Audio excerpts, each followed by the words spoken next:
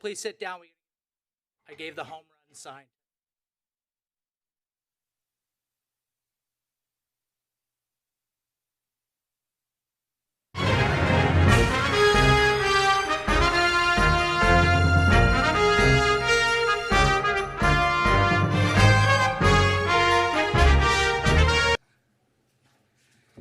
Hello and good evening, everyone, and welcome at long last to the chambers, to our City Council and successor agency to the Redevelopment Agency and special joint Costa Mesa Housing Authority meeting of Tuesday, June 15th, 2021.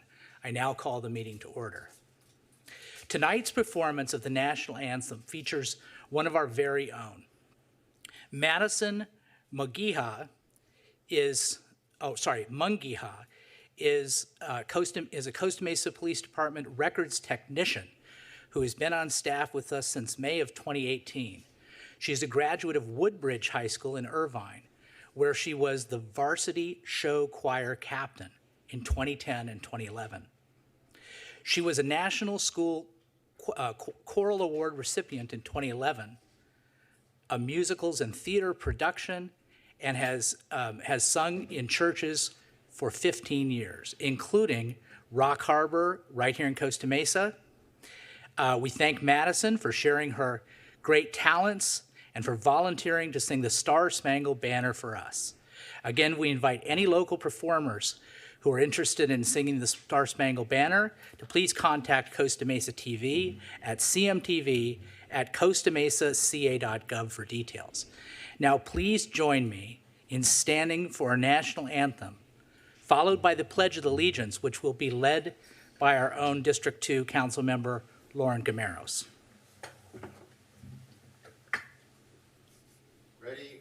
Wait. Oh, say, can you see by the dawn's early light what so proudly we hailed at the twilight's last gleaming, whose broad stripes and bright stars through the perilous fight o'er the ramparts we watched were so gallantly streaming, and the rockets' red glare, the bombs bursting in air, gave proof through the night that our flag was still there. Oh, say does that star-spangled banner yet wave o'er the land of the free and the home of the brave? Ready, begin. I pledge allegiance to the flag of the United States of America and to the republic for which it stands, one nation, under God, indivisible, with liberty and justice for all.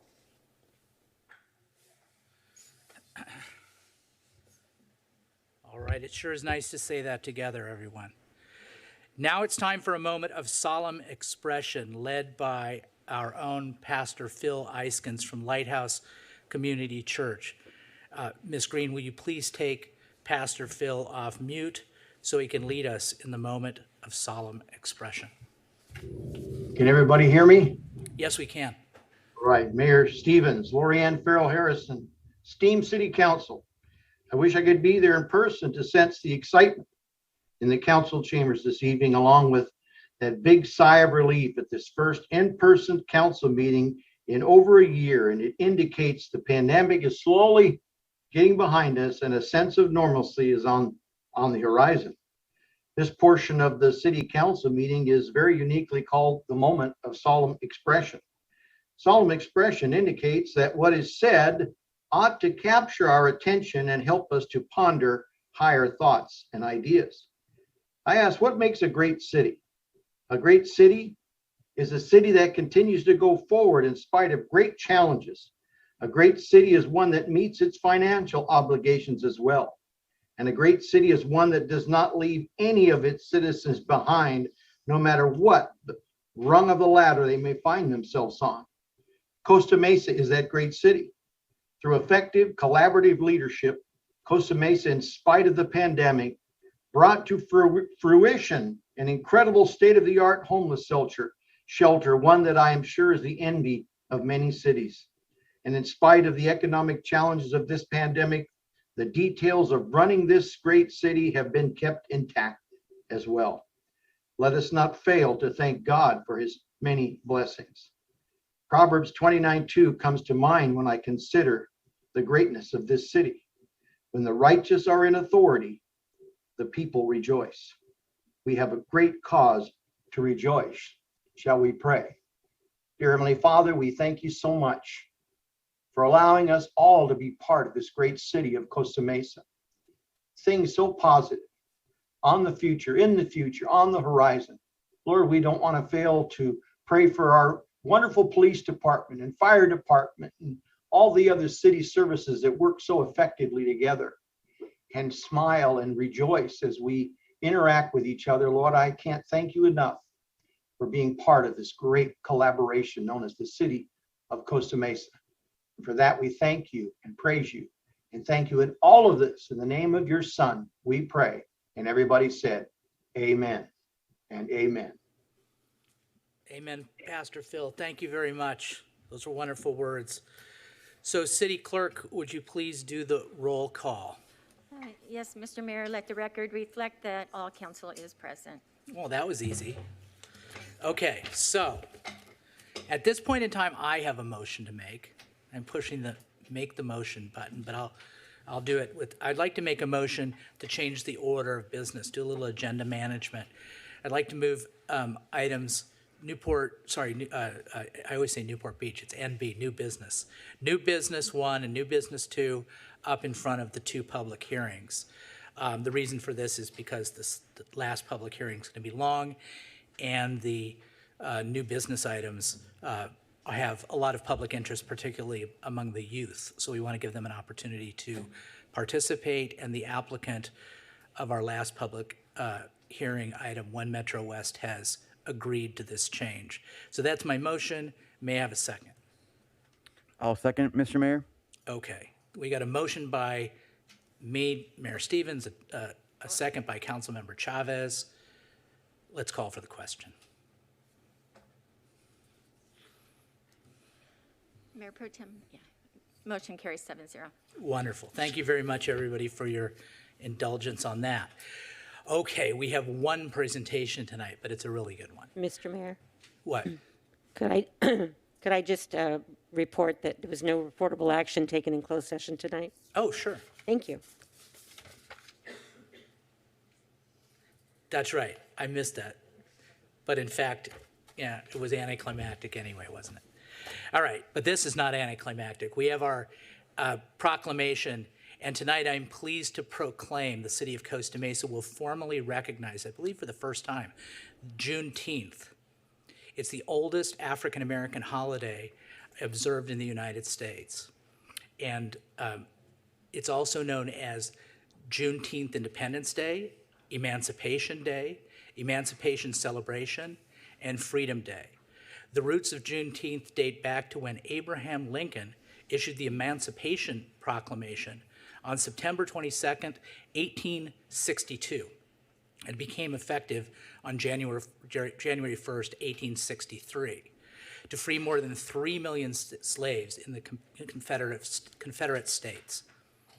But Texas was considered a safe haven for slaveholders, as slave owners from other states migrated to Texas, and by 1865, there were an estimated 250,000 enslaved people in Texas, until Union Major General Gordon Granger arrived in Galveston, Texas, to take command of 2,000 federal troops on June 19th, 1865, and they would enforce the emancipation of slaves in Texas.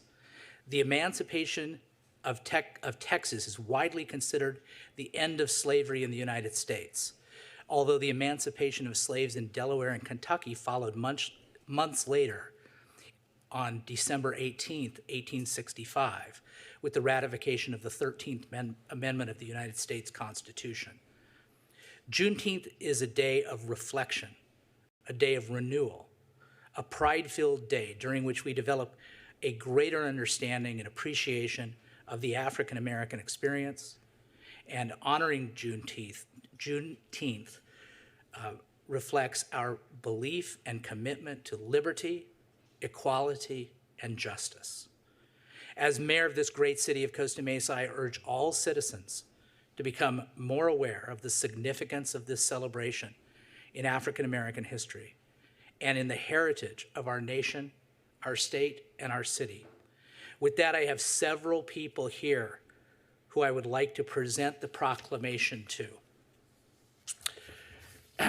First is a very special Costa Mesa citizen, Judge Karen Robinson. In 2003, Judge Robinson was the first African-American female ever appointed to judge in the Orange County Superior Court. She currently handles the felony arraignment calendar at Harbor Justice Center in Newport Beach. She has a fabulous reputation among the bar in Orange County. Prior to that, in November of 2000, she was elected to the Costa Mesa City Council, also making her the first and only African-American city council member. Later, she was elected to mayor by her council colleagues. Judge Robinson has earned her bachelor's degree in political science, a business certificate, and her law degree from UCLA. Go Bruins. Kadarius Colbert. Kadarius is a senior facilities planner for Santa Ana Unified School District, a Texas native, proud to be a Californian at this time.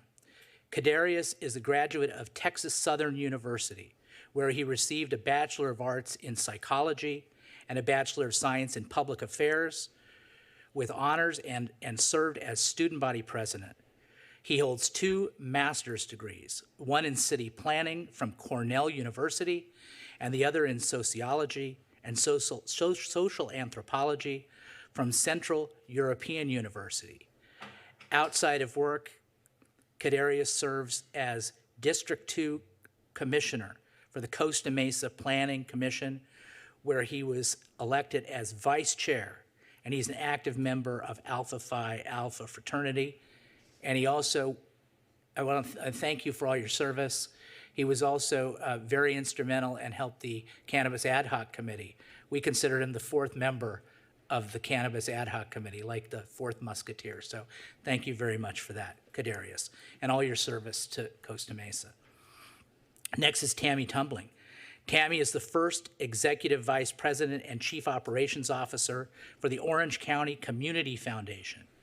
She has over 2 decades of experience in corporate citizenship, utility operations, and customer service.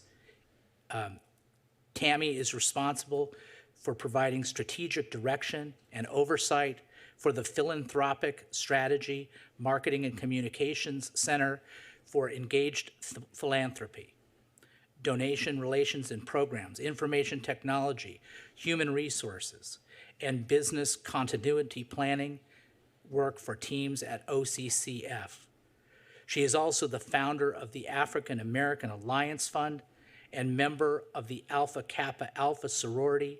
Tammy earned her bachelor's degree in business administration and master's in public administration from Cal State Dominguez Hills. Next is Bobby McDonald.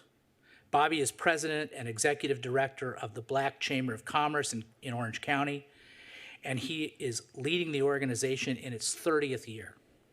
Under his leadership, the Black Chamber of Commerce of Orange County has partnered consistently with minority business associations, local chambers, and legislatures to provide support and advocate for the county's many small business owners. He, like Mayor Pro Tem Mar, is a U.S. Navy veteran who served in Vietnam and is a member of the 9th and 10th Horse Cavalry Association, Buffalo Soldiers, a former student body president of Los Angeles Harbor College, and a proud graduate of Cal State Fullerton. Go Titans. And we had one other person who was coming, Dr. Glass, but I don't see him here. So you have to be present to win. Okay, so thank you all for being here. I'm going to present the proclamation. I'm going to be going right down here, and then what's going to happen is then council will get an opportunity to take a picture without our masks on with the recipients of the proclamation. I'll meet you right up there at that podium.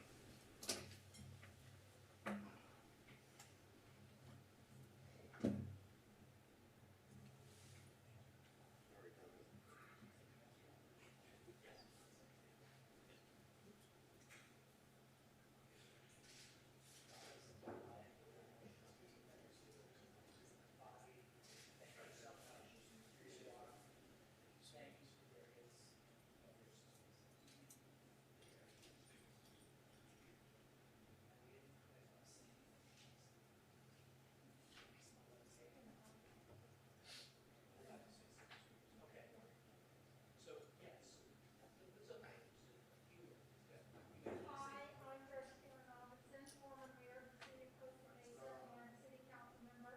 And I just want to say thank you to Mayor Stevens, to Mayor Pro Tem Mara, all the council members, staff, for this recognition. Juneteenth has been something that African Americans have celebrated since the events that Judge Stevens indicated. So I'm so excited to see that it's being brought to light to others so you can understand a little bit about American history. After all, it is American history. So thank you so much, Mayor. Again, thank you, Mayor Stevens, and to the City Council. I want to again say I'm Tammy Tumbling, Executive Vice President and Chief Operating Officer of the Orange County Community Foundation. Just this time last year on Juneteenth, I took my personal resources and launched the African American Alliance Fund. It was just $25,000. It was a little tight, but I made it happen. And since that time, the generous donors of Orange County have helped us to raise over $400,000 in less than 1 year. And on Juneteenth, we will be giving away $150,000 or $130,000 to about 16 nonprofit organizations supporting African Americans in Orange County and surrounding communities. So thank you so much, and thank you again for all of your generosity and support for the Orange County Community Foundation.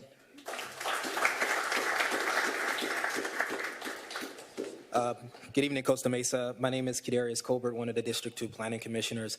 Of course, many people have heard me speak avidly about my passion about the African American community. I'm not strange to speaking on this issue, and in fact, last year I spoke pretty passionately about the issues that occurred throughout our nation, specifically as it relates to the celebration or the oppression, specifically of African Americans throughout this country. I would just like to thank Mayor Stevens and the council for recognizing Juneteenth. As a proud Texan, this is something that I grew up celebrating, so it's great that the nation is in recognition of the fact that African Americans were not in fact free during July 1st, Independence Day. So it's an honor, it's a pleasure to continue to serve Costa Mesa, and I'm thank you for this evening. Thank you.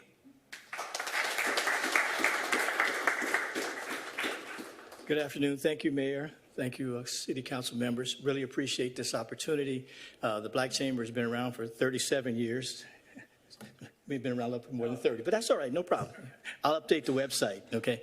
But we have been around for 37 years. We're still about 1.7% of the population here in Orange County, but we've come a long way. We've enjoyed the community. I mean, I'm just proud to be here with Tammy and especially Judge Robinson. I mean, I was here the night that she made city council. I was here the night she was mayor, and I was definitely there when she was a judge. I mean, that's the heart for what we had done here, and that's the heart of what Juneteenth's all about. The advancement, the pride, the ability to make things happen. All right. Again, thank you so much for this, and we appreciate it. And I'm going to put it all over Facebook. Thank you. Thank you. So council, come on down. We'll take a picture.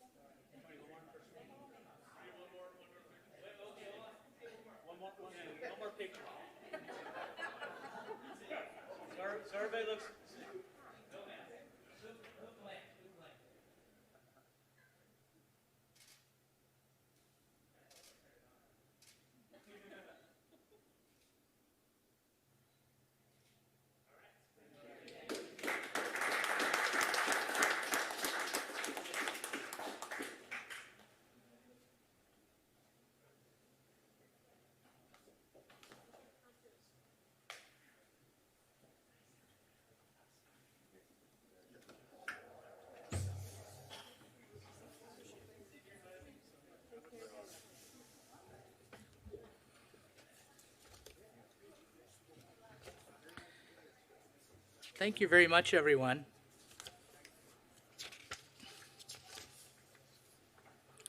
The next thing we're going to do is public comments. So, and this will hold true with a few things I'll say. I'll say them now and I might repeat it, but the way we're going to do our public comments today at the meeting and until we, are able to take off the blue stuff, whatever, the blue tape. The people that talk first are those that are seated.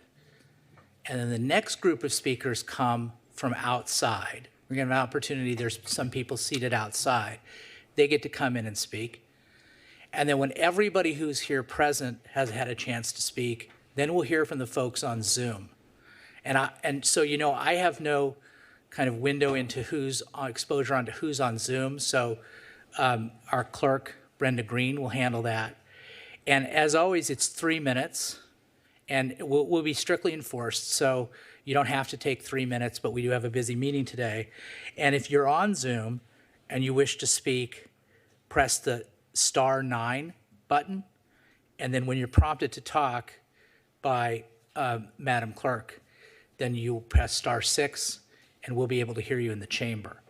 So does anyone who's here in the room wish to speak at public comment? If so, move forward toward one of the podiums. And you see it's a little different, but it looks pretty much the same. And then you'll be prompted, like always, with the lights. You'll get a warning time at 1 minute and at 30 seconds. And then your mic will cut off at 3 minutes. Mr. Mayor, do you want to clarify, this is for items not on the agenda? Oh, yeah, of please? course. Items not on the agenda. Yeah. Good evening, Council. Jay Humphrey, Costa Mesa resident. You may notice I've got a funny set of headphones on. That is not me listening to a game while this thing is going on. This is a service by Costa Mesa for those of us that are hearing impaired to allow us to participate fully within our council. And I appreciate it, and I always laud it because it's an important thing to look forward to. Having said that, I have one item, and I would ask that the City Council would take a stance against AB 1322. And the reason is real simple. It is the first step in an abrogation of a time-honored function of the initiative process within our government, something that was given to us over 100 years ago. And this is the first precedential step, that will in fact ultimately abrogate our right to use an initiative to help involve our citizenry within the actions of government. While the proponents say, well, this gets local control back to the local, how more local do you get than the citizens of the community you're talking about? So in reality, this is something that will take away from local control, take away from your community. And I would ask that you would take a formal step to send a letter to the Senate asking them to not vote or to vote no on SAB 1322. One other thing too, by the way, and I don't know where we are with recusal on different issues, but the logic holds that if anybody should recuse themselves because of a negative comment they made about something prior to the vote, that is true for all the positive comments too. So both sides of that should recuse themselves on anything that somebody made, if that's the rule. Thank you very much. Appreciate your time. Thank you, sir. Ma'am, you have the floor. Following up on what the last speaker just said regarding AB 1322, this is a game changer for the entire state. This is initiatives on all levels that are threatening. It includes RY, it includes AA, it includes Green Light from Newport Beach that are in jeopardy. And the jeopardy is not from the law that they might pass, but it's from you, our council members, that are going to have the opportunity to decide on whether you're going to invoke that and throw out our initiatives that we have worked so hard, the democratic process that the residents have done.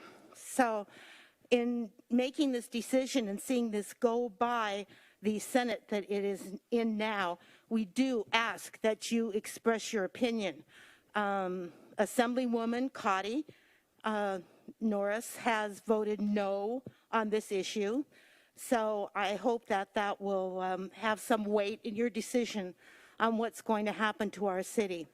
Because this particular issue is based on some of the numbers on the analysis of the McKinsey and Company. And those numbers right now are being heavily questioned by a number of cities, and they're in a lawsuit to have the analysis extended and to have it further explained.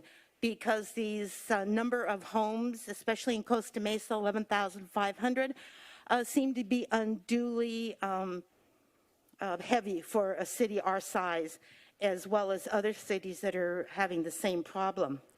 Now, we had a similar case, if you all remember, you're a bunch of youngsters, but there was an Arnell versus Costa Mesa case, which was the home ranch that the initiative referendum went by, and they passed. Now, the city, we took this to the, stop for 1 minute. We took this to the California Supreme Court, and the California Supreme Court upheld the residents' right for the initiative. And there's a lot of laws that the California system of initiative is the law of the land in California. So I certainly hope that these issues don't have to go to a next step, because in some cases, recall on certain individuals would take as few as 732 signatures. Thank you. Thank you very much. You have the floor, sir. Good evening, Council. My name is Ben Chapman, and I'm here on behalf of the Costa Mesa Chamber of Commerce, and I was asked to come and give some upcoming events. Tomorrow, June 16th at 4 p.m. via Zoom, there is a cannabis industry partnership kickoff. Guest speakers include Costa Mesa Chamber CEO Carlo Valenzuela, Costa Mesa Mayor John Stevens, and Cannabis Task Force Chair Jim Fitzpatrick, and a few other speakers. We have our June networking mixer, Thursday, June 24th from 5 p.m. to 7 p.m. That's at the Newport Rib Company. It's free for members, chamber members, and $10 for non-chamber members. And lastly, we have the State of the City Luncheon Thursday, July 15th, and that is 11:30 to 1:30 p.m. That'll be at the Segersom Center of the Arts. We are looking for sponsors and volunteers. And if you are interested in helping, you can go to costamesachamber.com/events. You'll be getting a city update with Mayor Stevens and awards for leading businesses in Costa Mesa. So we hope all of you can join us, and it's good to be back in person. Thank you. Thank you, sir. You have the floor, ma'am. Hi, good evening. I agree with previous two speakers regarding AB 1322. You can't pick and choose democratic rights, and if AB 1322 passes, it will be a robbing of democratic rights. Tonight I'm here to speak about another democratic right, which is the First Amendment. So there's been an issue going on with Smart and Final, Steve Chan, West Side neighborhood, minority neighborhood. There are a lot of problems there, like cussing during unloading. Things are said like motherfucker and the N-word, which I will not say out of respect for today's holiday. So instead of the city council doing anything to actually alleviate the problem of Mr. Chan and other community members, minority community members, instead they're silencing him. They're refusing to play a video in its entirety of the things he's experiencing in his neighborhood on a constant basis, including the curse words such as motherfucker, because the city deems this is obscene. It is not appropriate for general audiences. Well, what's obscene is that the people living in that neighborhood have to hear it. They don't get to bleep it out or edit it out. So apparently a lesson in the First Amendment is coming. So instead of basically solving the problem, you all are silencing it. So the First Amendment provides protection to an opportunity for free speech in public forums. The public meeting of a board or council is considered a limited public forum, which means the government can regulate the time, place, and manner of speech, but not the content. When writing and establishing rules of conduct, the governing body must be careful not to violate the protections that meeting attendees enjoy under the First Amendment. The city knows this very well. There was a very costly case, Benito Acosta versus the city of Costa Mesa. Cost the city almost $1 million. Benito Acosta won. The city had to change its municipal code to allow people to be, quote unquote, insolent. You actually have to disrupt a meeting before being escorted. So basically, you have to be viewpoint neutral. If you choose to play one person's video, you have to play another person's video. So what I'm asking is that you allow Mr. Chan to play his video in its entirety, including with the words such as motherfucker, that you stop bleeping or editing my comments because you deem them inappropriate. I do this as civil disobedience. I can express myself perfectly without cussing. However, if one of us is not free, then none of us is free. So better deal with it, or otherwise you all are gonna have another constitutional issue lawsuit on your hands. Thank you. All right, thank you. So, Ms. Leffler, and then I think that's our last speaker inside.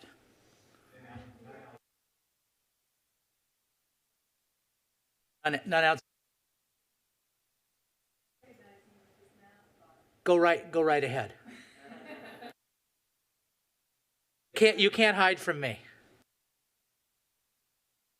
Interesting to be down here again, and where I can look you all in the eye, something I've been waiting for a long time. It's not the same. I feel that our rights were abridged, having to go to the COVID-19 mode and not be able to actually be here, speaking to you, looking you in the eye as we do. That resident initiative and voter-approved Measure Y became law with almost 70% of the vote. That's something akin to sacred. Any plans to eviscerate the protections that Y gives our community is an abomination. You might remember that Y became law with 70% of the vote, real close to 70. That was 8,000 more votes than the first person who won the local election for city council. The voter mandate was really clear, not the least bit equivocal, a huge expression of community sentiment. And whether you realize it or not, most of you rode to your council seats on the coattails of Measure Y. The people of the city believed you shared the vision of giving voters more control over what happens in the city, in every part of the city, no matter what part of the city that development is proposed for. As custodians of this city, I want to remind you all that your job is to serve Costa Mesans, not developers and not future residents. Such a large portion of residents elected you because they believed you were low-density oriented and would honor Measure Y with the intention of preserving Costa Mesa's character.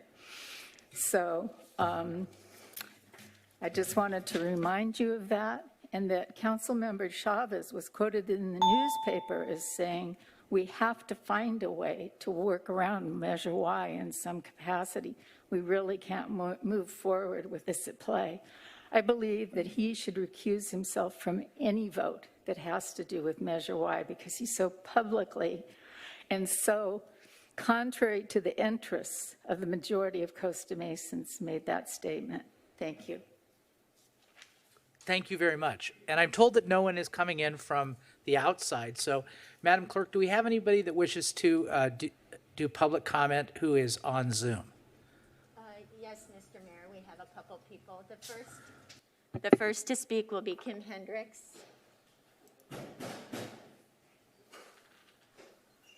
Good evening, Council. I am here to talk to you tonight about Fairview Park. What else? I love Fairview Park like so many of the Costa Mesa residents do. And I would like to talk to you about the May 27th PAX meeting. I thought that there was a lot of evidence from both the Sea and Sage Audubon, both the Fairview Park Alliance response to the Harbor Soaring Society's proposal, and showed the inadequacies of it, as well as the Fairview Park Steering Committee's recommendation. And so I was actually very dismayed that only one commissioner voted to not have RC planes in the West Side, Anjali Andre Vallarta. And she had really good questions which weren't addressed. So it got me wondering why, with all this evidence, and I'm sure Mayor Stevens, you can appreciate this as an attorney, with all this scientific evidence as well as arguments being invalid presented, why would commissioners vote otherwise?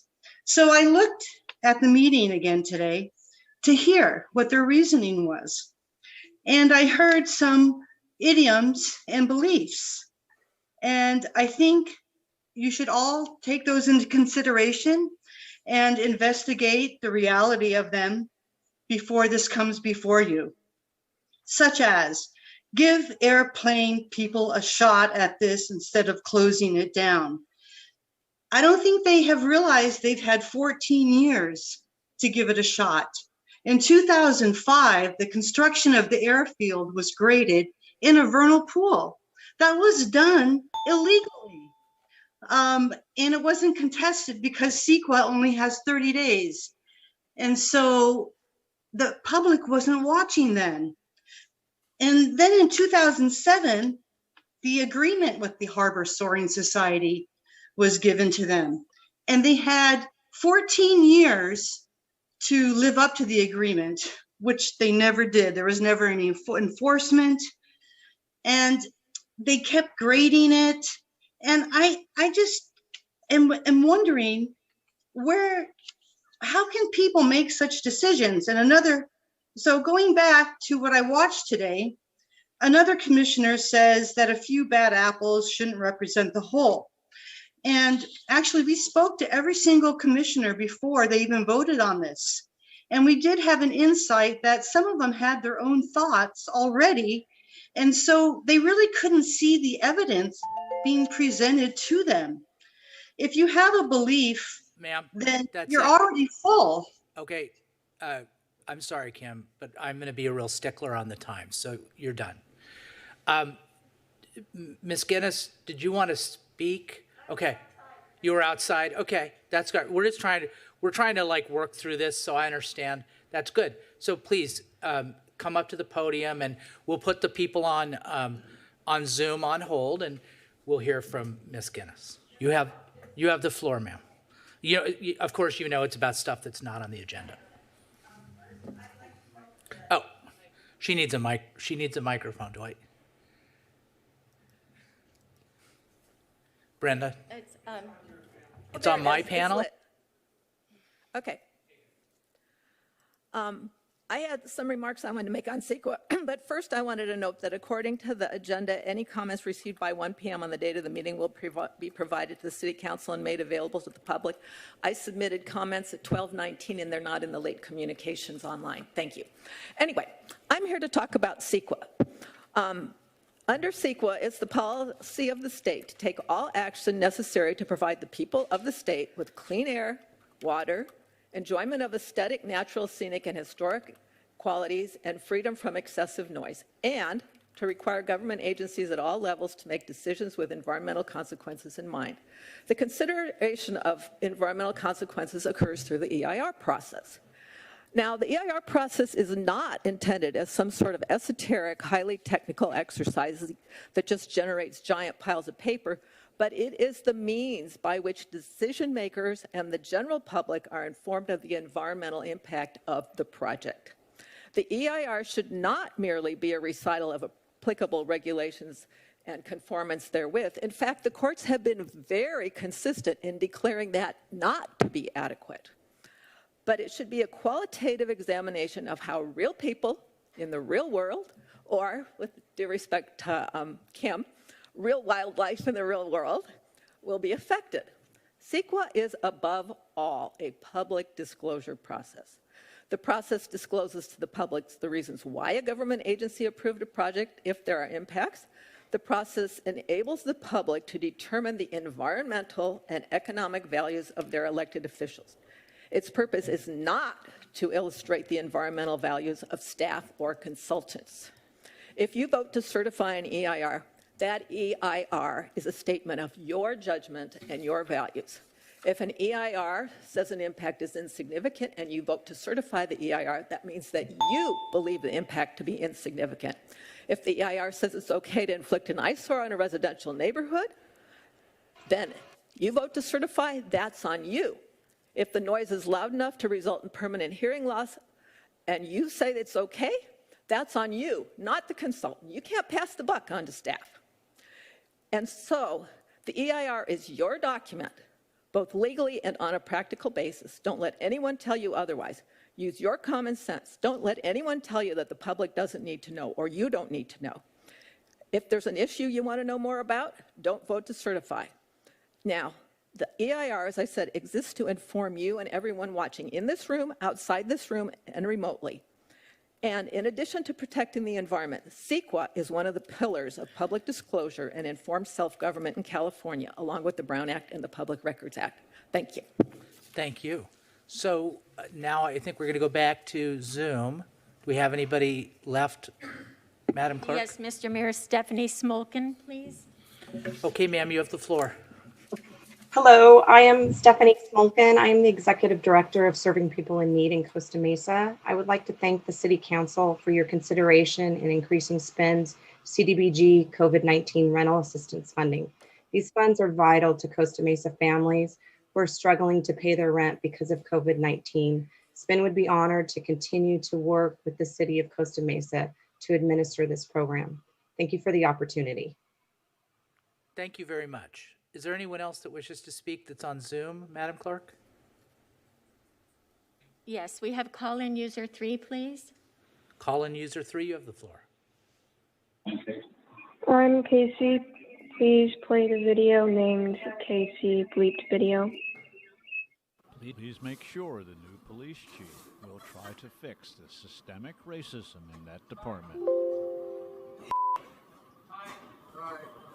The future of public sector employees is more valuable than the future of Costa Mesa brown-skinned kids.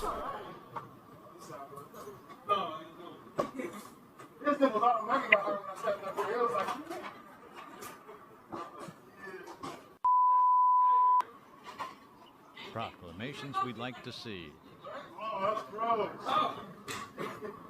Proclamations will be properly agendized and open for public comment and by council members and the public.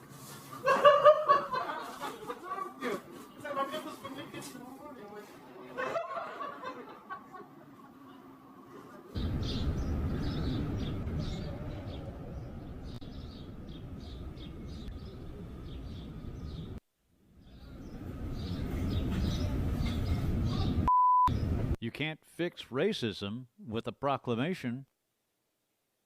Retrofit densification means future intensification. Next, it may be you.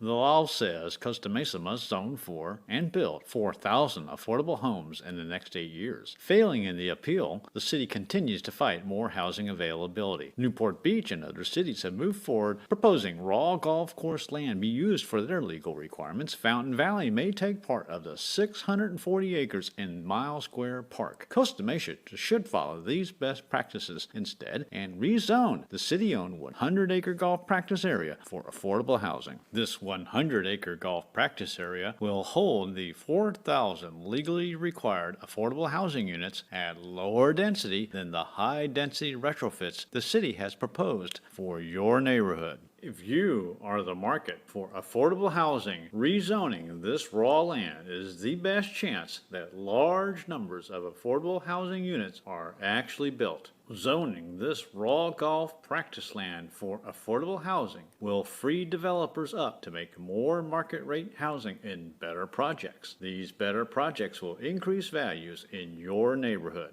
Developing on this raw land will not displace residents or businesses and will preserve the character of your neighborhood. Rezoning this golf practice land for affordable housing will not trigger Measure Y. Look for the change.org petition titled Rezone the 100-acre golf practice area for affordable housing in Costa Mesa. Rooftop machinery at both Strut and Smart & Final are contributing to their continued normal operations as a public nuisance. Please abate these That's it, right? illegal Are we operators. done it? Did he time out? Okay.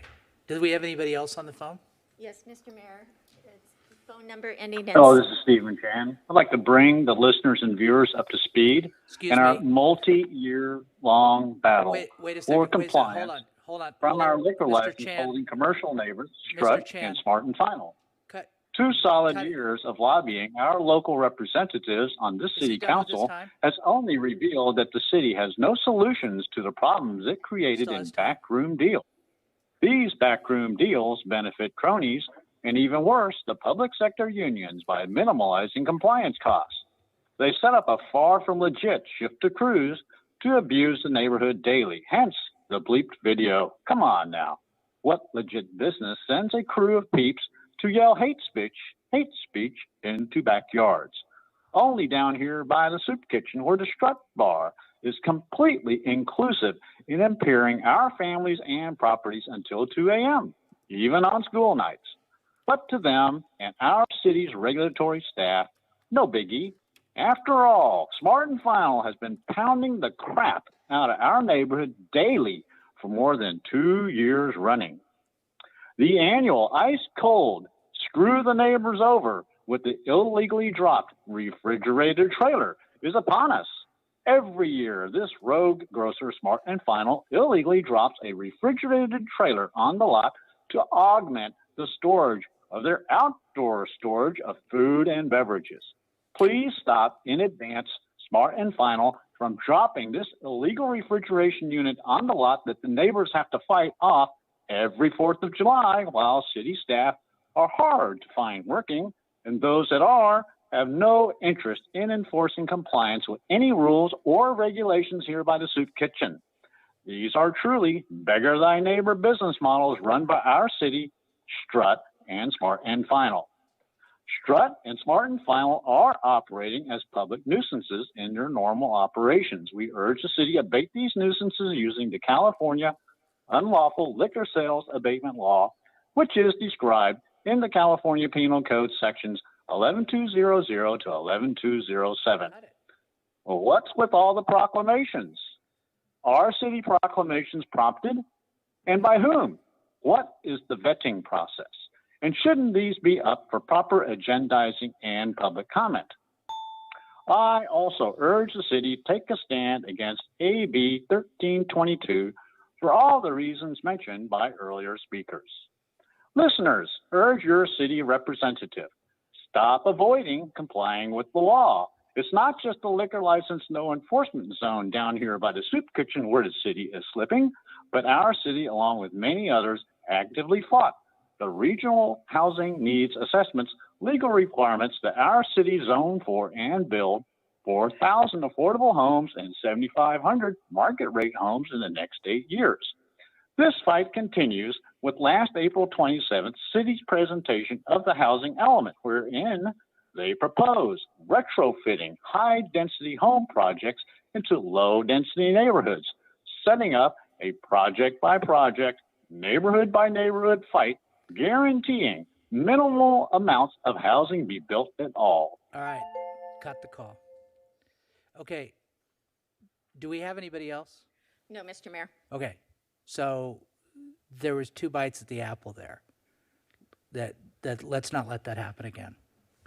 Okay, let's go on to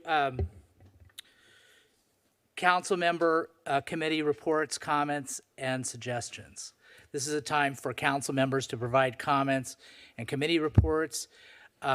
If you wish to speak, please add your name to the queue, and then I'll call on you in the order that I have right here on my script. First up, from District 4, Councilmember Manuel Chavez. Well, let me just say it's glad to be back in the chambers. It's been over a year since we last sat here, and just thank you everyone for your patience. Thank you everyone for adapting to Zoom. Thank you everyone for adapting to calling in, and hopefully we're in the beginning of a brand new transition back to normality. So first things first, I want to give congratulations to all the single graduates for our high schools. This last week, we had high school graduates from Newport Harbor High School, Costa Mesa High School, Estancia High School, and early college. So congrats to all our seniors becoming adults in the real world. And as we transition towards a new world, as they transition towards a new world, there's a few things I want to mention to everyone. As you may have seen, our pop-up big countywide vaccine clinic across the street at the fairgrounds is now closed. Thanks to Brother Foley, we still have a clinic in Costa Mesa. Every Tuesday at the OC Fairgrounds off of Adams will be a vaccine clinic from 9 a.m. to 1 p.m. So if anyone you know in the county of Orange that has to get a vaccine or needs to get a vaccine, they can go there every Tuesday, 9 a.m. to 1 p.m. OC Fairgrounds off of Adams. We'll make sure to get vaccines. Today I was there. They had Pfizer and Johnson & Johnson. Furthermore, I also want to commemorate Mayor Foley for having a memorial in Costa Mesa for those that have fallen in Orange County due to COVID-19. We lost over 5,000 people of our residents here in Orange County due to COVID, and we had a nice memorial service. Dr. Stephen Clayton Chow made some powerful words about how we wish we could have done more. And I want to remind everyone in the audience and everyone listening in that when we did all we did this past year and a half, our intention and our goal really was to ensure everyone's safety. Because I don't know about you guys, but I really wish we could have done more to make sure that not as many people died during this pandemic. So thank you, Brother Foley. I'll mention that Mayor Stevens and Councilmember Gameros were also there with me this last Friday. Now on to committee reports. I attended the Fairview Park Steering Committee this last week. A lot of lively discussions regarding the airfield. It looks like the committee was not happy with Planning Commission's decision. I look forward to hearing from residents and both the Parks and Rec Commission as well as the members of that group to hear everyone's point of view and see what's the best fit for that group in Fairview Park. And finally, 2 items for my district. One, people are mentioning speeding on Pomona and Meyer. I have good news to share with you guys. We're actually working on a plan to slow down traffic on Meyer. It will be going up shortly. Councilmember Reynolds and I have been working on that with city staff for the past couple months. And when it's implemented, it'll be temporary. But our goal is if it works well in Meyer, we can replicate that on all the similar streets in my district, namely Wallace, Anaheim, Pomona, etc. So look out for that, guys. And then in terms of fireworks, my district has been a war zone with a bunch of mortars going on. And gotten a lot of calls from residents regarding this issue. So I would like either Chief Stefano, Chief Glass, or City Manager Farrell Harrison to give a brief update during their period to show residents what we're doing to solve this issue, because every single day I hear a mortar go off and it's getting really annoying. And I know if it's annoying for me, it must be horrible for our pets and for our young children in our district. And finally, regarding my comments on Measure Y, for clarification, they were regarding the fact that Measure Y may put us in in compliance or not complying with state law for the housing element, which if we do not find a way to work around Measure Y or work through Measure Y, we may lose the ability to give out any permits or stop any permits or even state funding. So that was the context for my comments there. Other than that, thank you everyone for watching in today, being here in person, being here outside. Very happy to see everyone's face here again. Thank you, Mayor. Thank you very much. Good comments. Now, if anybody else wishes to comment, they got to put their push and request to speak. So next on my list, I have from District 2, Councilmember Lauren Gameros. Thank you. I just want to comment on the 4th of July fireworks situation. You know, I have young children, and I can tell you from last year, my daughter had a lot of anxiety due to all the loud explosions that took place. And I do realize there was a big release. Everyone really needed to you know, express themselves, and there was a lot of activity, but I would say that my street is a war zone, literally. There's smoke everywhere, can't breathe. It's absolute chaos. And the last thing I want to see is somebody get hurt. My dogs don't enjoy it, and not to appear to be a fuddy-duddy or anything like that. I know that 4th of July is, you know, freedom of self-expression. We're celebrating our independence.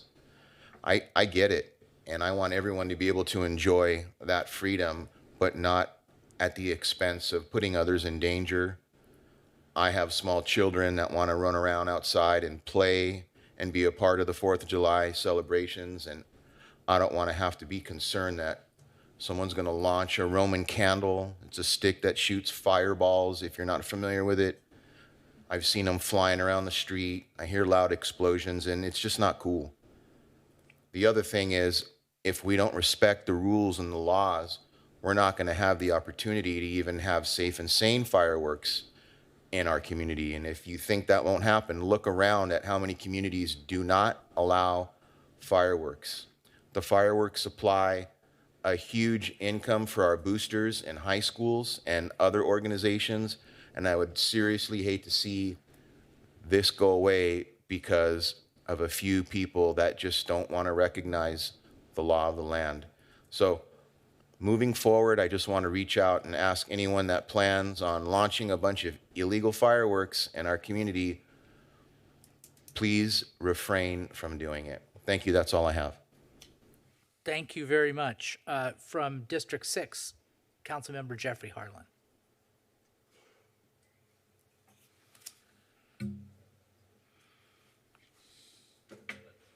Oh, you should be, I should have, do it again, please. Can you ask again? There you go. Should work. Thanks. We're good. Thank you, Mr. Mayor. You're welcome. Good evening, Costa Mesa. I, like my colleagues, am very excited to be back here in Chambers. I say back. The last time I was here was as a planning commissioner, but it's great to be here as a council member. I just wanted to first appreciate what efforts staff has made to coordinate everything here tonight. Logistically, this is very challenging. I'm really pleased that we're able to have people participate, not just in person here, but also on Zoom and by phone. Just two quick things for district business tonight. First, on Perez Park, new park that opened up on Santa Ana Avenue and University. It was built, opened a few months ago. I just wanted to let people know that the security gates will be installed shortly. The county has been working on installation starting this week, so hopefully that will give some people some additional peace of mind as they use the park. I know it's very heavily used. I walk by almost every day. I'm really glad people are enjoying it, so we just want to make sure it's a safe experience for everyone. And then secondly, on Sunday, the St. Mary's Armenian Church is having a groundbreaking of their new facilities, a new hall, cultural center, and classrooms. I believe it starts at noon Father's Day. So for all who are interested, it should be a great event. And I'm, again, really pleased to see the kind of investment that we're having on the east side. And lastly, just for everyone, happy Father's Day come Sunday.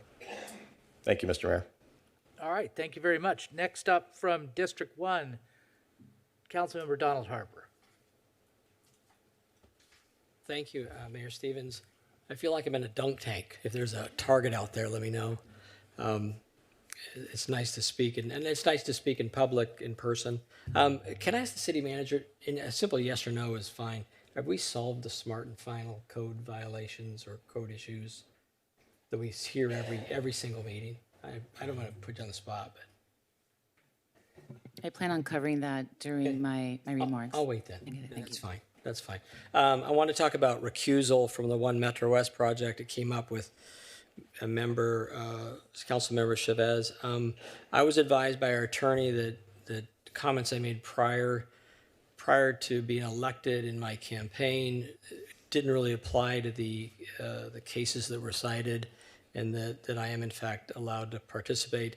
And I think it's important that I participate. I'm represent the district that has the most impact by One Metro West. So I'll be participating tonight. With regard to the 4th of July, I appreciate Councilmember Gamaros's comments. It's bothersome to what we see and the potential for injury. And I always think of a small child, my own children getting injured, and it would be regrettable. But unfortunately, the people that are causing probably the problem aren't listening to our meeting and aren't going to listen to our meeting or or anything like that. At some point, and I made suggestions to Mayor Stevens this past weekend that I think, and I'm willing to help you, Mayor Stevens, with it, that meet with law enforcement and the fire department, try and find a strategy and maybe take a neighborhood at a time and try and kind of change the culture of what we do, and in a friendly way and in an informative way. But I don't think most people in our community think the code they think there's any code enforcement at all with regard to fireworks, and I think it's gotten out of hand too. So, and the last thing I want to say is for all you people that have worn masks diligently and think it's the best thing to save us, God bless you. For those that think it's ridiculous, I respect that too, and everybody in between. I'm so happy to see it going away. I don't know if it's been effective. I have my opinions about that. I'm not going to state them. I've kept them quiet. I've cooperated. My company's cooperated. You all have all cooperated. I offered to get you all popcorn so you could eat and take the masks off, but they said we can't have food and drink in the council chambers. So anyway, that's all I got to say. Thank you very much. Thank you. Next up is from District 5, Councilmember Arliss Reynolds. Great, thank you. It is nice to be back here. It's different seeing my fellow council members in the profile instead of a head-on, but I've really been enjoying sort of scanning the crowd and sort of connecting with some old faces and trying to figure out, some of the ones that I think I know but can't quite tell under the mask. So nice to see you all regardless. And well done on the tech. I was really happy that we're trying to incorporate Zoom. I wasn't quite sure how it was going to work out, and it worked out pretty well. So thank you, staff, for working so hard on that. A few committee updates, quick update from the TCA. We've been going through the budget cycle with TCA as well. Not too much that's particularly consequential for Costa Mesa, but passed a $280 million budget for the toll roads. Really interesting discussion there. I think the stuff we're learning from TCA that I think is most relevant for Costa Mesa is actually on the land mitigation side. So trying to glean a lot of lessons from their restoration projects to help feed into our Fairview Park efforts. Lots of good activity from the Bike Walk Committee. In fact, on Friday, a subcommittee is going out with a couple transportation engineers. I'm looking for a public services team, but I think they're not here.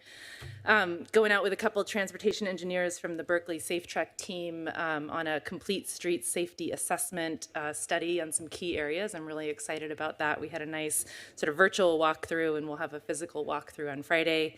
So thank you, staff, for facilitating that. And then lastly, I know the Mobile Home Advisory Committee has been trying to meet for a while and get some sort of mobile home specific commentary as part of our housing plan. I'm not sure that's on the calendar yet, and really want to see that get on the calendar so we can have that discussion. Other updates, we've gotten a few emails that there is a severe blood shortage, excuse me. So if you are capable, please consider giving blood. I've signed up for an appointment on June 25th to donate blood. Fireworks and helicopters are the current nuisances on the west side or maybe across the city. I want to thank our Chief Glass for looking into the helicopter issue, which I think we're discovering might be a Newport Beach issue and not a Huntington Beach issue. So thank you for following up on that. That's been almost a nightly occurrence that I get a lot of text messages and emails about. My thinking on fireworks has evolved quite a bit. I grew up in the city, of course, and loved going to the fireworks stand and getting fireworks. And I don't know, maybe it's age. Maybe I'm becoming a fuddy-duddy, as Gamaros is suggesting of those of us who are getting fed up. But I'm getting fed up with the fireworks and more interested each year in looking at ways we can sort of create alternate celebration opportunities and maybe phase out fireworks because they're starting too soon and lasting too long and really disruptive to so many people. Last news, of course, bike ride this month. We are riding with Pride with our partner Radiant Health Centers, Sunday, June 27th. We might do a different time, but for now, our plan is to start and end at the Radiant Health Center headquarters on the afternoon of June 27th. But keep your eyes out for that, and we'd love to have you join us on a bike ride. Thank you. Thank you. From District 3, right here where we are, Mayor Pro Tem Andrea Marr. Thank you, Mayor Stevens. Welcome. It's lovely to see actual real faces.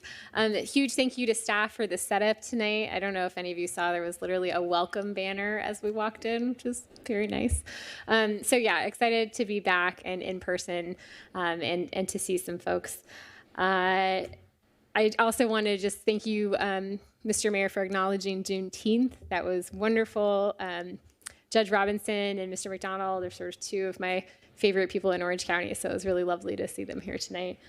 On the 27th of June, hopefully not the same time you're doing your bike ride, actually. At 1:30, we're going to be in College Park, myself and the executive director of the OC Fair. We're going to be giving a quick briefing on what's planned for the fair this year. District 3 is incredibly impacted with traffic and parking and lots of other things during the fair. As much as we love getting to walk to the fair on a regular basis, it's still a tremendous impact on the neighborhood. So we're meeting with residents of College Park, likely at College Park Elementary at 1:30 p.m. on the 27th of June. And then with Mesa Del Mar residents at the T. Winkle Park Amphitheater at 3 p.m. on June 27th. So if you live in either of those neighborhoods or really anywhere in District 3 and you want to understand what's going on, ask any questions of myself or the OC Fair, I encourage you to come out. If you can't make it, you can always send me an email and I'll try to be as responsive as possible.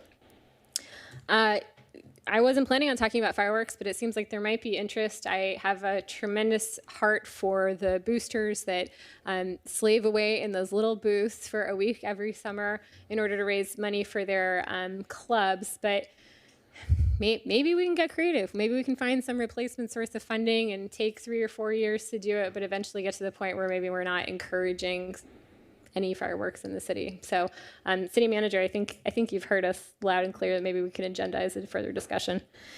And then last but not least, I just want to come back to Pastor Eiskin's prayer. I think it got missed in the shuffle and the excitement of sitting down, but he said something that is certainly going to stay with me for a little bit. He said, this collaboration that we call the city of Costa Mesa.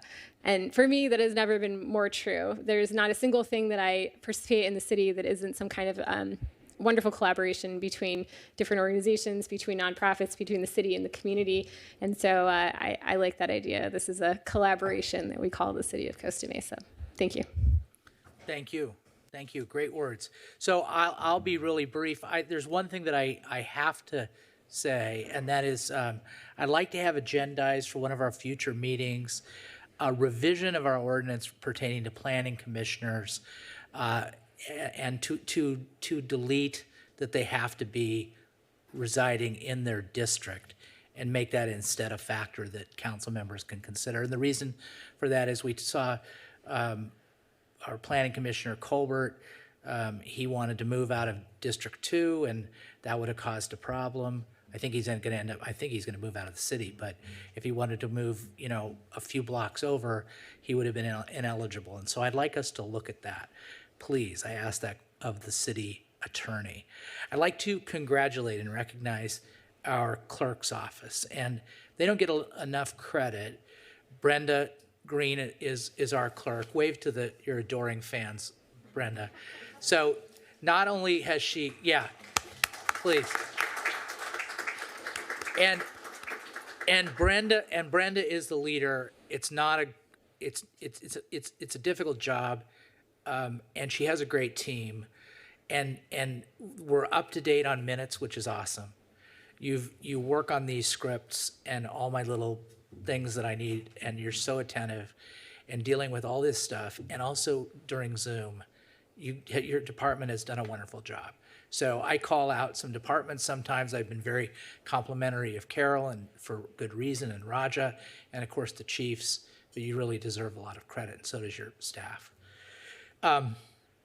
So one exciting thing, we're going to be taping our first episode of Costa Mesa Now, our new podcast, on Thursday, and we're taping it. It's got a veterans theme. Mayor Pro Tem Mar is going to be on it. Nick Berardino, who is a Marine and is a Vietnam veteran, and then our own Alex Gonzalez, who's the Veterans Affairs advisor to Supervisor Foley, and he's our chief of staff. And so we're going to be taping that on Thursday at Heroes Hall. So look for that to drop. Happy Father's Day to everybody. I hope my kids remember this year.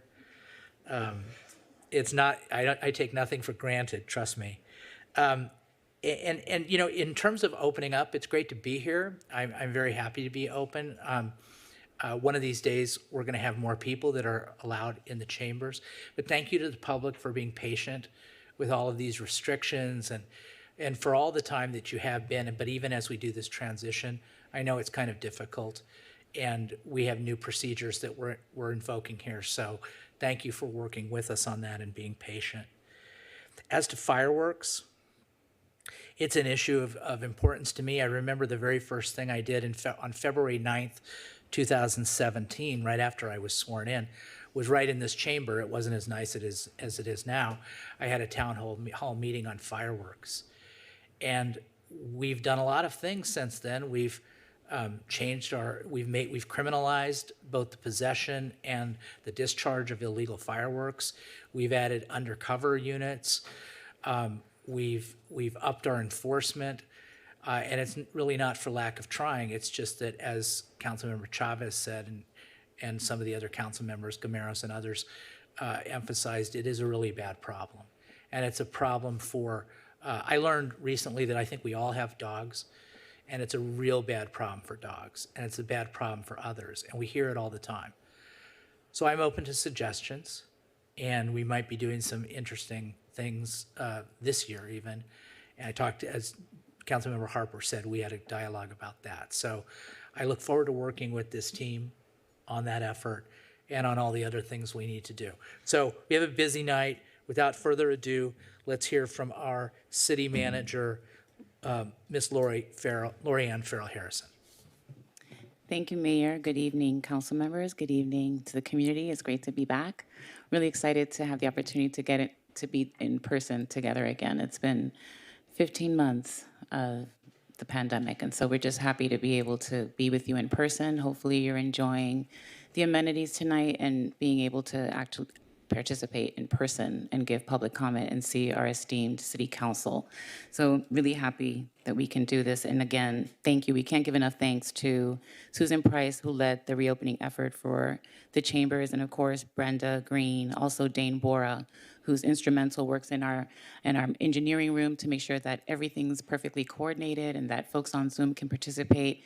Other viewers are watching via YouTube. Of course, we have in person and outside. So we have 4 different ways that you can engage as a member of the public in our city council meetings. So thank you. And Steve Ely, of course, from our information technology department, a lot of coordination required there, and public services, just for getting the facility back in shape for you to be here. And we have air conditioning, so that's good.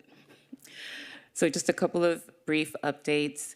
I wanted to mention that City Hall will be reopening to the public the week of Monday, July 12th. And so we started with a soft open with our chambers. And then in July, after the holiday, we'll be opening up to the public. More information on that. There will be an appointment system that we'll implement online to facilitate ease of use and entry into the facility, and also just to be more efficient, so you have a precise time that you can come and we are available. And so we can do that safely. So look for more information on that in our website in the coming days. Really, really happy to announce that we'll be doing an in-person ribbon cutting for the Norma Herzog Community Center and the Lions Park Playground project. And so this is one major project that we've been working on and are really excited to be able to share that with you in person. And so that will be happening also in July, on Saturday, July 17th. Really excited about that. And so both of those facilities, as you know, have been off limits to the public, and we're really happy to be able to join with everyone again. And speaking of the community center, I did want to just share that the city recently received some prestigious awards in the area of sustainability. We have a gold certification of leadership in energy and environmental design for the newly renovated center. And so that's really exciting. Thanks to our public services team for trying to be as cutting edge as possible and getting multiple LEED certifications for city facilities. The highly energy efficient mechanical, electrical, and plumbing systems, the water-wise landscaping and irrigation, and the environmentally conscious construction and stormwater management features all contributed to the LEED Gold certification. So thank you to Raja Satharaman and his team in public services for that. A couple more things. Swimming lessons are back. So finally, the summer season at the Downtown Aquatic Center started today. So we're really happy about that, just to be able to get our youth back in to our programs and getting back to normal. I know that they've missed the opportunity to be together and enjoy our facilities. Our Parks and Community Services team, their passion is serving, and their motto is Parks Make Life Better. So the last 15 months have been particularly difficult for them, given the extensive interaction that they have with our youth and the public. So they're really excited to be bringing our programs back. Right now, the demand is pretty high, and so we have a waiting list, but we're going to be bringing on more people so that we could add more swimming lessons throughout the summer. So if you're interested, please call us at 714-327-7564. That's 714-327-7564. And then I wanted to touch on two more things that council has raised. So I'll bring up both of our esteemed chiefs, Chief Stefano and Chief Glass, to give you an update on the plans leading up to and including the 4th of July holiday.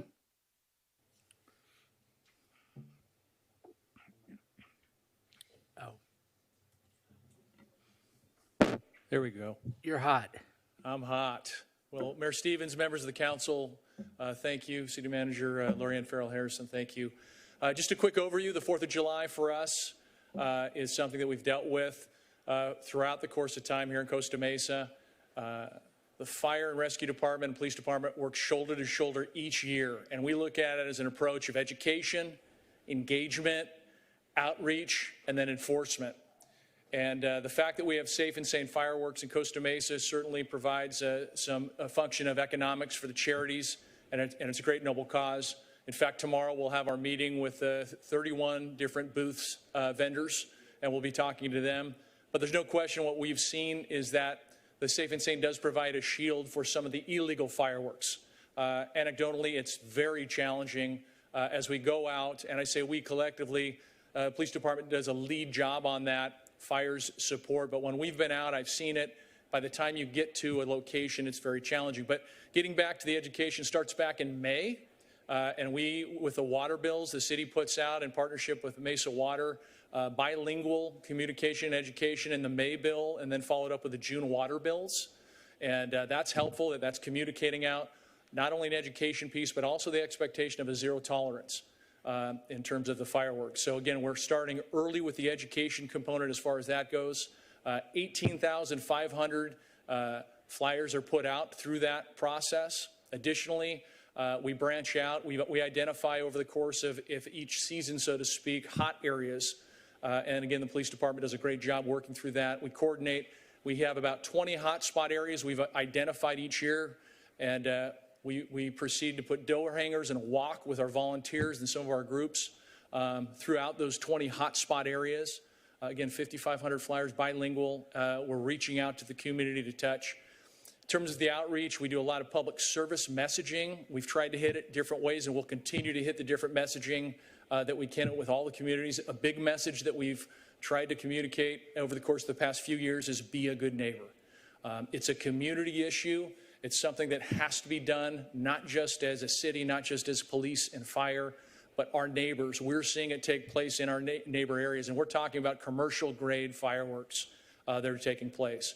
So again, that education piece is there, making sure that when we are out with the fireworks, anyone that is utilizing fireworks, they're using only the Safe and Sane fireworks that are stamped with the Safe and Sane logo. But I think ultimately it comes back to an aggressive communication and education plan. We have banners that we've put out. We've got an information number. We also have a call-in number, and that number is something that goes in, non-emergency to PD, and we're able to triage the calls and try to get resources out to those hot spots. And like you all mentioned, calls are coming in at different points in time. By the time the call comes in, and I'll let Chief Glass speak to it in a minute, he'll be speaking on the enforcement side, but it's not due to lack of effort. But again, as you can imagine, it's a cat and mouse game. Fireworks go off, we get a call. As we get on scene, the fireworks are gone. But we will not stop. We'll continue to do everything we can to that end. Additionally, we work with public services. We get message boards out throughout key parts of the city, and we make sure that, again, we're messaging everywhere we can, not only on the education piece, but on that enforcement piece, which is extremely important for us. So again, we're trying to do everything we can, and each year we come back with an after action. Each year we go through, we've done everything from flooding with additional arson task force resources to pulling back and do solely informational campaigns. But we'll continue to do everything. Certainly open to listen to any ideas that anyone has, but we will not stop as far as that goes. And again, I'll turn it over to my partner in public safety, Chief Glass, for some of the great work they're doing in terms of the enforcement plan. Hey, Chief. Yes, sir. I just have one request. You mentioned the after action report. Can you please circulate to council the last, say, 3 after action reports? That should date us back, I think, all the way to 2016. And then also, would you please coordinate to have those published on the website so the public can see what we've been doing? Sure. I'll certainly work with Chief Glass on that, and I think that's a great lead-in and tie-in as I hand it off to Chief Glass. Good segue. Okay, segue from one chief to another. Thank you, Chief. Chief Glass. Stefano, for your collaboration and partnership on this. Mayor, Mayor Pro Tem, and Council, good evening. Welcome back to the Council Chambers. As Chief Stefano stated, it is a collaborative effort, and in reality, my 26 years, 4th of July is the big show for police and fire. We know that the high demand, the calls of service that are regularly being handled on a daily basis by us, as well as the expectations of the community. So I'll address outside of the continuous outreach, social media pushes that we're doing, the flyers, the enforcement, because that's what people want to hear about too. So I could tell you, several years ago, we started focusing on getting out there early. You mentioned undercovers, patrol, increasing staffing. Unfortunately, this year, 4th is being celebrated on Sunday. So at the beginning of the year, I already started instructing my staff, start preparing, identify who's going to be overseeing our operations for us, knowing that we're going to have to strategically plan this as a major operation. So we've just completed that for increasing our staffing going the week before as well as in the weekend. We will have modifying some of our shifts and assignment of individuals to do enforcement during the week, and then extra staffing during the week, and especially during the weekend. That includes supervisors as well as officers out there working plain clothes, seeing fireworks and different things so they can make those citations, arrests, what's going on. We also start a month or so before 4th of July trying to address the issue of sales. So over the last several years, we've had success in that. This year, we are being highly successful. I just talked to our individuals responsible for that. We've already confiscated 1,400 pounds of illegal fireworks this year. So, and we just started this operation. So there is a more abundance out there. It's an issue that every city is seeing. Everybody's starting to get the calls and hearing it. So for us, we're going to continue to be pushing forward on those investigations to identify getting supplies, people selling it in our community to avoid it. We follow up on the calls of service that we do get. As Chief Stefano did mention, one that people say fireworks are shooting and they think we could enforce. We have to see it. officer has to see it, and I have to see that person light it off. We can't just go to a location, see the smoke, and identify because you're standing over there. We have to see it occur for us to legally cite for it or to make an arrest. So that is one of the challenges. So one of the successes we do have with that when we do the additional staffing is using plane vehicles and them just driving around randomly in these targeted areas, as Chief Stefano had mentioned, to visually see it. And I've done that myself. I've done it as an officer, a sergeant, and a lieutenant, working in a plane vehicle and observing it, seeing the person and getting over there in a safe distance because sometimes it is a hazard, and detaining that individual and citing him for it. But it takes a lot of work, and we do make that effort, and we will be focusing on that heavily this year, opposed to having that marked presence. Because we already have the marked presence that's deterring it just in our everyday patrol services group out there. Any questions for me in regards to enforcement and what we have going? I don't at this time. In I regards to the- might give you a phone call. Okay, I'll be available. In regards to reports, I'll check. I believe the reports have been posted. We do have those. I have all the last couple ones, and this one we would be prepared to make another update as soon as we get all of our calls for service, all the enforcement actions, all the input from fire that's added to it, and Chief Stefano and myself provide that overall picture to city manager review, and then we'll make sure it goes to council in the new one, and we'll get the old ones when I go back to my office shortly and get those three I have. Hold on one second. Councilmember Harper has a question for you. Wait a minute. Am I okay? Oh, good. Sorry. Chief Glass, I didn't want to imply that you guys weren't doing your job at all in any way, but it just seems like it's getting worse, and it is. It's frustrating. And I'd like to just, as far as the communication someone gets, what's it look like? I mean, is it a flyer? Is it? So we take all approaches. So usually with fire and us, we get explorers and different individuals. We go out and blanket the flyers out there and hang on doors. So we try to identify 20 locations where we know we get most of the calls. So every year we'll look back to the previous year. Where was our hot spots? And sometimes it changes, but generally we have a good idea where those are at. So there's flyers, there's social media. We're starting our social media campaigns and getting that information out. Chief Stefano referenced a bunch of earlier approaches that are done to the flyers in Water District and different. So it's handled in multiple avenues that we can, and we continue to increase that the best we can. But we have a pretty good outreach on that, different facets going right now. Yeah, part of my comments about culture, we're trying to get, good neighborhoods to clean up pristinely and get people. I'll pick on moms because they're so effective at things. I hope that's okay to say. But you get a group of moms that care about their kids and get active in a community. Maybe we can clean it up a neighborhood at a time. That'd be great. And I'm certainly willing to help in any way I can. No, and we appreciate the support we've had from council. It is an endeavor by both fire and police every year, and we see the same thing. And we know the community's expectation, and we do try to increase that to meet that. It is challenging, but we continuously, that is our focus every year. Thank you. Thank you. Thank you. Wonderful. Thank you to both the chiefs. Let's give it up for the chiefs.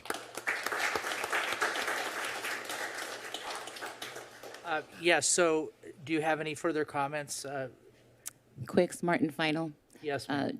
We will be bringing that on July 20th. We did hire an expert professional sound engineer and noise consultant that conducted a pretty robust survey. We have 70 pages of information and data to share at that next meeting. Thank you. What a wonderful report. Now, on to our city attorney. Ms. Barlow, do you have anything to share with us tonight? Yeah, I just wanted to give a brief update. I know many of you may have been following or have seen in the paper an article about some deaths that occurred at 440 Fair at a massage establishment at that location. I just wanted to make sure that everyone was aware. We have been taking action against the businesses and the property owner at that location for quite some time, both with respect to massage businesses there, but also regarding illegal dispensaries. So it's definitely on our radar. We're paying attention to it, and we are engaged in litigation with the property owner over those businesses. And at this point, we're successful in obtaining a preliminary injunction regarding the marijuana dispensaries. We will be working on expanding that for the massage-related activity, and the city prosecutor's office is also prosecuting a number of cases related to that. So I just wanted to make sure you were aware of that. That's all I have. I appreciate it. Thank you. Good report. Here, let me take my mask off here. Okay, so we're good. We're moving on to stuff we vote on. First, the consent calendar. All matters listed under the consent calendar are considered to be routine and will be acted upon in one motion. There will be no separate discussion of these items unless members of the City Council, staff, or the public request specific items to be discussed and or removed from the consent calendar for discussion. I will be abstaining from consent calendar number 13 because I have a conflict with my place of business, which is within the 500 feet radius. Councilmember Harlan will also be abstaining from that same consent calendar item 13, as he previously voted on this item when he was on the Planning Commission. But that doesn't mean we're pulling the item. So our abstentions can be simply noted by the city clerk in the minutes. If a member of the public wishes to pull an item on the consent calendar, please use the hand raise function 9 now, or simply let the clerk know if you're in the chambers. Madam Clerk, are there any requests from the public or council to remove any, or pull, as we say, any consent calendar items? Mr. Mayor, I've received nothing. Oh, hold on one second. Can you just just push your button at request, and I'll give it to you. Okay, first, I think I saw. Let's do with you, Councilmember Chavez. Then we'll go to Councilmember Reynolds. Yeah, I'm putting out someone setting up, so maybe they want to pull something. Oh, did you want to? Did you have anything else to say, Councilmember? Councilmember Reynolds, do you have anything else? I wanted to pull consent calendar item number 6, please. Okay, consent calendar item number 6 is going to be pulled by Councilmember Reynolds. And did the member of the public pull something, ma'am? Yes, Mr. Mayor, items 8 and 12. 8, items 8 and item 12. Okay, I'll make a note of that. All right, I'll entertain a motion on the balance. Do the balance. Okay, so I've got Manuel Chavez, Councilmember Manuel Chavez moving the balance, and seconded by Councilmember Reynolds. Let's call for the question.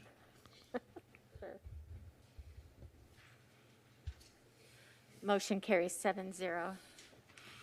Okay, now the I'm first. sorry, Mr. Mayor, I just want to make sure we're noting the abstention on the two for the two on number 12, for the record.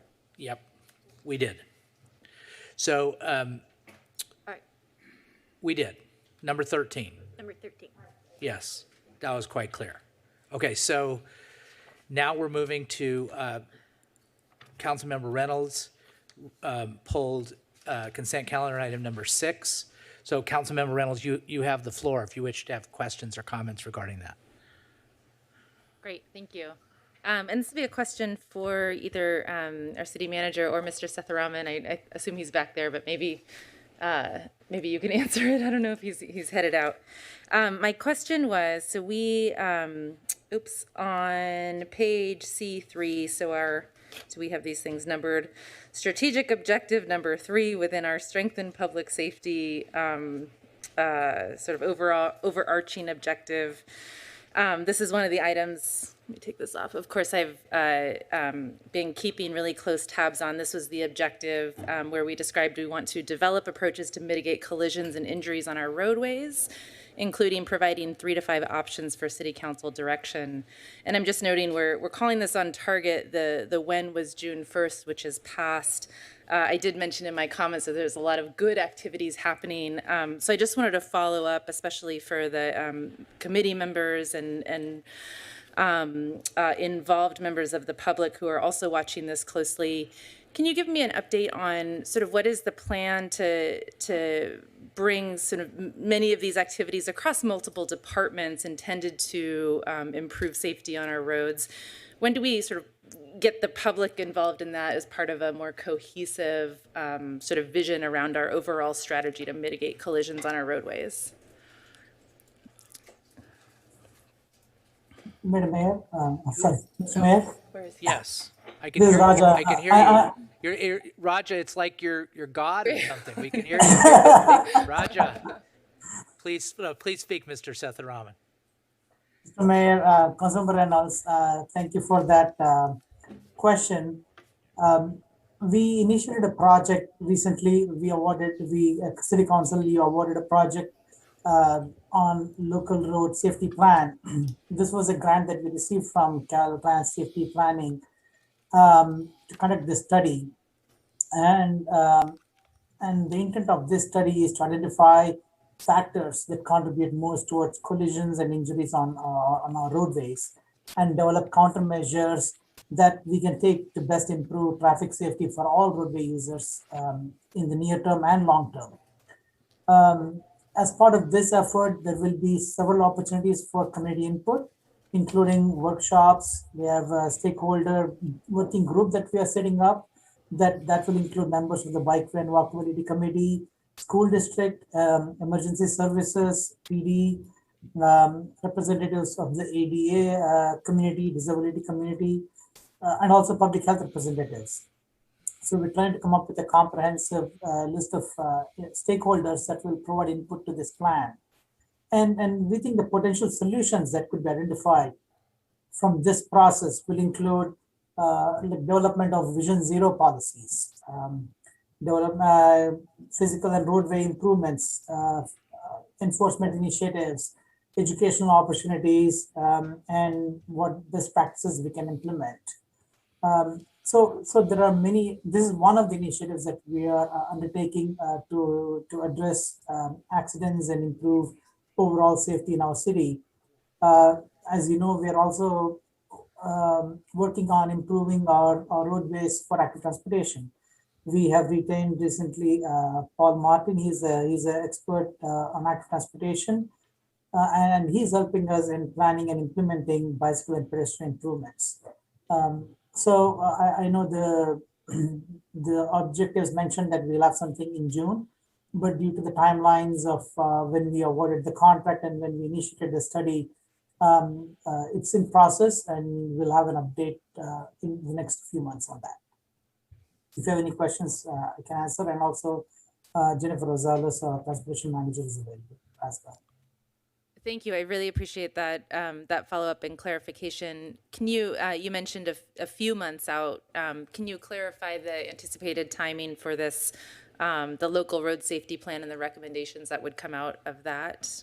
When would we expect to see those recommendations? Councilor Reynolds, we anticipate having public workshops and stakeholder meetings in the next 2 to 3 months time frame. And there will be some draft recommendations that will come in 4 to 6 months. And so we'll be wrapping up that study in that 6-month time frame. Great, thank you. All right, wonderful. So then in that case, Councilmember Reynolds, are you good? Do you have any further questions? Those are all my questions. If you don't Well, go to public, yeah, we need to hear, just give the public an opportunity to speak. So I'll open it up for public comment. I don't see anybody on either of the podiums. Does anybody on Zoom wish to speak about this item? No, Mr. Mayor. Okay, I'll close public comment and entertain a motion.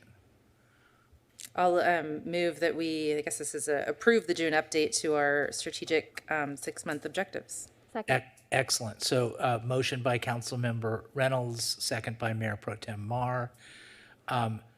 Do either of you, Councilmember Reynolds or Mayor Pro Tem Mar, wish to speak on the motion, or can we call for the question? Okay, let's call for the question. Motion carries 7-0. Thank you, everybody.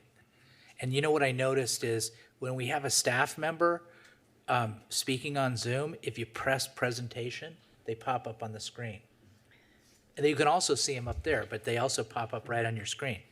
Anyway, little fun things we're learning as we go through this. Okay, so the next was by a member of the public. It was pulled by a member of the public.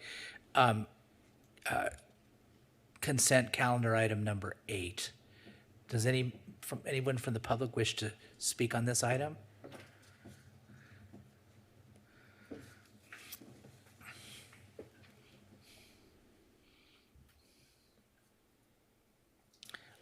Okay, so you have 3 minutes, and you have the floor.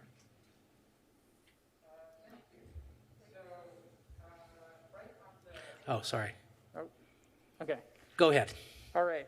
Right at the bottom of the second page of the agenda, it says, as a lead gold certified city, Costa Mesa is fully committed to environmental sustainability. Now, bearing that in mind, I just wanted to ask if we've looked at getting an electric motorcycle instead of a gas-powered motorcycle. Electric motorcycles would make less noise, which would help for undercover operations, such as maybe busting someone for doing illegal fireworks. They're better for the environment. And, well, right now I'm not asking that all 6 of the ones that you want to get right now be electric. I think that might be a bit unreasonable. But maybe just get one, see how it goes. Get one electric motorcycle so that you can test it out, see if it works, and replace 5 of the ones that you want to replace. And that way you can start being better and start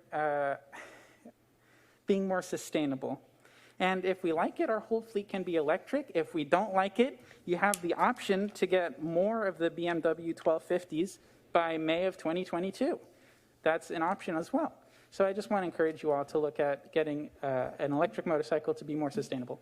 Thank you. Thank you. I appreciate it. So does anyone else from the public wish to speak on this item? Anybody on Zoom?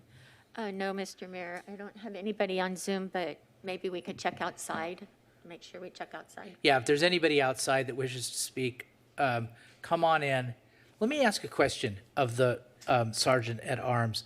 The people who are outside, do we actually have people? We have people outside? Do we? Okay. Do they know what they're supposed to do when they wish to speak? Do they know who to get in touch with? Mr. Mayor, the current people outside wish to speak on public hearing number 3. Okay. Okay. All of them outside. And they know how to. They know who to come to. Okay. It's all good. It's all good. Okay. I trust you. I just was wondering. Okay. Yeah. Sounds good. It won't be my last. All right. So I'm going to. Excuse me, Mr. Mayor. We yeah. do have one person on Zoom. Well, see, there you go. I talk, and then somebody pops up It's on someone Zoom. Okay. ending in phone number 0419. 0419. Press *6. You have the floor.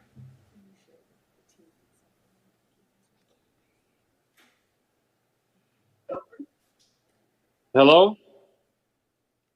Yes. Yes, you're on. Hello. You can hear me? Yes, we can. Okay, thank you very much. This is Philip Chipman. I live on Westminster Place in Costa Mesa. And I sent Arliss, it's a little late today, but I sent Arliss a link to a Zero Motorcycle website, and they sell electric motorcycles. And just to give you a feel for the advantages of the electric motorcycle, it has a range of about 200 miles. It goes over 100 miles an hour. It gets like 400 miles to the gallon equivalent. And I think it'd be a huge improvement to the current state of motorcycles that we have. And the maintenance fee, the cost of gas is approximately 10% of what you spend now. Also, maintenance is only 20% of what you spend now. So here, not only do you get an improved vehicle, but you also save money for the city. So that's so I'm behind the young man that spoke just recently. I think you ought to just get all 6. I've had an electric vehicle for 10 years. Two electric, and they're very. Once you get into that mind frame, they're very easy to operate. They're very convenient, never break down, and so I highly recommend it. So that's all I'd like to say. Okay, wonderful. Thank you very much. Okay, is there anyone else that wishes to speak, Madam Clerk? No, Mr. Mayor. Okay, then we'll close public comment, And I'll entertain a motion, and if any council member wants to speak with respect to this item, they'll have the opportunity to do so. So we have, so if you want to make a motion, yeah, push make motion. So Councilmember Reynolds?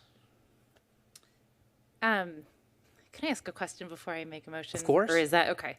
I wanted to get whichever member in uniform here is the one here to speak on this topic. I'd love to hear the input. I found that email mentioned. I'm going to forward it to our chief now and then Vic Bacala here. I'd love to hear your input if we've tested any electric motorcycles or your feedback on that possibility. Ma'am, although we're open to the concept of having an electric police motorcycle in the future, at this time, the standard practice for law enforcement is a gas-powered motorcycle. I am not aware of any law enforcement agency in the United States that is currently using a electric motorcycle for enforcement as we would. Have we tested them? No, we have not tested any electric motorcycle. Thank you. I know I did get some additional information on this item and sort of the urgency of this vehicle. My understanding from our city manager is that the ones we need to replace are very much in disrepair. So I'll make the motion to approve this item and ask that sort of for the future we do explore the possibility of electric motorcycles, because I know there will be others to replace in the future. So I'll move that we approve staff recommendation and explore the future purchase of electric motorcycles as part of our replacement program. Second. Okay, so we have a motion by Councilmember Reynolds and a second by Mayor Pro Tem Mar. It looks like Councilmember Gameros wishes to speak on this. So, sir, you've got the floor. Thank you. I too can appreciate the thought and trying to put a police officer in an electric motorcycle. But currently these motorcycles are rated for a very specific weight. They're not designed to carry all the equipment that a motorcycle carries. And I would say that most of the time, an officer on a motorcycle has to exceed 100 miles an hour on a regular basis. Like I said, I support the thought, but having to sit on an electric motorcycle for a day would be quite cumbersome. There's a lot I think that would need to be looked into before we would do such a thing. So I would really like to see a lot of investigation done before we try and put someone on a motorcycle for an entire shift that has not already been tried and proven for its intended use. And to my knowledge, the BMW and the Harley Davidson are about the only two I see running around. So if we do something, let's make sure that we make a really educated decision before we move forward. Thank you. Thank you. Mayor Stevens, if I may, I just wanted to yeah, of piggyback course. on Councilmember Gameros' comments. Thank you for that. We can absolutely look into it to determine if the specs and the qualifications that we need for the purposes of law enforcement, that we would be able to find a comparable firm that could, or a company or a vendor that would be able to provide a vehicle or a motorcycle in this instance that would not detract from public safety and would be safe for the officers, et cetera. So we'll take a look at that going forward, but we would have to feel comfortable that the specifications are in line and that we could still do the jobs that we need to do and it's going to be safe for the officers. But generally speaking, it's always our intent to try to green our fleet as much as possible. We do agree that more needs to be done. And so we'll look at that. But there may be challenges in this particular area, but we'll definitely consider it. Thank you. Excellent comment. I think we're ready to call for the question. Oh, yeah, of course, yeah. Thank you. So just to be clear, before Captain Bacala gives me that look again, we are not talking about trying to put you guys on electric mopeds or anything else. I think you both sort of like cringed when you heard us say electric, but I do think that there is an overall intent to try to green the fleet as much as possible. And so looking into the future is good, but you don't have to cringe quite as much when we say electric motors. I'm teasing you. All right, thank you. Councilmember Harper. Ms. Harris, I'd like you to save your time, and I like your first response. If I don't see it anywhere in the United States. Councilmember Harper, can you go get close? No, I'll push your button again, and I'll make it hot. Come closer to the mic. It's a karaoke trick. Andrea's making fun of me again. It's just on Zoom now. I can see her making. I want to hear what you have to say. Go ahead. Thank you, Mayor Stevens. I want to say your first answer was the right one. Until we see it somewhere else, and Miss Lorianne, spend your time somewhere else. It's okay. That'd be my recommendation. So that's all. Okay, so now we have a motion by Councilmember Reynolds, a second by Mayor Pro Tem Mar. Let's all vote, shall we? Motion carries 7-0. Okay, wonderful. We're one item away from the being done with the consent calendar items, and that's consent calendar item number 12. Would you please read the title? Thank you. This is renewed Measure M eligibility, and a member from the public requested this be pulled. And this was pulled by a member of the public, so sir, you have the floor. Thank you. I just wanted to comment on the 7-year CIP that's provided. There's a lot of bikeway projects, which I think is fantastic. And there's also a lot of street rehabilitation projects.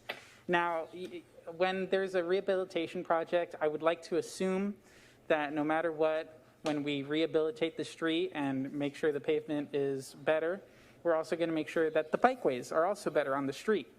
Except, also under the 7-year CIPs, separate from rehabilitation of the streets, there are bike facility improvements that are for some reason separate from rehabilitation. This includes streets like Mesa Verde East, Mesa Drive, Bristol, and Fairview. And I want to put special notice on Fairview because of the Fairview Road experience. Biking down Fairview is a nightmare. First, you have to cross the 405 bridge, which means merging onto 40-mile-per-hour roads. Then you have to go past, right now, construction between Baker and Adams, where there is no protection for cyclists anymore, and not that there really was in the first place. But now people have to merge onto the road in order to continue south on Fairview. Then close to the high school and the community college, you're going to have a disappearing bike lane because instead of a bike lane, we have decided let's put in a right turn lane. So I hope that when we rehabilitate our streets, we're making them better for cyclists, and we're not just keeping those two things separate and keeping bike facility improvement projects and rehabilitation projects separate. They need to be the same thing, and we always need to work on making cycling safer for everyone. Thank you. Thank you very much. Does anybody else wish to speak on this item from the public?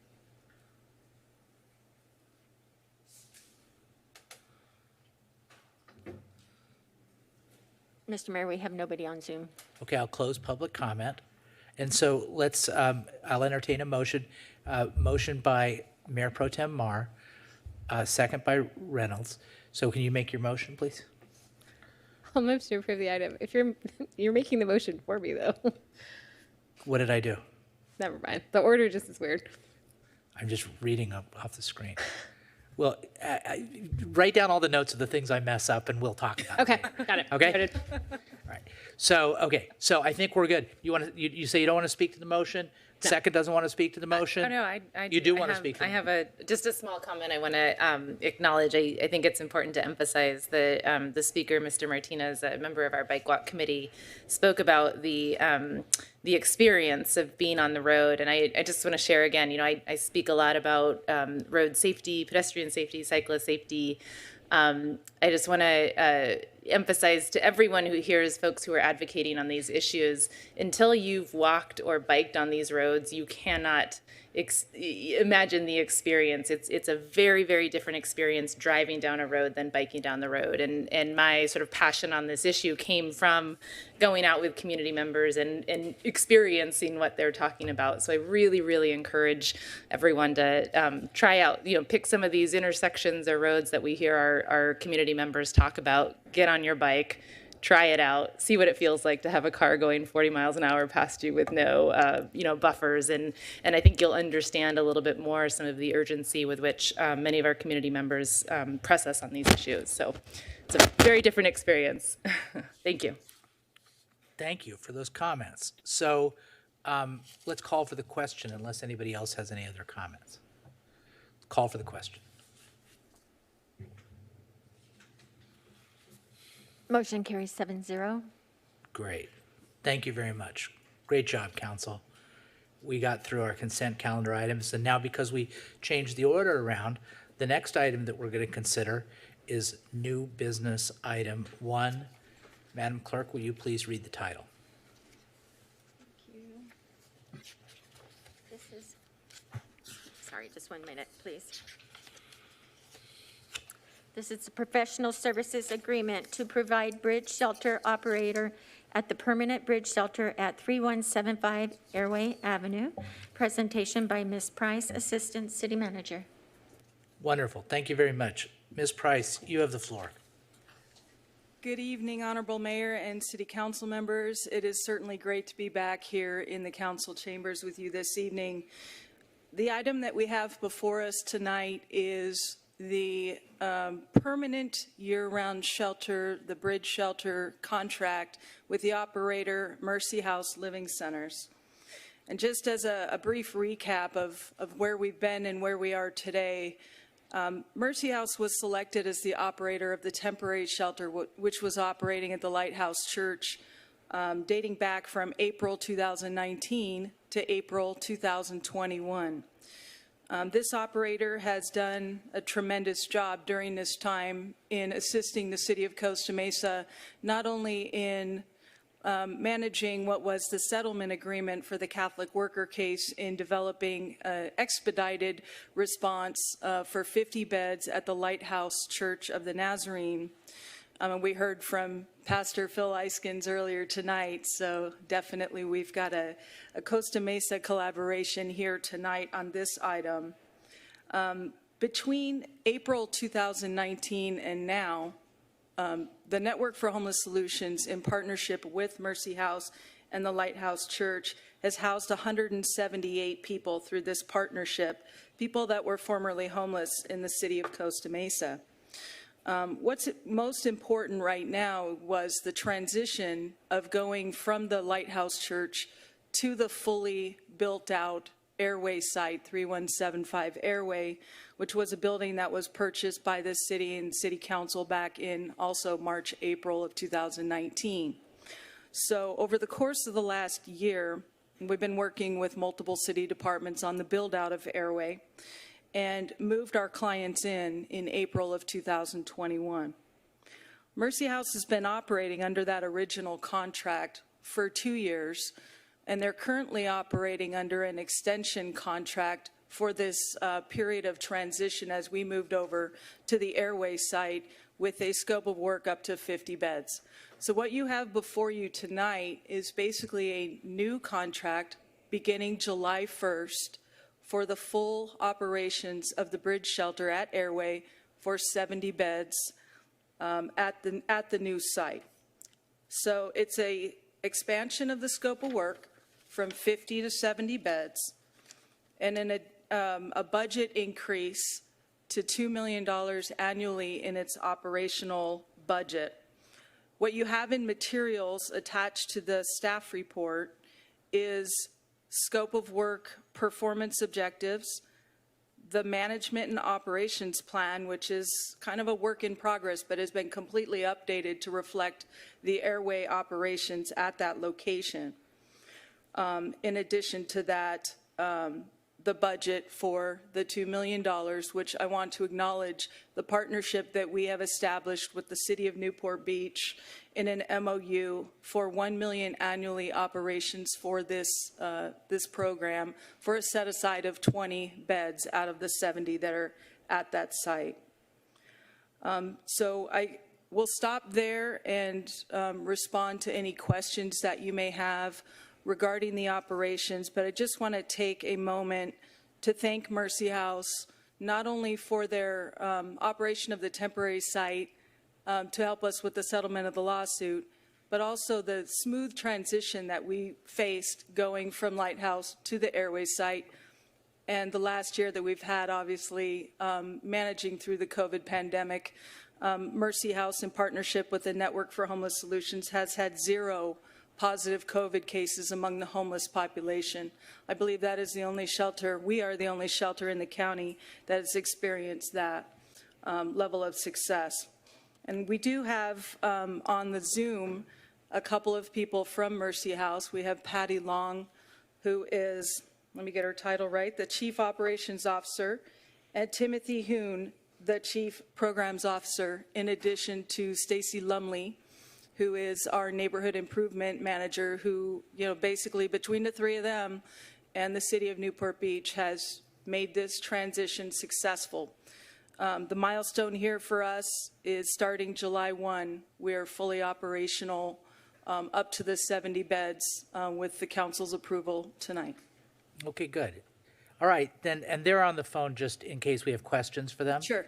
Okay, wonderful. Council, before we go to the public, do any of you have questions for Ms. Price or anybody that she identified on the phone? The first I have in the queue is Mayor Pro Tem Mar. Thank you. So looking at the scope of work, we're talking about maintaining daily occupancy over 90% after initial 90-day ramp period. Full occupancy is 70. So do we anticipate meeting that? What is the current census, and does that ramp jibe with what we're expecting to see? Yes, it does. Okay. Mayor Pro Tem Mar, our current occupancy at the shelter is 32, and we're continuing to climb in an upwards momentum. So when we moved over from the Lighthouse Church, there were 15 clients in the program. So we are currently at 32, moving upwards. The contract they currently have caps at 50. Obviously, because we've been in COVID and with social distancing and masks and all of that. But I will say that the Airway site is much larger. It does not have bunk beds. And so we've been steadily climbing up with referrals from Newport Beach being accepted as of May 1st. And then also the Costa Mesa referrals as we augment our street outreach teams to begin to move additional people into the program. Okay, that seems like a steep ramp relative to where we've been at to, okay. And then I'm also curious about the $200,000 in contingency. That's a lot. And I would expect that on a capital project, but I'm a little bit surprised to see it on a service-based contract like this. In the current contract that Mercy House has, it's 1.457 annually with a 10% contingency. It has been over the course of the last 2.5 years. I would suggest that the reason why we put it in there is because when you're ramping up a new program at a new building, you're kind of ironing out some of the operational considerations. That's why I think I mentioned early on the MOPS, the Management and Operations Plan that we have attached, is the policies and procedures for the operations of the shelter. We're trying out a couple of different things that we did during COVID. For instance, the ride share instead of the van shuttle pickup sites. So with that, the contingency has to be approved in advance, and it would basically be reflective of anything that wasn't considered in their existing budget. So we've met with Mercy House, both myself and Stacy Lumley, with Mercy House for the last several months, just ironing out what the new budget will be at the Airway site. And so it is a $2 million annual budget. The $200,000 contingency is only upon approval for things that might be outside of what we believed we knew when we started the program at Airway. And one of those targets that we are continuing to evaluate is the transportation using rideshare, more than the van shuttles that we had in the past. It would seem like that would be less expense, right? If we're transferring that to a third party and not providing vans and shuttles. I'm just surprised by the increase. It's already an additional $500,000 to go to the Airway site. There is an increase in census, but that's significantly more, plus an additional 200 in contingency. So, and that is city-held contingency, but we'd be releasing it to your authority to, if Mercy House came asking for additional funds, you would have the authority already if we were to agree to the staff report as written, correct? Correct. Okay, thank you. Do any other council members have any questions? I don't see anybody requesting to speak. I have one quick question, Ms. Price, just following on to Mayor Pro Tem Mar's comments. We had a 10% contingency in the previous contract. Was that used? Was there, did we go into that contingency? Yes, Mercy House did use the contingency funds in both prior years. Okay, Yes. okay. Okay, so we have our questions that I think have been asked. I don't see anybody else wishing to ask questions. So let's open this item up to the public.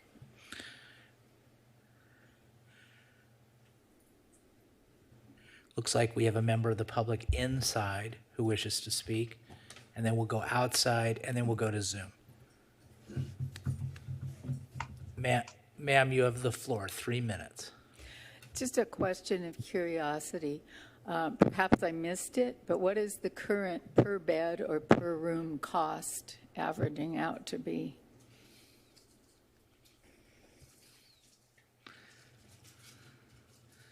Okay, thank you.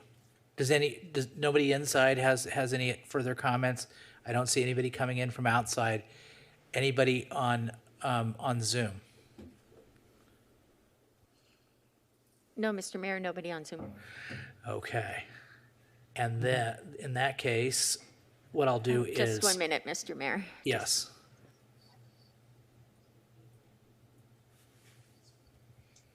We do have one, Mr. Mayor. Okay. Timothy Huen. Timothy from Yes. from Mercy House.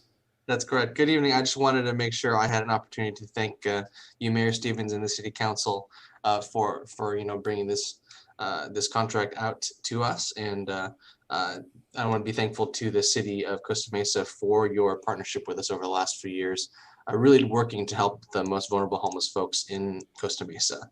And I just wanted to bring it to your attention also that in addition to myself and Patty Long, Larry Haynes, our CEO and Costa Mesa resident, is also on the line to take your questions and to encourage the council to follow staff's recommendations. Thank you very much. You're welcome for that. You thanked us, so you're welcome. And it's wonderful to have Patty and my good friend Larry on. Anybody else from the public wish to speak from the Zoom world? No? Okay, wonderful. And then looks like we have two council members that wish to make a motion in a second. I've got Council Member Chavez. You have the floor. Of course. Thank you, Mr. Mayor. I'd like to move the staff recommendation. Wonderful. Councilmember Gameros. You second that? I second. All right. Do you wish to speak on the motion, Councilmember Chavez? Yes. Floor again? Yes, of course. Sorry. Whoops. Thank you, Mr. Mayor. Still getting reacquainted with the old system, and I forget I shouldn't unmute myself once I make a motion. Thank you, everyone, for listening to our presentation. I think there's always room for improvements in any contract, and this is no exception. But I do want to point out one important, crucial thing that I think is very important to highlight during these difficult times. Not one of our clients got sick of COVID working with Mercy House. If that's not a testament of how good they are as an operator, I don't know what is, because there's a lot of people, organizations that have not had that feat, let alone for a disadvantaged population. So just for that alone, I think it's great to continue that partnership. And again, always room for improvements, but overall, I'm very pleased with what we have so far. Thank you, guys. Okay, thanks. Let's hear from the second, Councilmember Gameros. Give me the mic back. I will. Okay. Oh, here we go again. There you go. Thank you. So I just want to take a minute and thank staff. Particularly, I want to thank Susan Price. She's been very educational, very helpful with me coming in to try and learn about this. Before we had something like this, we really didn't have an option for our emergency personnel, police officers, and fire department to really handle situations like this, and now we have that. And if it wasn't for our staff and the leadership that we have, it wouldn't be in place. I personally know some staff that work on this and try and help our homeless population. Some of them are service resistant and they don't want the help. That makes it very troublesome. For us to be able to provide it is really second to none in a lot of other cities. So I'm very grateful and I'm very thankful, and I think that we as a community should be thankful as well. That's all I have to say. Good comments. Let's hear from Mayor Pro Tem Mar. Thank you. I'd like to make a substitute motion to approve the contract, but not to include the contingency. I want that to come back to council for separate approval. Is there a second to the additional motion? Councilmember Harper seconds it. So, wait a minute. Yeah, Councilmember Harper. So it's substitute motion by Councilmember Marr, seconded by Councilmember Harper. So, Councilmember Marr, you have the floor to speak to your substitute motion. Thank you. I appreciate all of the work that Mercy House has done. I think they've done a fantastic job. My motion really has nothing to do with them as an operator. It's just the idea that we're spending a lot of money on the homeless shelter, and I want us to be able to contain costs as much as possible and have the opportunity to revisit how things are going before we, increase by $200,000 the amount that we're spending. So, this is already a big jump from where we're at, and frankly, I'd like to see the census ramp up and see how that goes and see what else is needed. And maybe it's not $200,000. Maybe it's something completely different. But I think it would behoove us to just kind of keep a really close eye on how we're spending those funds. Thank you. Thank you. Now, Councilmember Harper, you were the second on this motion. Do you wish to speak to it? Here, you have the floor. Sure. Thank you, Mayor Stevens. And I want to support Mayor Pro Tem Marr in this, even though she makes fun of me on the fiscally responsible items. And Susan Price, incredible job. I can just tell that you're a fantastic operator, and I think this is going to go fabulously well from a cost perspective. And so I have no doubt about that, but I always got to support fiscally responsible things, so I'm going to do that. So thank you. Thank you. Councilmember Reynolds, you have the floor. Well, I just wanted to express my thanks and maybe a little bit of sort of proud disbelief at this project in general. I'm trying to remember the phrase. What is it, like the days move slow, but the years move fast? Or it's pretty remarkable that it was just over 2 years ago that I think we were approving the initial contract on this item, and this transition marks really the end of an era. At the Lighthouse Shelter, one that was, sort of scary to step into for a lot of us. And we had a great conversation recently about sort of that history that even predates you. But I just want to thank staff and Mercy House and Pastor Phil and all the residents as part of, I'll go back to Mayor Pro Tem Marr's comment, the community collaborations that came together to really support an overall strategy around how we're going to solve homelessness in Costa Mesa. And I just wanted to, again, express my appreciation for all of the effort behind it. I think I will support the substitute motion. $2 million is a lot to work with, and I know you're looking at it very closely. And you know that if there's good cause, we'll support the need to provide additional funding. But let's as we go through this transition, really try to figure out a streamlined approach going forward and find a good solution. And I have full confidence in our team on that. So thanks for your good work, Ms. Price, and all of the staff and community members that are part of this. Thank you. Okay, terrific. Well, I don't see any other council members that wish to speak on this. On my behalf, I support the substitute motion with no, nothing against Mercy House. As a matter of fact, to the very contrary, I'm very complimentary of the work that they've done. I don't know that we couldn't have done it. We could have done it without them. Their results have been spectacular, as has been Ms. Price and her team's results. It doesn't hurt to come back and have us look at it when they dip into the contingency. I wasn't aware that they dipped into the contingency the last 2 years, and I'm sure that there were good reasons for it. And so I don't want anybody to think that this is in any way anything other than a full vote of confidence of the work that you're doing, other than it's good to come back and at that point in time reassess and see where we're at. So I support the motion. Thank you for making the motion and the second. Thank you very much. And thank you for the original motion and the second. Nothing wrong with that, but I support the substitute motion. So let's call for the question on the substitute motion.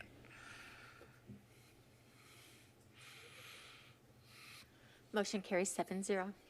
All right, wonderful. Now we're moving on to new business item 2. Madam Clerk, will you please read the title?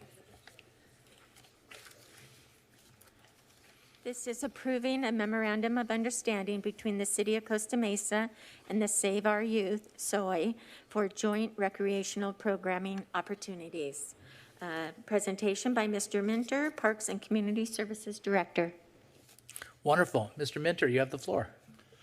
Thank you, Mayor. Good evening, Mayor and Council. Jason Minter, your Parks and Community Services Director. With your permission, I'd like to do a brief PowerPoint presentation.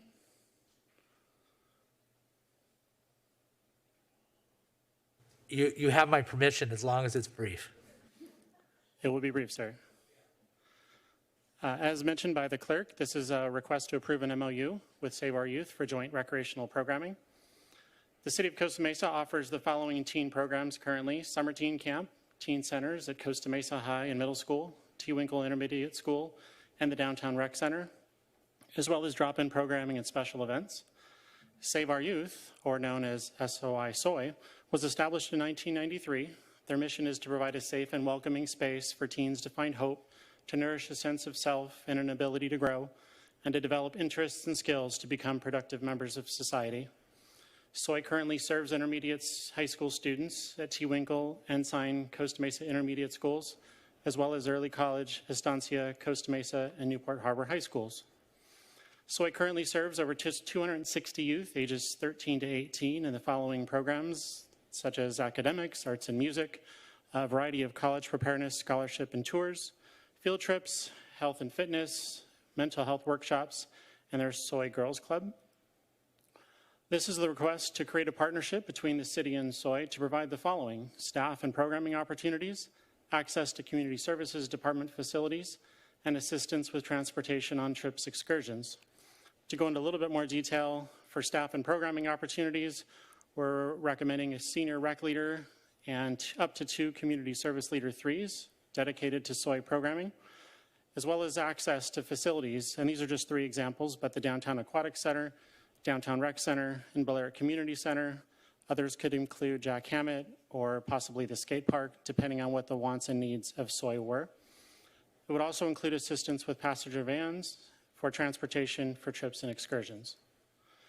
The recommendation before you is to improve the MOU between the city and SOI for the joint recreational programming opportunities, and authorize the city manager and city attorney to enter into any and all documents needed to implement the MOU and absorb the estimated cost of $42,000 from the city manager's contingency included in the fiscal year 21-22 budget. I would like to point out in the packet that's attached with the sample MOU, just for clarification purposes, section 2.2, letter D, it talks about assigning 1 senior rec leader and up to 2 community service leader 3s. I did notice that there were a couple of areas in the document that referenced specialists and other positions. The intention is to do 1 senior rec leader dedicated to meeting with SOI staff, coordinating on the different programs and activities. The amount of hours necessary for any given week or month would vary based on the types of programs that would be necessary or that would be requested. So it's meant to be a working partnership. It's not us programming on our own. There would be monthly, hopefully monthly, if not bi-weekly meetings with SOI staff to ensure that the needs of the SOI members were at heart. I would like to also mention that Executive Director for SOI, Mara Cappellini, is joining us via Zoom, and I know she'd like to make a few comments. With that, that ends my presentation, but I'm here to answer any questions you may have. Wonderful. Nice presentation, big font. It was short. You did a good job. Ms. Cappellini, let's give you the floor, and then we'll open it up to questions of council. Well, thank you so much. Thank you for letting me be here tonight. And it's just an honor to be able to work and collaborate with the city staff, the city manager, and the council members on this important collaboration with SOI.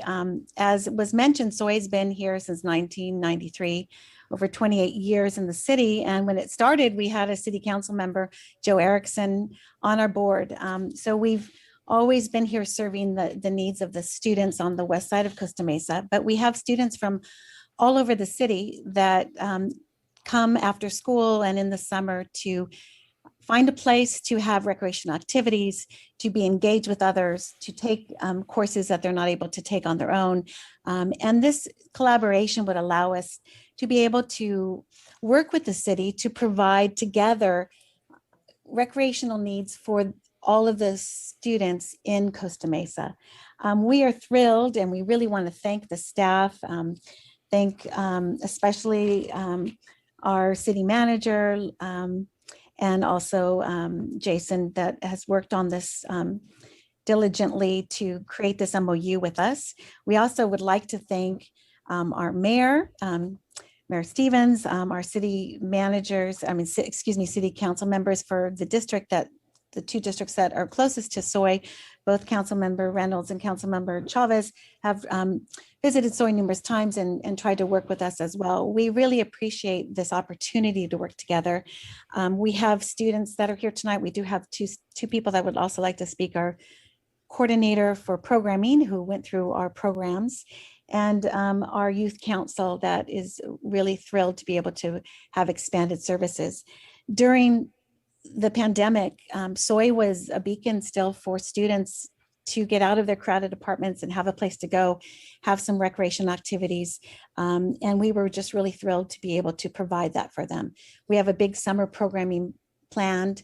We're so close to so many facilities like the downtown centers, the aquatic center, and the idea to be able to have the city provide transportation for these students to take bus trips to other areas and field trips, just like they would for any type of city programming. We've talked a lot about collaboration. I've heard that tonight. I think that the Mayor Pro Tem Mar spoke about that initially. This idea of being able to work together, we're really thrilled. And I want to thank you very much for moving forward with this. And we're really excited about this idea to be able to collaborate. Thank you very much for letting me speak. All right, wonderful. So, Council, do you have any questions for either Mr. Minter or Director or Ms. Capellini? If so, request to speak. I don't see any council members. Is there anyone from the public that wishes to speak? I don't see anybody in the chambers. I don't see anybody scratching to get in the door from outside. Anybody on Zoom? Yes, Mr. Mayor. Okay, let's recognize those speakers. The first speaker is Cindy Martinez. Cindy Martinez, you have the floor. Christy Martinez. Who? Did we get the name wrong? Christy Martinez. Christy Martinez, you have the floor. Hi, everyone. Thank you for having me. My name is Christy Martinez. I'm the current program coordinator over at Save Our Youth. I'm just here kind of to speak behalf on my story and how Soy helped me. So I was actually a Soy alumni. I've been a longtime community member with the city of Costa Mesa in the West Side community. I actually went through the Soy program myself. I was in the program when I was in middle school, high school. I was able to receive a scholarship from them that helped fund a good portion of my college tuition. And from there, I was able to move on to receive my bachelor's, and I'm currently in the process of receiving my master's degree. I actually went through the entire program and went back and volunteered through the program, again, giving back to those students that I know sometimes our communities has trouble navigating that college system. Our whole mission is for our students to be able to give back to the community the same way that I'm kind of now in that role working with Soy. We were hoping our students are able to learn and see that and be able to give back to the community themselves. Our whole mission is for our students to kind of stay off the streets, be engaged in things that they wouldn't be able to access without the help of Soy. I know for myself personally, there was a lot of things I wouldn't have had access to without Soy. And I know a lot of our students, especially during the pandemic, were able to receive that kind of assistance through Soy, whether that be community resources, whether that be just an outlet with someone to talk to. I know that Soy has been a big portion of our community. A lot of people are involved in it. However, we do have a lot of limitations due to it being a small nonprofit. So we are really grateful and hopeful for the opportunity for this MOU. Thank you. Thank you very much. Do we have anybody else wishing to speak on Zoom? Yes, Kim Hendricks, please. Ms. Hendricks, you have the floor. Thank you, Council and Mayor Stevens. I would like to just add to what Mary Cappellini from Soy said and say that yes, students very much indeed need to get out for field trips, and it would be great if Soy could collaborate with the city to get them out into Fairview Park. It is in the Fairview Park Master Plan and would not trigger Measure AA to have a nursery on the east side. We could be gathering seeds and we could have a whole biological endeavor out there for Pomona, Wilson, Estancia, and a lot of other schools. It's a great resource, not only for naturally, but the archaeological resources are there as well. There's 2 core sites. There's so much to be had there that we could offer the West Side students. And believe me, they need it and they would love it. I work at Pomona and Wilson, and they love nature. Kids in general love nature. And so I know Phil Collins, Gil Collins from Estancia, before he passed away, he was a biology teacher at Estancia. He used to bring his students out there to look at the cogstones. There are still artifacts out in Fairview Park. There's endangered species, and it's a resource to be used for the whole community. Thank you. Thank you. And if we could get Phil Collins, that would be great too. So No further speakers. no further speakers? All right, then I'm going to close public comment and we're ready for a motion. Councilmember Chavez. Thank you, Mayor Stevens. I'd like to move staff recommendation. Second. Wonderful. And do you second that, Councilmember Reynolds? Second. So we have a motion by Councilmember Chavez, a second by Councilmember Reynolds. Councilmember Chavez, do you wish to speak to your motion? Yes, thank you, Mr. Mayor. And thank you, Ms. Cappellini and Mr. Minter, for your presentation. And I think I'll begin with our last speaker, Ms. Christie. Her story is one very common in Soy. One of a student in Westside Costa Mesa coming to Soy and having their worldview expanded. I myself am part of that process. And I know there's many other people I've met in my life and have not met in my life who are at where they're at because Soy came together to fill a need in our community. The staff report on page 2 reads it perfectly. City's recreational programs are fee-based. Teens from lower income neighborhoods are not able to take full advantage of our city's recreational programming. And Soy fits that need. Not once do they ask any student to give money to do any activities. And I quite frankly think it's time for our city to step up and meet our students where they're at and meet them halfway and make sure that we're giving them the resources that everyone else can access who has those funds to access. So I'm very proud of the MOU. I'm very happy that we're giving them access to our city facilities, very happy to have access to our really great park department, and overall it's a great, great program. So thank you so much. Thank you. Councilmember Reynolds, do you wish to speak to the second? Yes, I just want to add to that and really thank staff for being creative here. We've talked about how the last few years have been very difficult in many ways and how we're dealing with sort of decades of underinvestment that slow down a lot of what we're doing. But it's just so wonderful that we're still finding ways to be creative and really innovative in solving some of the challenges we know exist in our community and really providing sort of enhanced resources for our community members. And so I want to thank staff for that creativity. Mr. Minter, I know Alma and Evis were deeply involved in this process as well under the leadership of our city manager. So thank you so much for really pulling this together, working with the team at Soy. I just want to add, there's so many things I love about this, not just the organization, but the concept that we have here with this MOU with a community-based organization. First, just some more supporting community-based organizations in our city is something I'd like to see us continue to do more of. As I read about, things that make a resilient city, sort of a strong, diverse, connected community-based organizations is a big part of that. And so continuing to support those organizations, I think, is important work that we can do here at City Hall. This MOU in particular touches on something that's been important to me in my time here, and that's building and sometimes repairing bridges between those organizations and City Hall, especially with community organizations on the west side. So continuing to build those bridges with our community groups is something that's vital, and we're doing that here. It's financially efficient. We've talked in the development of this MOU, we have sort of two teen programs operating at the same time, in a way, sort of competing. And so I love the idea that we're building a bridge here and being more efficient with our funds. And finally, this is an example of where we're putting funds directly into our community. So for all of those reasons, I love this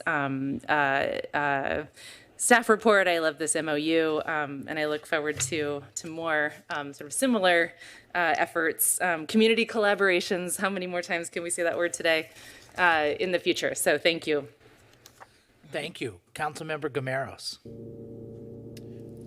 Yes, thank you. I also want to take a moment to thank SOI for their programs, their partnerships, how they reach out to our younger community. And what I'd like to add is one area that I see that we definitely could help our community and in an outreach type of a program is to offer an apprenticeship, a pre-apprenticeship opportunity into the building trades and the construction where they could make livable wages. I know there's a lot of opportunity for our youth to get into colleges and stuff like that, but I don't see a huge amount of opportunity to get into the trades. And as we all get older, we're not going to have these people, these boots on the ground, these guys and girls that want to go and dig holes. We need to have people out there that are willing to get dirty and willing to work physically out in the field. And these wages, they're great wages. And if we don't have these opportunities available for them, we're going to lose the talent that we need. Right now, we're facing a huge deficit in not only the state, but the entire nation. It's actually been coined as the silver tsunami, in that we have people that are aging out, that are the crafts people in our communities and in the United States. And if we don't offer training and opportunities for them, we're going to lose it. So I do appreciate SOI, and in the future, I would like to see some opportunities for pre-apprenticeship. The Department of Labor does offer funding for these programs in the form of grant opportunities, and I think we could have an extremely successful program for those who wish to be a part of SOI but maybe aren't ready for college or not looking for college, and they're looking to just look at a hands-on type of a program. So that's all I have. Thank you. Good comments. Okay, I don't see anybody else in the queue. I definitely support this motion. I enthusiastically support the motion. I think you don't need to look any further than right to the right of me to see what SOI does. Councilmember Chavez is a product of SOI, and here he is serving the community so well and so effectively. So it's a great organization. I support it whenever I can, and I'm happy to support this motion. Also, I hope that this motion and all the things that Councilmember Reynolds said, I thought were very profound about how it makes sense economically. It's a good use of our funds. It's a force multiplier for a very important nonprofit. But also, I hope that this effort on behalf of the city is a catalyst to the school district to open up that Ray School property so that now, our partner, SOI, can have full opportunity to enjoy that real estate. So with that, let's call for the question. Motion carries 7-0. Good job. Let's take a break. Now, members of the public, I'm not sure about this, but it looks like we might talk to the sergeant at arms. We might have some extra room inside if certain people want to come. And then after our break, we have 3 short public hearing items. They won't take long. So just let's come back in 15 minutes at 8:48. Thanks.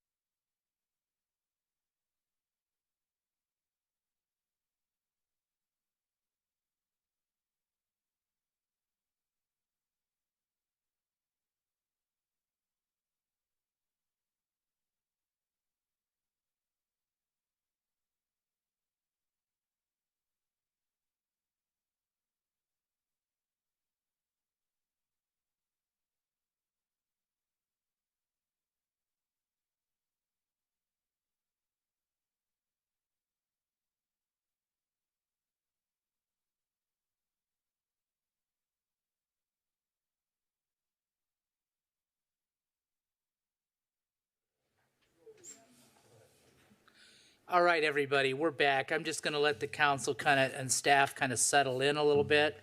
Then we're going to move to our first public hearing item, public hearing number 1.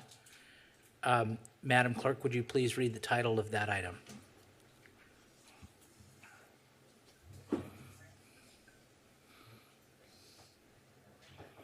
Thank you. Public hearing item 1 is the Business Improvement Area, BIA, reauthorization and resolution to levy annual assessment. Presentation by Ms. Reyes, Assistant to the City Manager.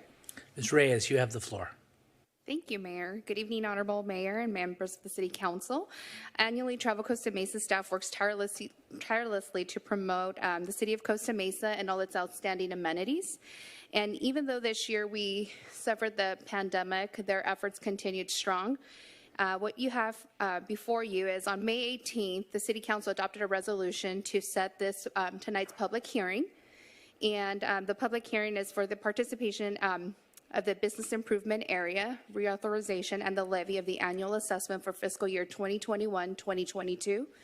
Participation in the BIA is voluntary, and BIA participants and non-participants were notified about this public hearing and have had the opportunity to join the BIA if they are interested. State law mandates specific procedures to be followed in the establishment of such of an area and the levying of a voluntary annual assessment. The proposed amount of the annual levy assessment for fiscal year 21-22 is the 3%, and it's based on the sale of overnight room stays. The adoption of the resolution is the final step in the reauthorization of the BIA assessment, and the City Council must adopt the proposed resolution before an annual assessment can be levied for the fiscal year 2021-2022. Staff is recommending that the City Council conduct the public hearing for the BIA reauthorization and levy of the annual assessment and adopt a resolution confirming the annual report filed by Travel Costa Mesa and levying an annual assessment for fiscal year 21-22 for the BIA covering certain Costa Mesa hotels and motels. This concludes my presentation, and I do believe that our president from Travel Costa Mesa, Ms. Paulette Lombardi-Fries, is also available to answer any questions that the council may have any. Thank you very much. Excellent presentation. Brief and good. Does the council members have any questions for either Ms. Lombardi-Fries or Ms. Reyes? I don't see anyone up on the queue. So let's go to the public. Are there any members of the public who wish to speak to this item? I don't see anybody approaching the podium or trying to get in the door. So how about on Zoom? Mr. Mayor, we have none. Excellent. So I'm going to close the public hearing, and at this time, I'll entertain a motion. It says Mayor Pro Tem Mar. It's your motion. I'll move to approve the staff recommendation. Wonderful. And Councilmember Chavez, do you wish to second the motion? Yes. Councilmember Mar, do you wish to speak to the motion? This is relatively pro forma. It's something we have to do every year. I will say when I was first elected, one of my brilliant ideas at the time was to expand the scope of the BIA. One of our sources of tourism here in Costa Mesa is related to our restaurants, the lab and the camp and SoCo and all these places where people come to dine and shop as well. And so while I don't think immediately post-pandemic is the time to attempt to do those things, I think we need to get back to even. I do feel like I need to bring that up on an annual basis when we reauthorize the BIA, that we have the potential to expand it if we so chose. And I think Travel Costa Mesa expressed interest in that idea a couple of years ago. So just want to resurface that for the thought and contemplation of the council. Thank you. Councilmember Chavez, do you wish to speak regarding the second? It's a good motion. And also second Mayor Pro Tem Mar's comments. I think there's opportunity perhaps down the line to reevaluate and expand it. I think we should do so. So, yeah. Yeah. And does any other council member wish to speak on this motion? I don't see anybody in the queue. I agree with Mayor Pro Tem and Councilmember Chavez that we should look to other areas. This has been a really good model.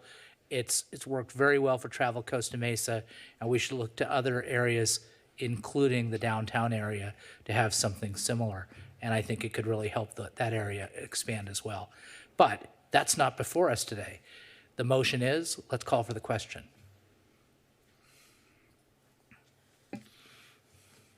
Motion carries 7-0. All right, see how easy that was? One down. All right, next is public hearing number 2. Madam Clerk, will you please read the title? Fiscal year 2021, 2022 proposed operating and capital improvement program budget. Presentation by Ms. Molina, Finance Director. Ms. Molina, you have the floor. Good evening, Honorable Mayor, City Council. It is my pleasure tonight to present to you the fiscal year 2021-2022 all funds budget. Before I begin, I would like to take a moment to recognize city staff and leadership for all of their hard work in putting these all funds budget together. I also wanted to recognize our new budget and purchasing manager, Jeannie Fortune, who's in the audience right now. She has over 20 years of municipal finance experience coming to us from the cities LA, Moreno Valley, and so I'm very happy to have her on board. She's with us for about last 6 weeks or so. She immediately came on and rolled up her sleeves and put in the time and effort to wrap this up.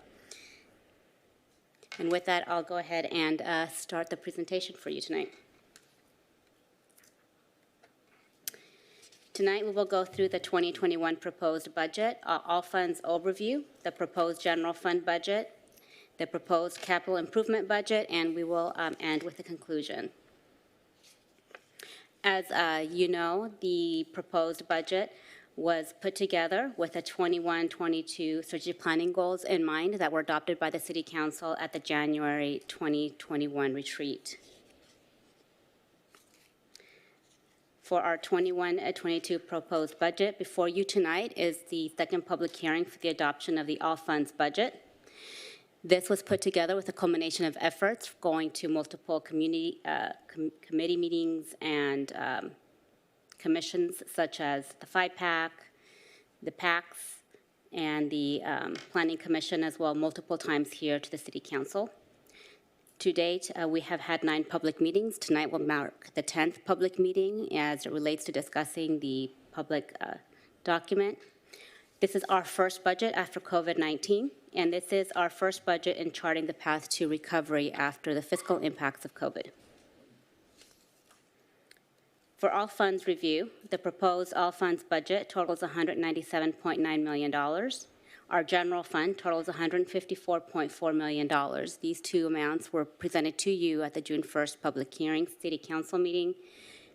At the June 8th study session, we presented to you an alternative to the general fund that totals $151.6 million. As you can see from the pie chart, almost 80% of the total budget is the general fund. We do have a couple of new funds this year, our special revenue funds, which includes American Rescue Plan, and the 2 funds that are tied to the Measure Q 0.5% tax, the arts and the first-time homebuyers.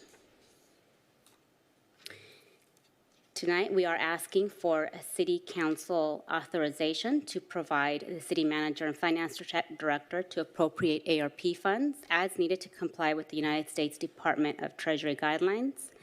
We are also asking staff to be authorized to appropriate as received donations and a grant award throughout the year up to $100,000 per grantor. This will increase efficiencies to be able to utilize funds, grants, and so forth that are received during the year. Further, the city staff is also recommending authorization for the City Manager and Finance Director to award and administer grants as it relates to providing Costa Mesa families that are experiencing financial hardships to be able to participate in the Parks and Community Services programs. We have identified funds in the 21-22 proposed budget to cover any administrative costs and grant issues, specifically from the City Manager's contingency funds. For our 21-22 proposed general fund budget, we have provided to the City Council a multi-strategy approach on the sources of funding, ongoing general fund revenues of about $144.6 million, the use of the American Rescue Plan funds of about $6.6 million, sufficient appropriation that was identified to be able to cover this is related to the cuts that were taken in the current year as it relates to the COVID pandemic, and an estimated $3.2 million in declared disaster reserves if needed. However, at the June 8th, an alternative was provided to the City Council that would essentially eliminate the use of reserves, but it would also have an impact to the capital projects that were presented as far as the 21-22 budget. I wanted to take a minute to go through the declared disaster reserves. The declared disaster reserves is only a portion of the total general fund reserves. The total reserves totals $53.5 million. Declared disaster reserves is only $14.1 million of that amount. To date, the city has not used any of its reserves to cover the fiscal loss as it relates to the pandemic. The early and aggressive cost containment measures that were implemented in April 2020 at the onset of the COVID have been extremely successful. As you know, we ended the 1920 with a positive $170,000 in the general fund, which went into the reserves, and as a result, none of the general fund reserves were touched. Therefore, if needed, we would be requesting to use up to the $3.2 million that were initially requested when the pandemic hit. Per the city's municipal code sections 2206 and 2207, it authorizes the use of these reserves, specifically the declared disaster reserves, to provide required emergency funding as a result of the declared emergency and provide required funding for an unanticipated but urgent event threatening the public health. As we all know, approximately over a year ago, the COVID pandemic was not only a local emergency, but an international emergency proclaimed by the president, the governor, as well as a city leadership.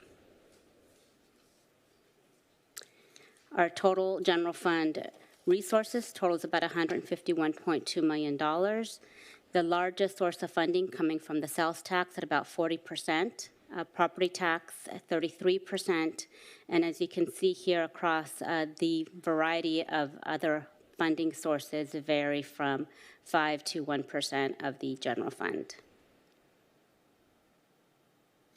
On the expenditure side of $154.4 million, approximately 53% of the total general fund is attributed to public safety. The other departments share a much smaller piece of the pie. Included in the general fund expenditures are about 9.9 full-time positions, fixed cost increases such as our CalPERS obligations and insurance premiums, fully funding the CAN of about $4.7 million. It reinstates the 5% compensation that was provided by the city employees at the onset of COVID, funds 17 positions that were defunded as well as a result of COVID, fully supports the 1.5% of general fund revenues going towards our technology. However, we are continuing the $4 million vacancy factor that was adopted in the 1920 general fund budget. Our 21-22 proposed budget of $151.6 million, or 11% increase from the adopted 2021 adopted budget.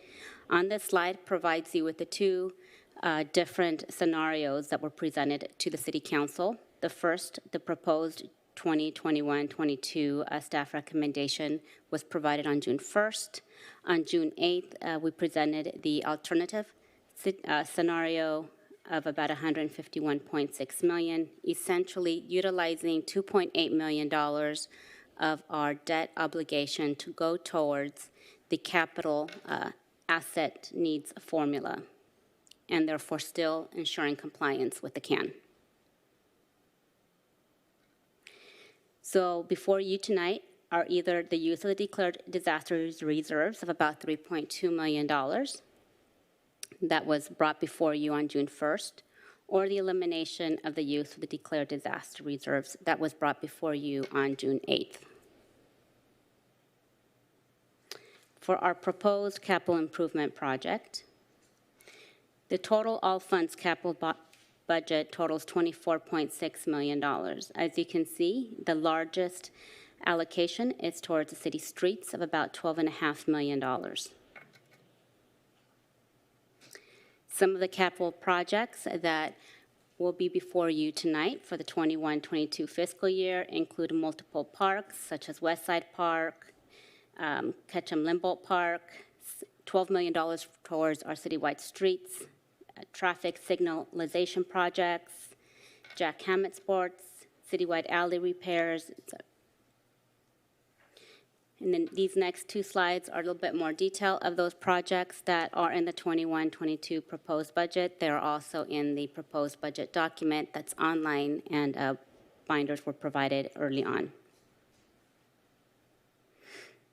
Charting to the path to recovery in recruiting and retaining our high-quality staff. We are also recommending to add the 2 job classifications. The active transportation coordinator is to assist and coordinate the city's active transportation projects, and the arts specialist is to assist in activities and programs that support the arts and culture master plan.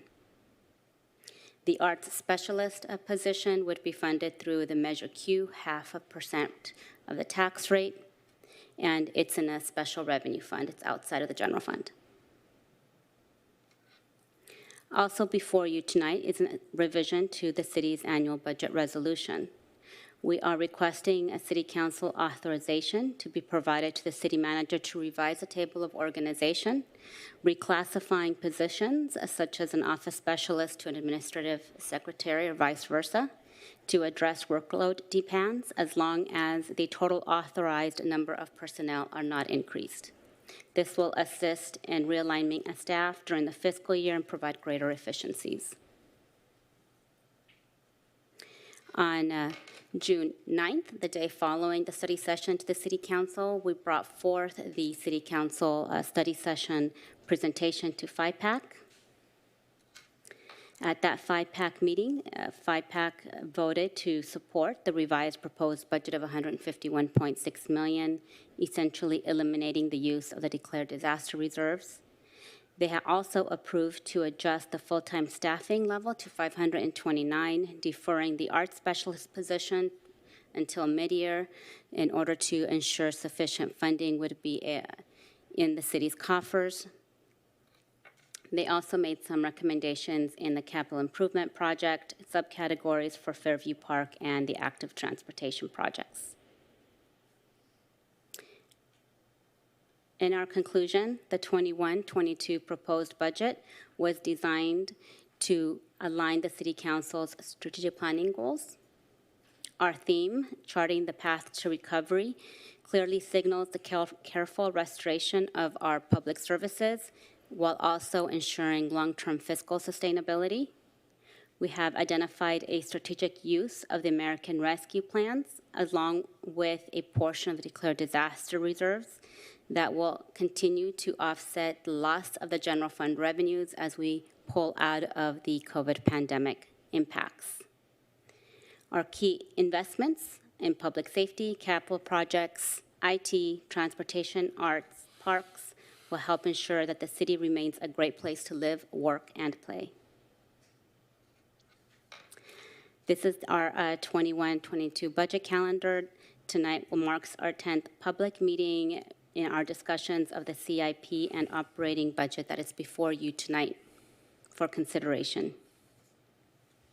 With that, staff is available to answer any questions. Thank you. Great presentation as always. Before I open this up to the queue for questions for the council, I just want the public to know that this is the 5th time we've met as a council, as a body, regarding the items in the budget. And those of us who are liaisons to the FIPAC, you'd add another 2. So if you don't hear a lot of questions, it's not because we're not engaged, it's because we've gone over this material in great detail. And that doesn't even count the individual meetings that we've had with Ms. Molina and the city manager and the department heads. So with that, does any council member have any questions? Mayor Pro Tem Mar. Thank you. I just want to be clear that I missed the "or" the first time I looked at the staff report, and honestly just now as well. And so the recommendation number 1 is to approve the funding, including the use of up to 3.2 million in declared disaster reserves. And number 2 in the staff recommendation is not to include that 3.2 million. So we're being presented the option by staff at this time, correct? Yes, that is correct. Okay, thank you. Okay. Thank you. Councilmember Harper.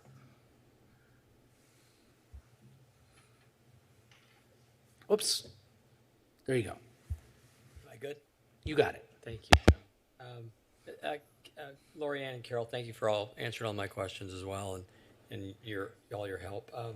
Maybe this, I don't know if this is a question or a comment, but what I'd like to see, and I'm going to support this entirely, but what I'd like to see in the coming months is for all the capital projects we do, and maybe just the larger ones, a estimated date on when it'd be completed so the public knows the work you're doing. And it can be the high dollar items. It doesn't have to be every item.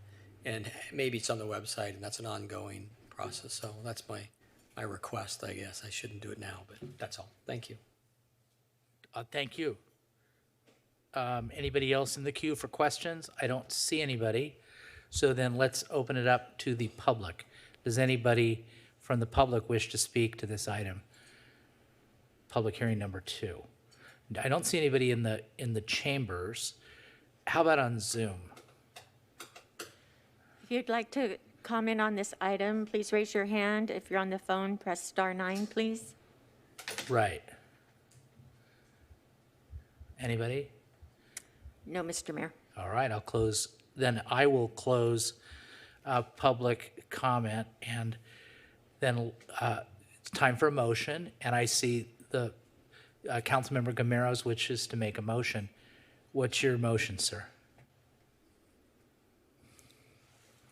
Councilmember Gameros? I move to accept staff's recommendation. Okay, so the question though is, do you wish to do number 1, which? Number 1, yes. Well, number 1 or number 2. Number 1 funds the. Can you turn on his mic, please? Oh yeah, I'm sorry. Of course.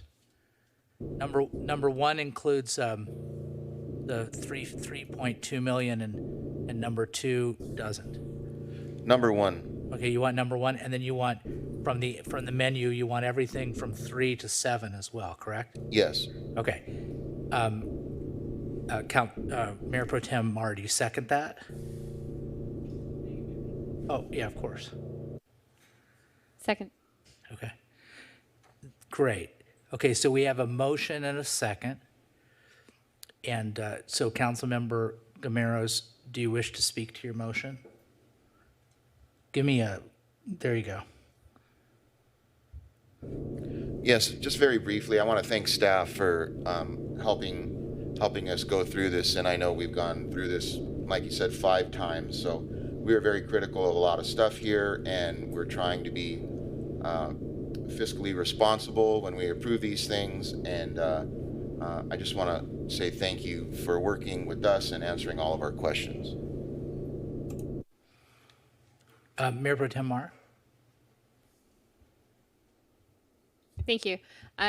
Ms. Molina, thank you. This has been a tremendous strain, burden, challenge. I'm not sure what the right word is, but you have made it through the other side. It is, I can't imagine anything better, frankly. Like, we are accomplishing everything that I would want to accomplish at this point, and I don't think anyone ever says that about the budget. Usually there's like a laundry list of stuff that council members wish had ended up in there. But I think given this moment in time, recovering from the pandemic, setting us on solid footing to continue really accomplishing many of the goals of those council members who have expressed them in terms of things that we want to do in this community. While recovering from the pandemic, you have managed to balance all of those things in this. So thank you very much. Thank you to all the department heads, and thank you to the city manager. Honestly, I am very, very happy with what ended up in this budget and what we're going to be able to do in the next year in a very thoughtful way. So I think that's the challenge, right? Everyone, just to like put a button on this, everyone wants to like go build something fancy with their name on it, or have some thing in the community that they started some new program. It is far less sexy and a lot more humble to say, instead, we just did the things that were right. We rebuilt some of the things that were important. We continued fixing streets that needed fixing. And so, I'm immensely proud of this effort and of the work that was put in and of what we are going to be able to accomplish in the next year. And no, it is not shiny and new in most cases. It is just doing the right thing for this community. So thank you very much. Great comments. Thanks. Council Member Harlan. Thank you, Mr. Mayor. Well, I share my colleagues' enthusiasm. Thank you, Ms. Molina. This is a very, if you can call it, satisfying budget. I think actually, Mayor Pro Tem Mar, it goes beyond what you originally asked us, which was to create a boring budget. I don't think this is boring at all, which is good. And I think it's not just about recovery as well. I mean, we have in this budget actual implementation of our plans, which is really important. I think I'm glad to see we're making a commitment to our arts and culture master plan, especially since that came before the council just a few months ago. So we're acting on those recommendations. We've got an active transportation coordinator. That's been years in the making, but I'm glad to see that we're moving forward with that dedicated role. And we're also making investments in IT, which are critical. I mean, if anyone, I don't know how we managed to get through the last 14 months without having superior IT. So Steve Ely, thank you very much. We want to see more of this.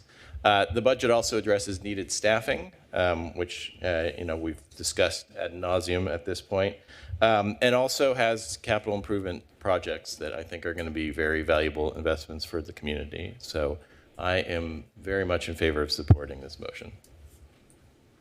All right. Councilmember Reynolds. Thank you. It's really nice to be on the same page as I think the whole council here. In our comments, I had almost the exact same comment. I wrote boring plus on the budget because it is much more much more than boring. I'll admit when Mayor Pro Tem Mar sort of threw that comment out early, I got really nervous because I'm like, we can't be boring. Like we have so much that we need to fix. We understand, right? And maybe others think IT is boring, but that sounds like really excellent, really important, critical part of the job. But we needed to be beyond boring as part of the recovery, and I'm so appreciative of that. There's so much in here that is very exciting and I think very critical, not just needs to have. I don't think, or nice to haves. I don't think the art specialist is just a nice to have. I think that's a need to have going forward.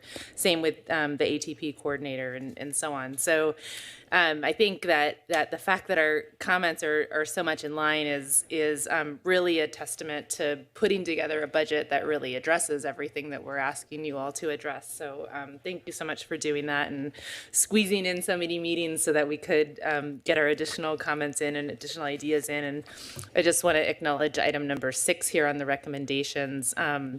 A direct response to some of our comments from the last meetings, which is, can we squeeze out a little bit more to really support opportunities for our youth and families in Costa Mesa to engage in summer programs. So thank you all for being attentive to our goals and our community's goals, and I'm really happy with our boring plus budget here.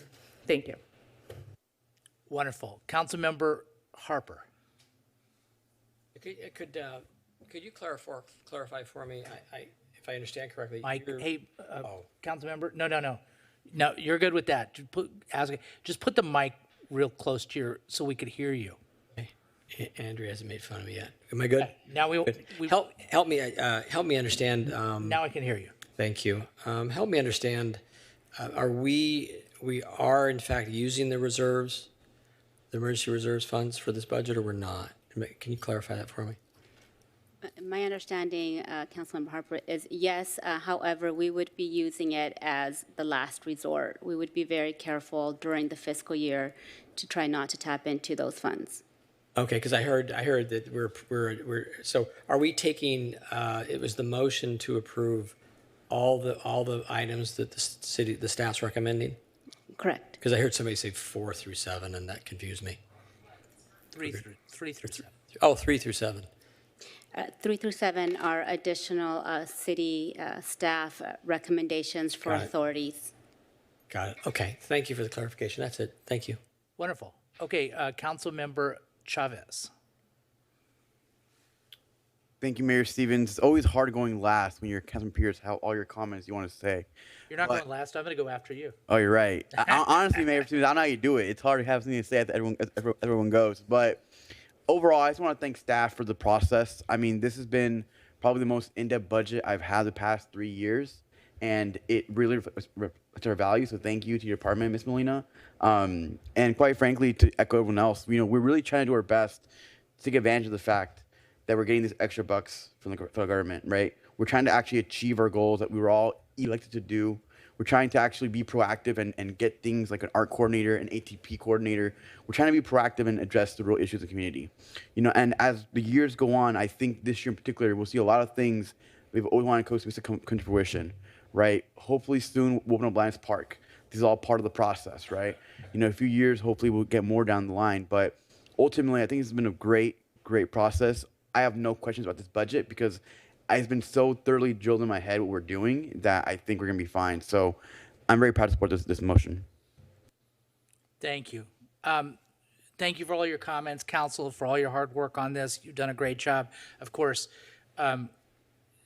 Ms. Molina and, of course, our great city manager, Lorianne Farrell Harrison, for all the work that you've done. And every single department head, for the members of the public, you should know that this budget starts around like Christmas time or first of the year, and the department heads, they have a list of things that they ask, and it gets kind of winnowed down by Ms. Molina and our city manager, and then it comes to us, and then we work on it.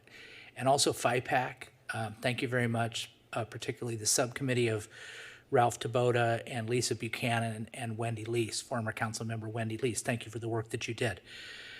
To my comments, first of all, let's just start with a theme, right? Charting a path to recovery. Now, this is my 5th budget that I've voted on, and to my recollection, none of the other budgets have had a theme.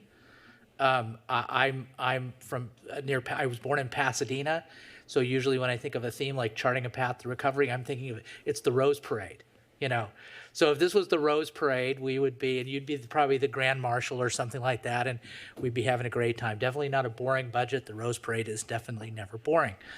If you look at the council up here, and you look at the class of 2018, who I've had the honor to serve with for the last, now it's 3 years, you see in this budget, the things that they came into, the things that I heard them talking about in the campaign of 2018, you have a commitment to the arts. You have a commitment to active transportation. You have a commitment to capital improvements on the west side. Ketchum, Leibold Park. That's in District 4. We have our District 4 council member right here. That would not be in this budget but for Council Member Chavez. When you look at things and you see the active transportation coordinator to go into Mr. Setharaman's department, obviously Councilmember Reynolds has been, and many others, but particularly Councilmember Reynolds has been an advocate for active transportation. There is nothing that will move active transportation forward more than a coordinator of that nature. That's in this budget. Councilmember Marr comes from an arts background. She was on the Cultural Arts Committee, and you see an arts manager. And you also see the fruits of the work that we've done, today. Quietly, we passed the second reading of the cannabis ordinance, and so that's moving forward. You see, and it warms my heart, references to a 5-year plan on the golf course. You also see little things that are invisible sometimes to the public, but we have a assistant city manager position.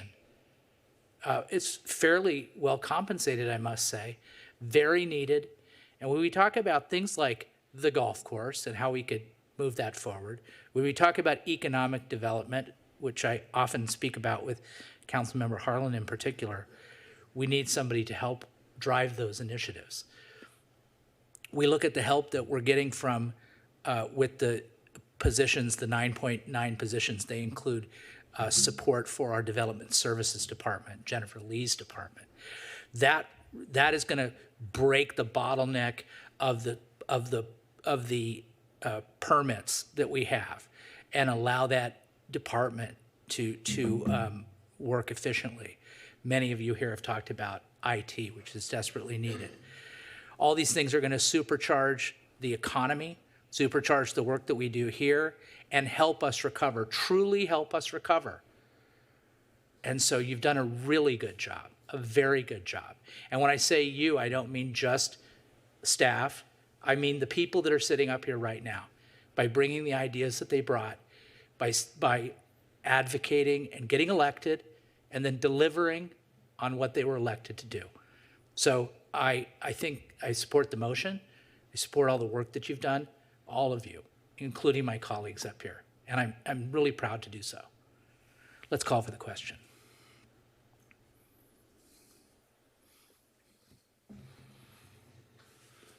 Motion carries 7-0. Okay, let's take a brief break, and then we'll go on to public hearing number 3.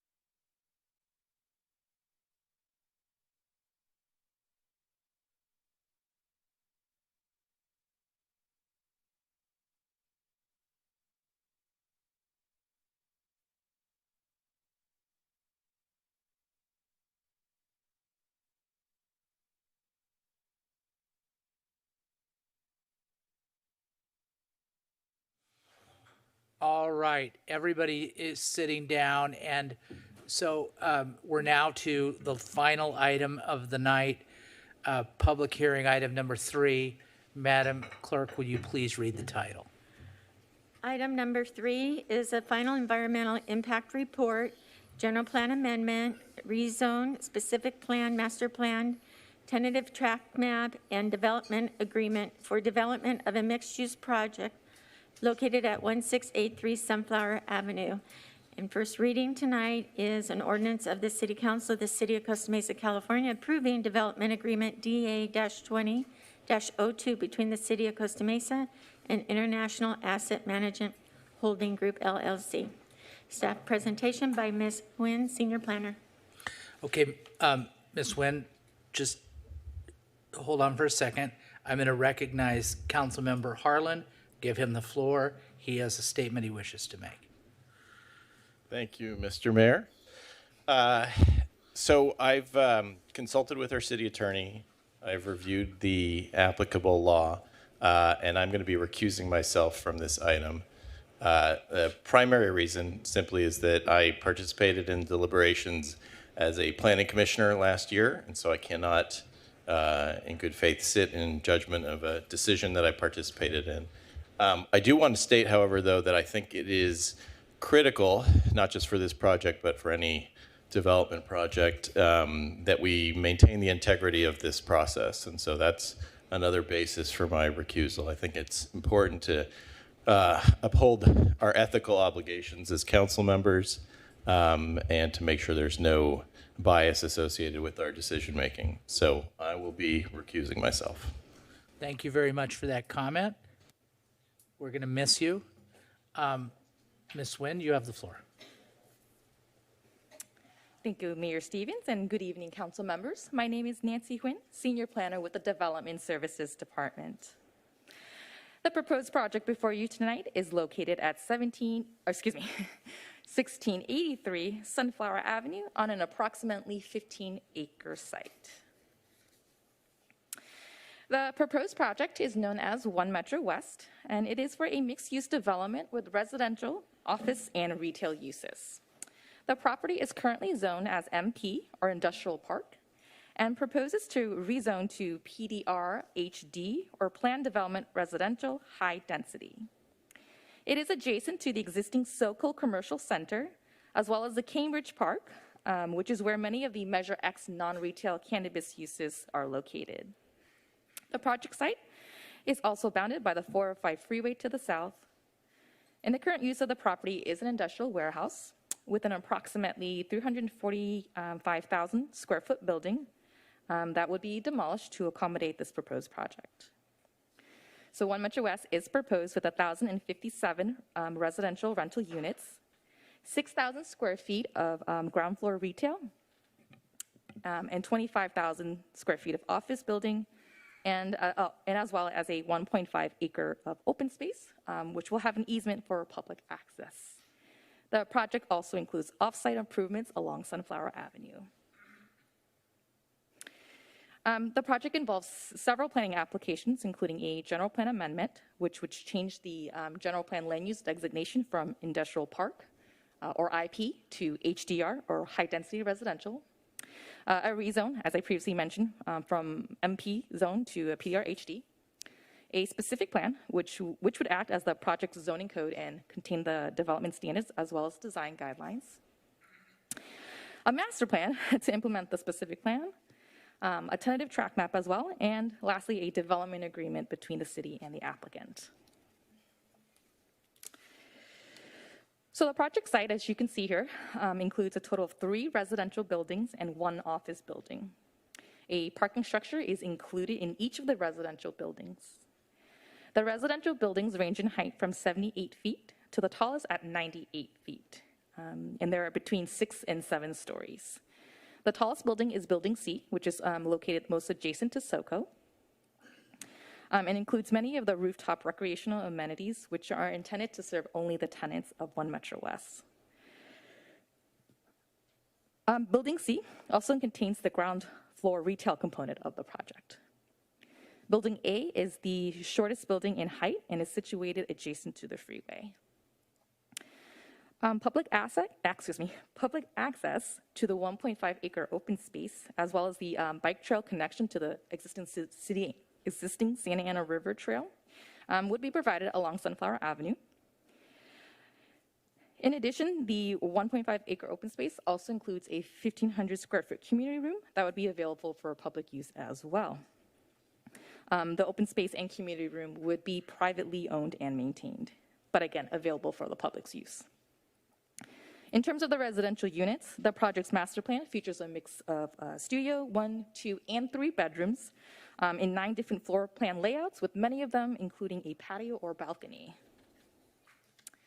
So this slide here shows the proposed off-site improvements along Sunflower Avenue, which includes a new 7-foot wide protected bike lane, parallel parking street along the project side, and enhanced landscaping median. The improvements would also reduce the travel lanes on Sunflower Avenue from 2 lanes in each direction to 1 lane in each direction with a median lane. The off-site improvements would be fully funded and constructed by the applicant. In terms of the proposed density, the project proposes a maximum of 80 dwelling units per acre, which is in line with several other residential projects that were also approved north of the 405 freeway. And that includes Halcyon House, which is about 81 dwelling units per acre, 580 Anton, which is actually 125 dwelling units per acre, and Sakioka Lot 2, which is also entitled for 80 dwelling units per acre. The proposed project does represent a land use policy change that could result in redevelopment of a predominantly industrial zone properties into residential developments. The latest project in similar context to that is Baker Block, which are the apartments which were approved in the airport industrial area in 2014, and that density was at 58 dwelling units per acre. As you can see in this slide here, there are also other existing residential developments north of the 405 freeway, which were mainly constructed in the mid to late 80s. So the land use policy change, though, it may be necessary given the city's regional housing assessment or RHNA allocation, as well as housing shortage. The addition of residential units near employment centers would increase the city's housing stock, as well as promote a mixed-use environment.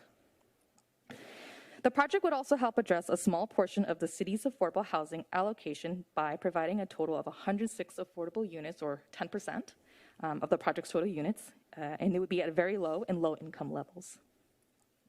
Providing more housing options, near employment centers would also improve the city's job housing ratio, which would generally improve quality of life because of less time spent commuting to work, and in turn could reduce impacts to traffic and air quality.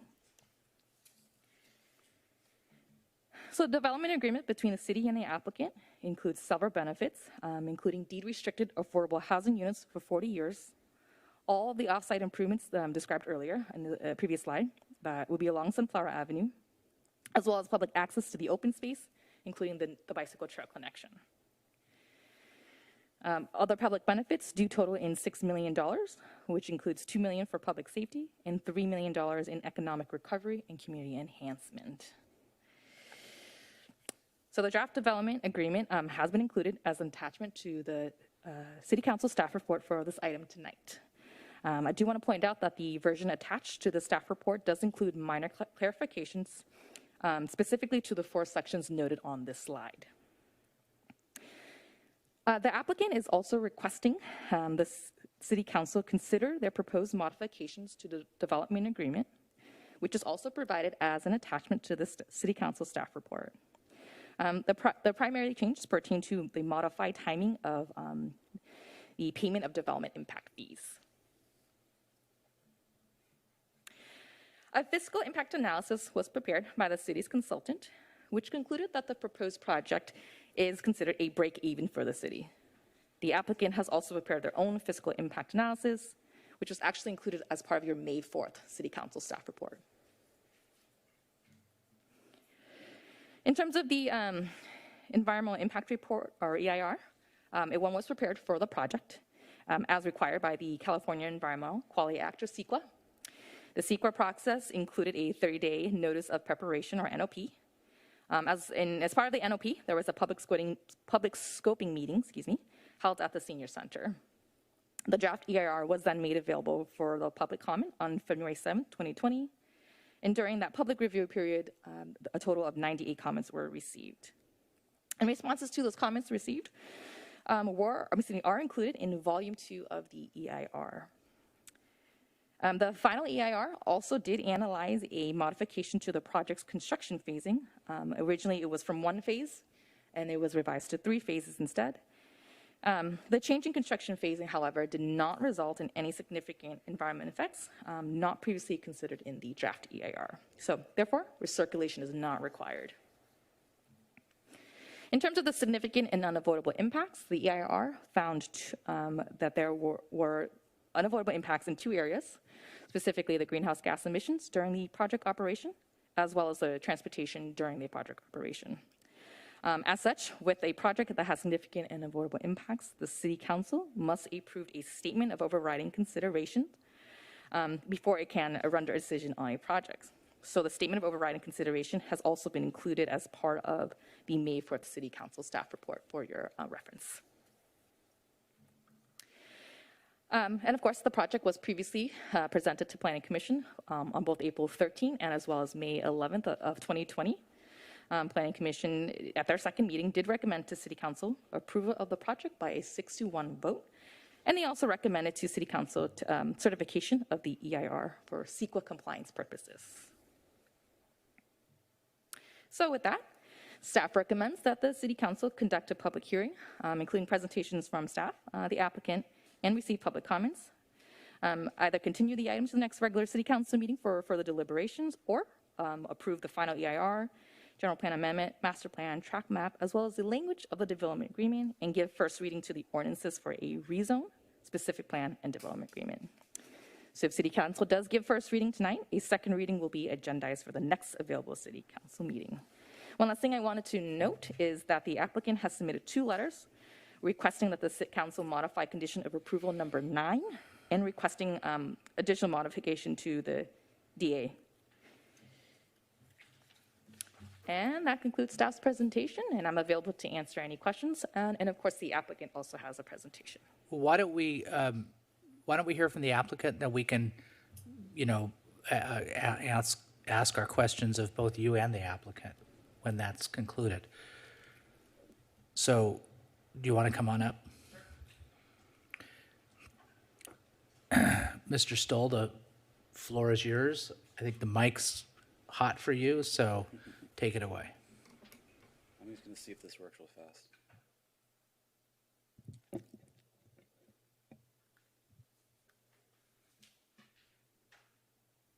Nancy, I think you're going to have to do it.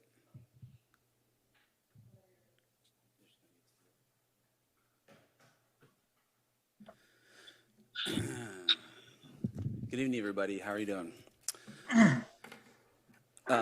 City Council members, Mayor Pro Tem Stevens, Mayor Pro Tem Namar, Mayor Pro Tem Stevens, good to see you today. My name is Brent Stahl, partner of Rose Equities and director of the One Metro West community.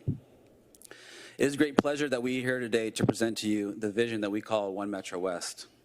Before we begin, I want to commend the city staff for their diligent work over the past 2+ years, culminating in the One Metro West specific plan, the One Metro West master plan, the EIR, and the staff report before you here today. And we want to recognize all the many community members that we have had the opportunity to work so closely with over the past 2+ years, all of whom cannot attend this hearing, but many wrote letters of support. Lastly, we try to keep this presentation as tight as possible, but the facts of the One Metro West community take time to understand. Only then can informed opinions be made. Tonight, I suggest we all stay focused on these facts and seek out educated opinions. Next slide. Rose Equities is a family-owned company that's been providing homes and building neighborhoods and connecting communities since 1949. With our long-term development partners, we plan, build, manage, and hold real estate for generations. Rose Equities has the resources to look beyond the near term, not be pressured by investors or market conditions, and to take vision to reality. Our generational ownership is made possible by the strength of the neighborhoods, communities, and cities we choose to build and own. We at Rose Equities and our partners are committed to contribute to Costa Mesa's prosperous and sustainable future for decades to come. Next slide. We've assembled an exceptional team of both national and local consultants. Our team has been working seamlessly with one singular goal in mind: to build the best community possible for Costa Mesa. Next slide. I want to start the conversation by looking at the big picture challenges facing Costa Mesa. The internet has been changing the way we live, work, and play for decades now, and has only been exacerbated by the pandemic. Costa Mesa, with its large service economy and regional destinations, is in transition. Looking forward, the city has built strong economic foundation through job creation in tech, retail, and restaurant spaces. But this foundation needs stronger complementary uses to ensure their long-term success. Further, due to lack of housing stock, those who have jobs in Costa Mesa are largely traveling from neighboring communities. The jobs-housing balance is in disarray. The addition of housing will help turbocharge Costa Mesa's comeback as dated land uses are transitioned into places to live, work, and play. Next slide. One Metro West is the right idea in the right neighborhood at the right time. One Metro West is the right idea because it is the missing piece of our neighborhood. It includes a versatile mix of high quality, highly amenitized residential housing options that appeal to all ages, stages of life, in a mixed use setting along with pedestrian and bike infrastructure which complements the surrounding uses.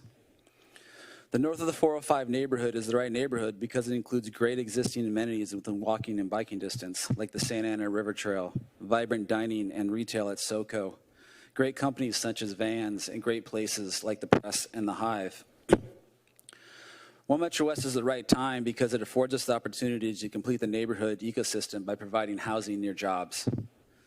This neighborhood includes 5,000 existing jobs and 2,700 future jobs coming to the new Andrew headquarters at the Press and the Vans expansion.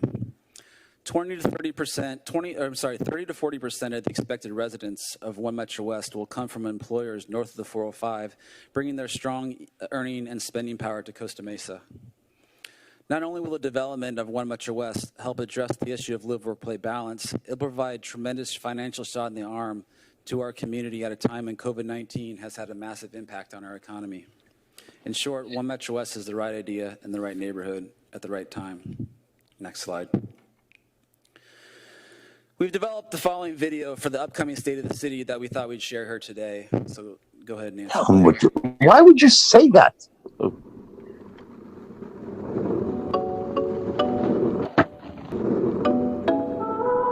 How did a sleepy coastal land of orchards and farm fields become a thriving city of the arts?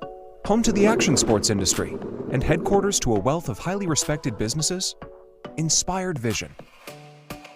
The city of Costa Mesa has evolved into a mecca for the arts and culture, diverse dining experiences, world-class shopping and recreation destinations, generating an annual tax revenue of nearly $100 million.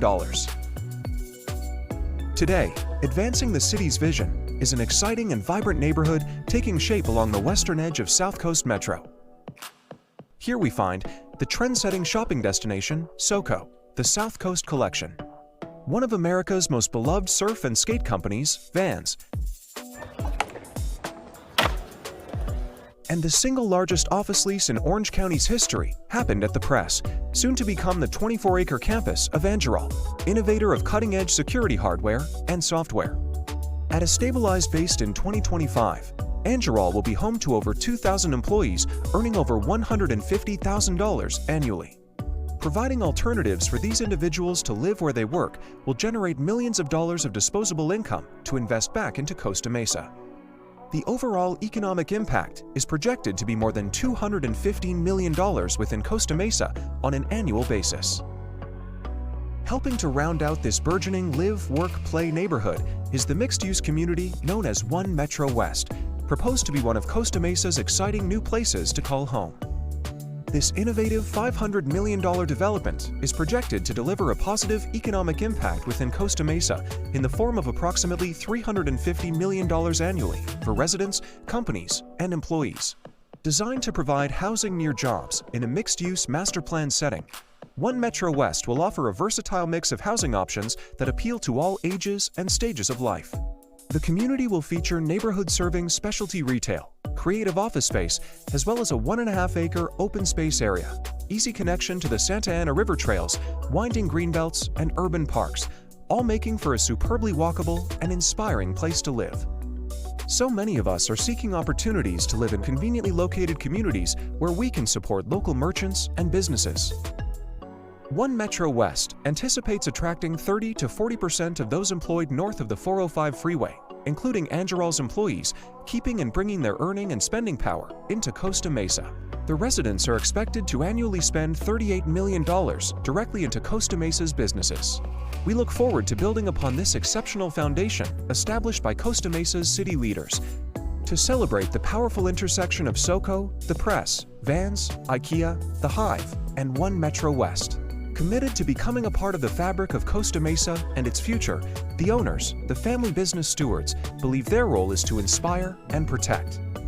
To protect this one moment in a lifetime. To appreciate this one opportunity to create an artful tapestry of connections between nature, economic growth, and livability, making a great city even greater. To responsibly steward development into the future. This is One Metro West.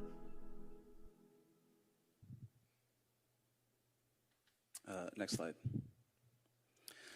Now let's look deeper into the concept of the right idea. First and foremost, the north of the 405 neighborhood is an evolving community, and this plan begins to fix Costa Mesa's job housing balance, which is among one of the worst in the county. One Metro West is an investment in a growing and employment center, supporting future creative workers and ensuring their long-term success. Our community is the right idea because in a post-COVID world, the trend towards mixing of uses will only continue to grow. Furthermore, the plan pays special attention to the experiences of the pedestrian and bicyclists, as highlighted by improvements on Sunflower Avenue and the open space. Next slide. The idea of One Metro West community revolves around 4 major land uses which have been artfully designed to create a sense of place. The plan starts with residents that are protected from the negative impacts of the freeway, while the design incorporates architectural technique to give it a human scale. These include ground-level patios with front stoops, craftily designed exterior stairs and balconies, and canopies over the commercial areas. Our creative office connects the parks and residents and creates an opportunity to make an architectural statement for those driving along the 405. And our on-site resident-serving retail will connect locals to SoCo.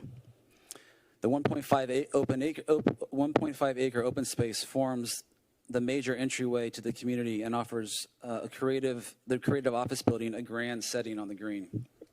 Next slide.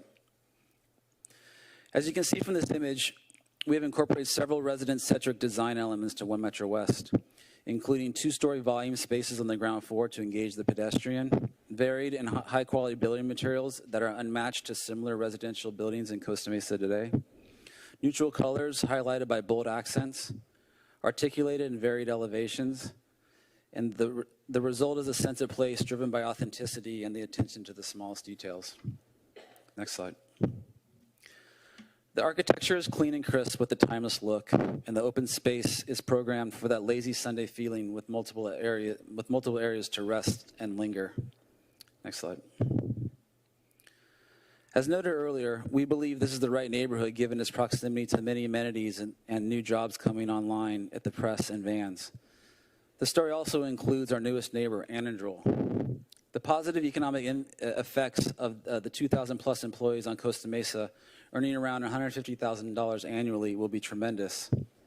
In fact, approximately $155 million of employee wages will be walking into Costa Mesa at Annandale in the next 5 years. The question is, where will these employees and these wages go at night?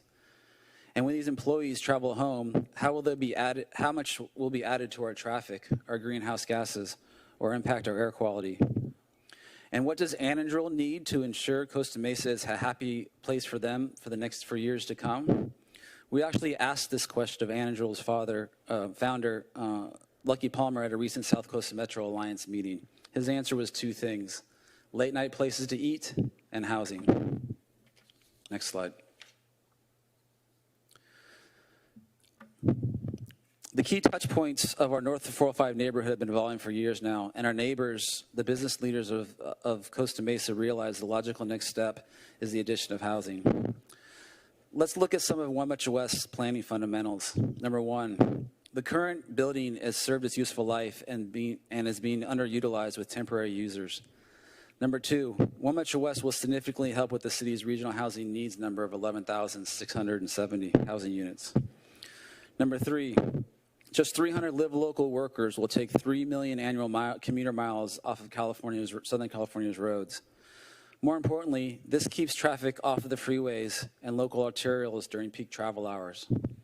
Number four, there's a very distinctive traffic pattern coming into Costa Mesa in the morning and leaving in the evening.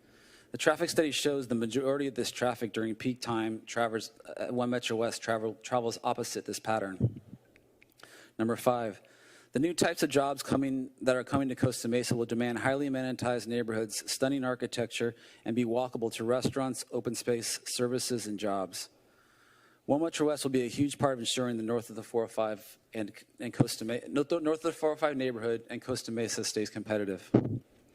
Meanwhile, building affordable housing has been extremely difficult and costly, and Costa Mesa hasn't been able to build a meaningful amount of affordable housing for decades. One Metro West can help change that. Next slide. One Metro West provides numerous benefits that will positively impact our neighborhood and the surrounding community.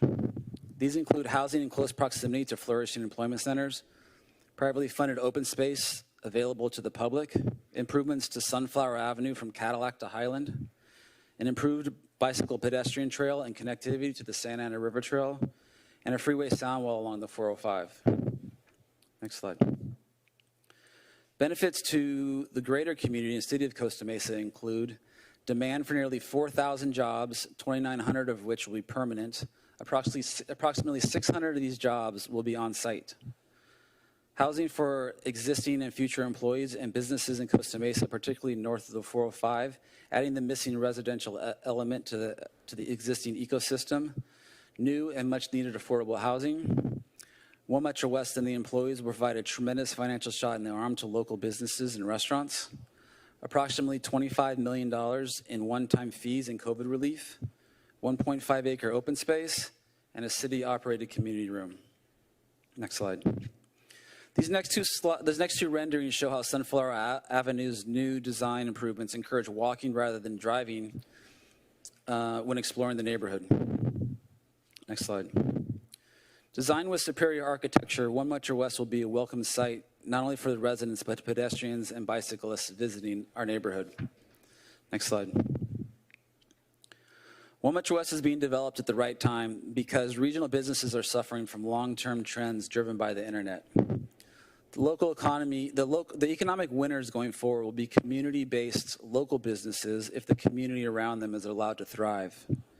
Meanwhile, housing is at the core of so many of society's issues, including transit, global warming, inequity, segregation, economic growth, and generational wealth gaps. Having a healthy housing market which reacts appropriately to these challenges is fundamental to their solutions.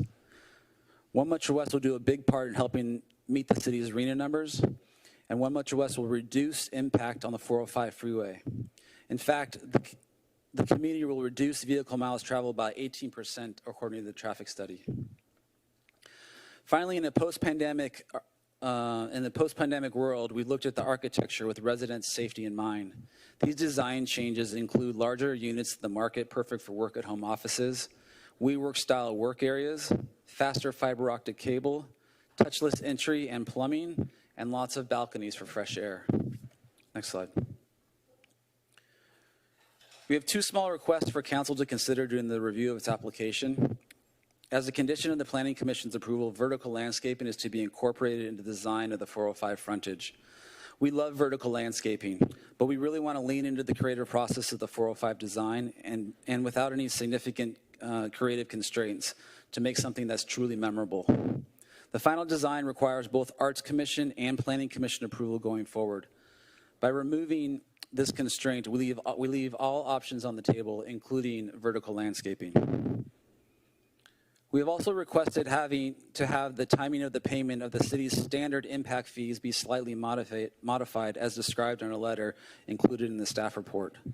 I think you will see that we are requesting this modification. The city will be receiving about 75% of the fees, development agreement exactions, and planned infrastructure in the first phase. Next slide.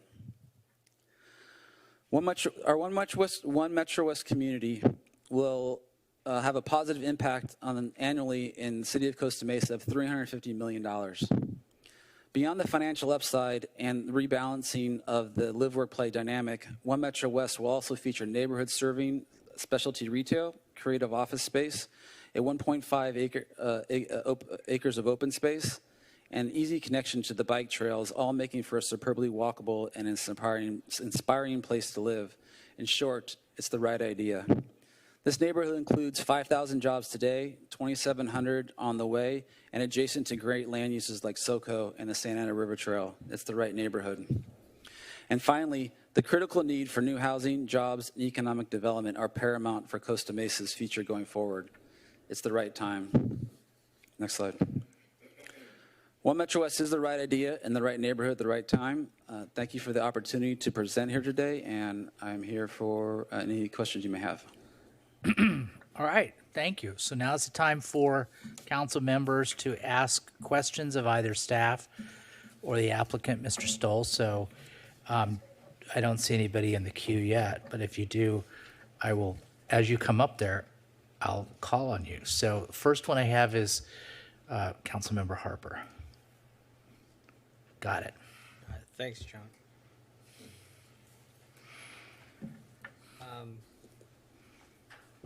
Mr. Stolz?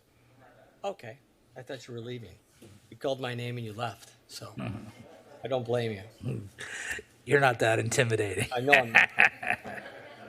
You might catch something from me, John. You never know. Took my mask off. Go ahead. Sorry about that. That's all right. You don't have to apologize. I read in the report, and I couldn't find the exact page, but the report that, and I understand all the information you gave about the fiscal impact, but the independent study showed there was a negative fiscal impact to Costa Mesa on a net basis. Oh, sorry. Yeah, it's hard to hear. So you really got to speak, like, get right down into it. I'm sorry. Just like you were singing karaoke. Just right Thank you. I never sing karaoke, and I don't sing in church. Yeah, all right. Warned. So in the report, the staff report, it mentioned that there was an independent study done, and the fiscal impact, the net fiscal impact, was negative to the city of Costa Mesa. Right. That's correct? Yeah, negative $5,000, which is essentially break even. Okay, so all the information you gave about the positives, it's a net fiscal impact to Costa Mesa. So we also did a study, and Costa Mesa has always had the way that they've done the report has always looked at the existing land uses. And the existing land uses have changed over the last 10 years, including buildings like 580 Anton, Baker Block, even going back to the Enclave. You have new types of these developments that they have different requirements of, particularly police and fire, and some of the other uses, which aren't those types of uses don't have the same kind of requirements that a 1960s three-story, two-story apartment wood building would have. So we looked at the actual numbers that for the fire and police and some of the calls that went to those specific buildings, Baker Block, 580 Anton, Enclave, a couple others. I think there was maybe one other. And when you look at the actual calls, there's actually quite a surplus to the city. So the truth of the matter is the city's study was very conservative in our opinion, and there's probably some sort of range that's positive. You mentioned the demand for housing and the high-paying jobs that are coming into that area. And what I'm seeing in the marketplace is the demand for housing is for suburban housing and yards, and not apartments and not rentals. So how do you reconcile that? I'm building a lot of this stuff right now, and I'm leasing up 30 units a month. That's pretty average. So There's a lot of demand for this. And the truth of the matter is I could probably build 50 of these in Orange County and it would lease up. Now, the question is that wage earner making $150,000 a year going to rent or going to want to buy? So we did a study with Vans, and 70% of the employees at Vans can afford the market rate units at One Metro West. Okay. Okay. So that doesn't count the affordable units. We talk about the RENA requirements and the affordable housing. You've got 106. 108. 108. I apologize. 108. And so, and maybe this is a question for Nancy as well, but if we have that same ratio of 1,000 units with 108 units, 1,057 units at 100, and we try and meet that RENA requirement of 4,400 affordable housing units, you know, how many One Metro West do we have to build in Costa Mesa if we start with that ratio? You see my point? And how did you guys get to that 106, 108? I want to say 106, 108. How'd you get there? I can take that. I can take the second part of the question. Yeah. So we're currently building a number of these types of buildings in Irvine. Right. And Irvine right now in Orange County has an inclusionary housing ordinance.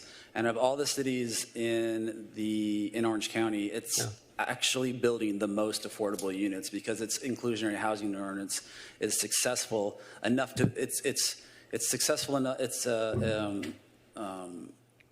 It provides enough affordable housing at the same time not being too onerous, so developers may not either don't come into the city at all, or they take an inclusionary or an in lieu fee and they don't build the units at all. So there is a right sizing of that inclusionary ordinance that needs to happen. So we took that model. Yeah. And we tried to apply it here. There is no inclusionary ordinance. We've been saying, I stood here at a general plan meeting 2015 and said, you know, we'd be happy to build affordable housing. We believe in it. It is an important part of a long-term development of a community, and we're happy to do it. The specific percentage that we were trying to get at was, it's very similar to that, which 10%.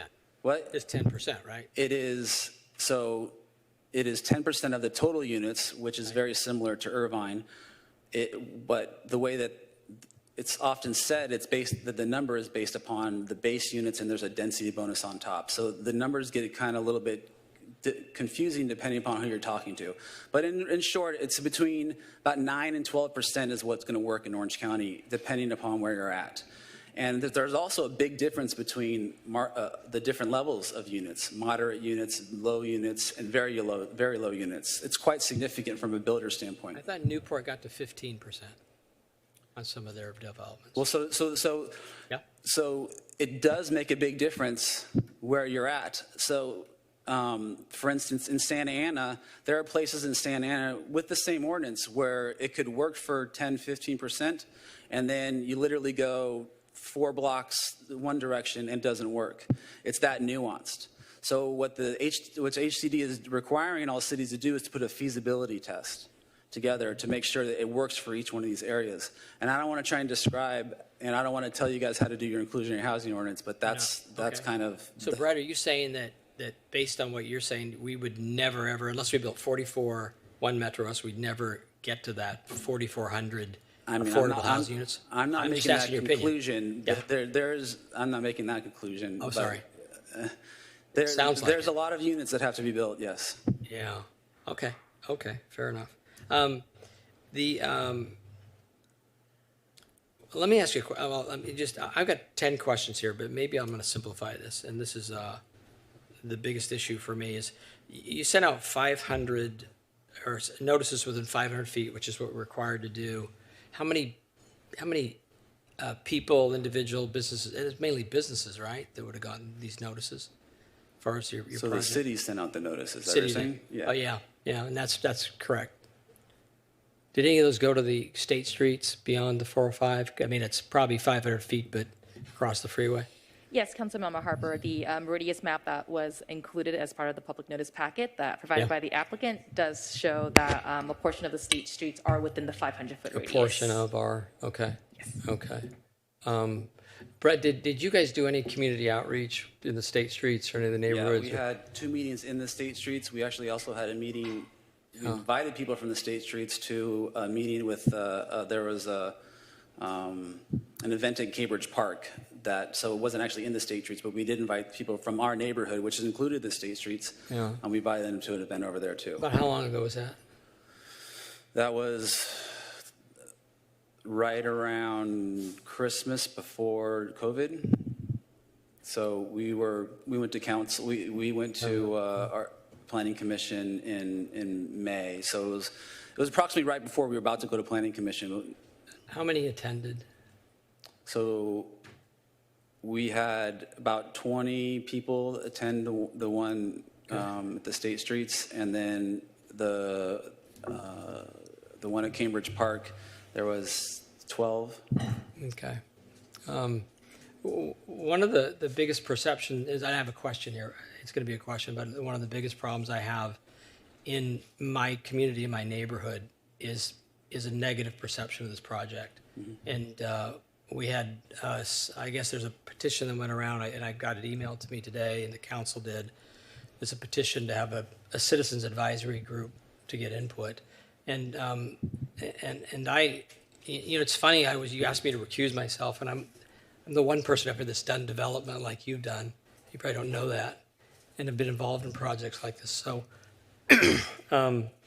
I'm really open-minded to the project, but the perception in the community, the people I know, are pretty negative on it. Would you be open to participating in a citizens advisory group to get input and help communicate better what this project is about?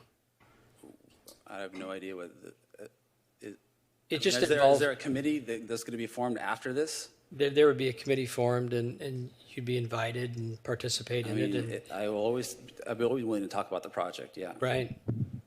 So that's a positive, or yes? Yeah, I'm always willing to talk about Open One to do Metro that? West. Okay. And okay. I think it's one of the biggest challenges. Yeah. 1.3 parking spaces per unit. It seemed light. Just common sense tells me it seemed light. Are you assuming a lot of people are not going to own a car? Is that the future? So it's based upon actual studies, actual parking studies of multiple buildings, not ours, but we are also building parking with ratios similar to this. And the demand is about 1.3. We don't build to the demand. We always build more, but that's what the demand is. Because that's what this says. Okay. It seems low. Is there specific parking for the community center and the park? Is there specific parking for that allows for that? So we have plenty of parking. We do have shared parking, and shared parking with who? Well, between the office and the residential uses. Okay, but it's still 1.3 spaces per unit, correct? No. That's the demand. That's the minimum. We're doing 1.75 approximately. 1.7. There's a demand for about 1,500 spaces. We have about 1,900 spaces. I apologize. Thanks for clearing that up. I apologize. I get it. But there's no specific for the community center. Community center is 1,500 square feet. You could fit how many people in that if you had a dinner? Maybe 200? 1,500 square feet? 1,500 square feet, right? No, that's like 20 people. Okay, so that's all. Yeah. Okay. Are the bike trails just expanded, or you're adding bike trails? So we are going to take.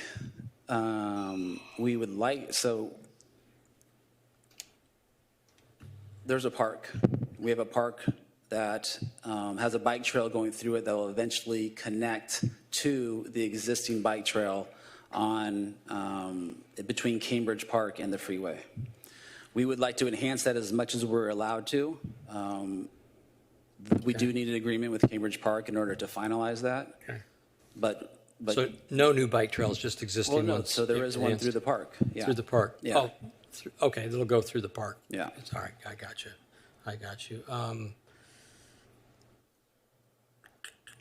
If this And is Sunflower Avenue. Yeah. I mean, Sunflower Avenue. Those are new bike lanes, Right. essentially, that are protected. Okay. What was the study done for the people that are going to again, this is back to the perception of the community. What was the analysis done on the views of, I'll pick the state streets or others that are going to see the project and see it at night, the lights? What was this analysis done? I didn't find an analysis on that in particular. So there was a vision analysis that was put together, and about 82 of the homes could actually see One Metro West. Right. Did you talk to those 82 homes?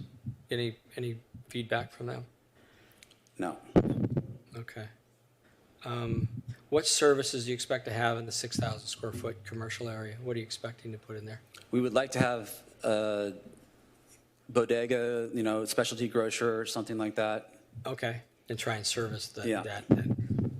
And to that point, the park is mainly to service your residents, not so much to service others. Right. So there's lots of people that go to SoCo and enjoy the farmers market and walk around the area. It's for everybody. Your park is for everybody. Yeah. You think the people from SoCo are going to go to the park? Yeah, I do. Gotcha. Okay. And how do you make that assumption?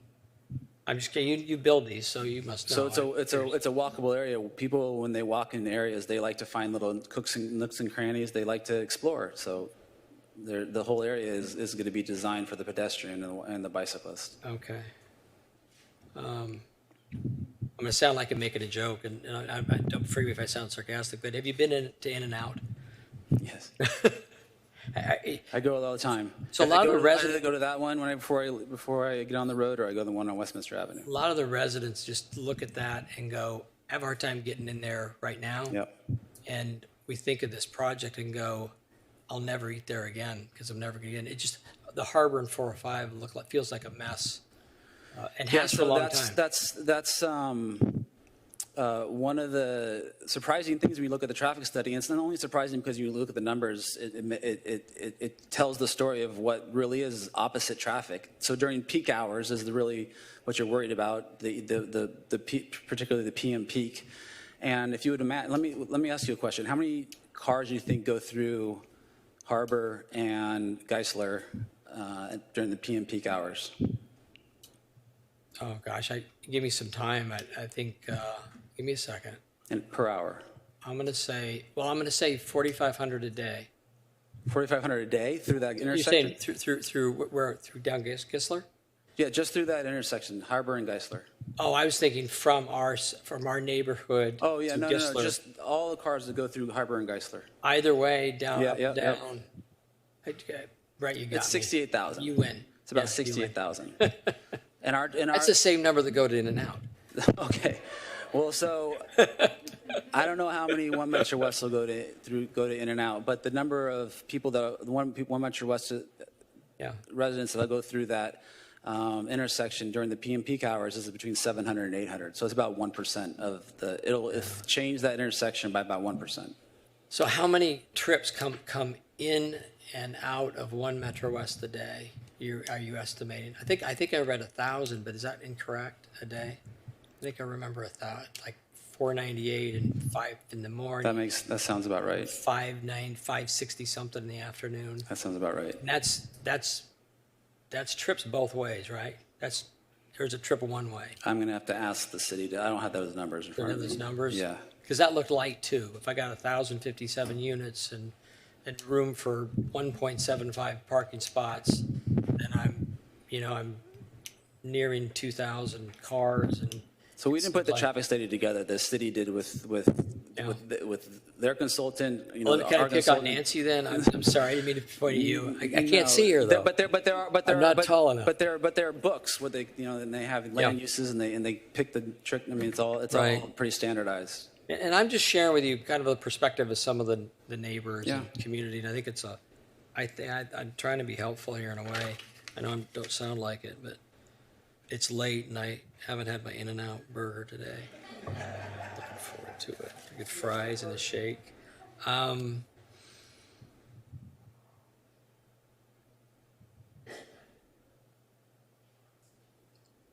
Yeah, I think the only other comment I had was, I've got it written down here, is it seems like some of your presentation was about trying to expand our renter a renter versus homeowner Costa Mesa mix, and I guess it's up to this council to figure out if that's what they want to lean towards as far as the makeup of our city, or we want to try and encourage home ownership.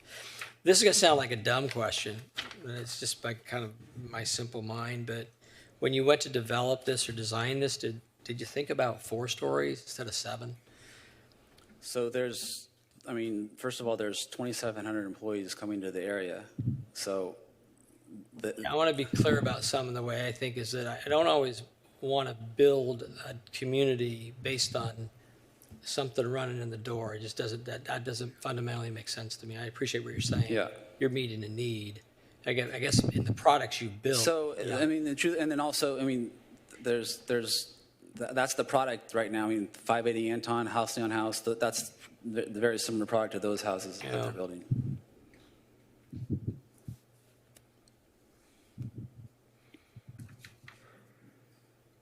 Brett, I appreciate your patience with me.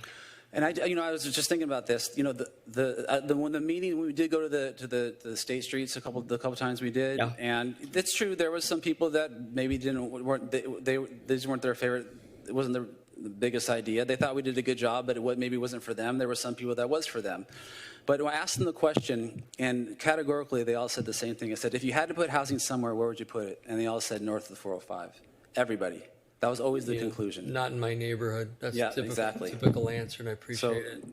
I mean, that was always the conclusion. Yeah, and part of what I'm looking for is trying to help our community understand what you're building and embrace it, as opposed to have the project, I appreciate that. As part of it, honestly, because I personally, other than in and out, I'm not going to have, getting to the 405, my life doesn't get impacted, but I'm here to represent those in my community, and that's my intent. But I appreciate your patience with me. Thank you. Thank you, Mayor Stevens. Oh, of course. Mayor, if I may, I just wanted to, this is Jennifer Lee.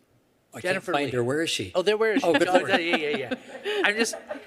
You're actually here. I am here. See, I thought you were a voice from above. Okay, Miss Lee, you have the floor. I just wanted to clarify, the development agreement and the project documents do call for 106 affordable units. I think there were a few references to 108. Thank you, Miss Lee. That's the best thing I've heard. I was right. 106. And just in the way of additional information, Newport Beach does have an inclusionary housing ordinance. Their ordinance calls for 9% affordability for very low units, or 15% for low income units. So this is a combination of very low and low income units at a total of 10% of the project. And I thought they had met some project at 15, so that's where I was thinking of. Okay. All right, thank you. Before I call on Councilmember Reynolds for questions, I just want to make a very similar comment that I made pertaining to the budget, and that is that, this is the second time that this has been on our agenda. The first time it was on our agenda, sometime before that, we got a big box of information. That was in early May, and so we've had that box for now a month and a half. So we've had a lot of opportunities to read stuff, a lot of opportunities to engage with staff.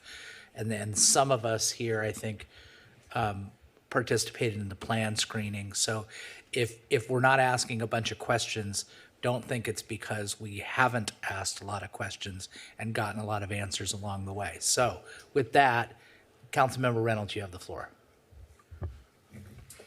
Thank you. And thank you, Mr. Gonzalez, for running to get my box with all the notes in it. I have 3 questions. I'm going to try to keep it to 3 questions because I have gotten a lot others answered already. But I want to start by just sharing some of where my perspective comes from. We saw a lot of visuals of what this project is supposed to look like, right? With the buildings, with sort of the green space between the buildings, with the open space park, with the enhanced bike lanes along Sunflower, and I just want to share that I've lived in a building like this, and I think that if I hadn't lived in a building like this when I was, shortly after I was in college, I probably would have a very different perspective of the likely impacts of a project like this. I think because I've lived in a building like this, very close to restaurants, 3 grocery stores within half a mile from where I was, walking distance to a movie theater, and so on. I have the direct experience of understanding how sort of living in a community that's constructed like this with mixed use can facilitate life with one car for a family or life without a car. So having had that experience, I'm understand, right, how bringing the right mix of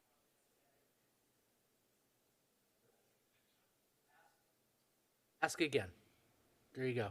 There we go. I want to make sure we've got all of our audience members can hear it. Thank you.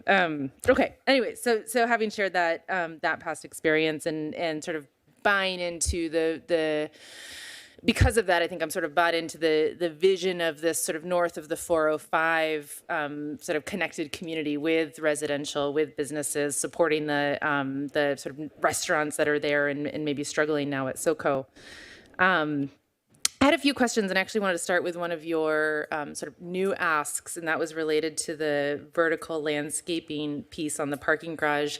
My recollection is that one of the reasons vertical landscaping was suggested in part of the proposal to date is trying to mitigate some of the air quality impacts, but for residents who might be living in a community next to I don't know how big the 405 is now, 10, 20 lanes. Freeway. 300 plus feet. About 300 feet, so I don't know how many lanes it is. Sure, right. Yeah. We've seen lots of research of sort of the negative air quality impacts of living next to a freeway. Maybe one day all of those vehicles on the freeway are electric and not, producing emissions. That's a ways out. What is your? You obviously have a reason for sort of asking we remove the vertical landscape requirement or condition. What do you have in mind? So we want to dream. We want to dream. I mean, this is the gateway to Costa Mesa. This is an opportunity to create something awesome. And, until you get all the creatives in the room to really kind of dream, you don't know what it's going to be. So, we have a certain amount of requirements that we need to do for safety and for, to reduce as much light as possible. All those things are outlined. But in terms of creating something that's memorable, we want to really lean into that process.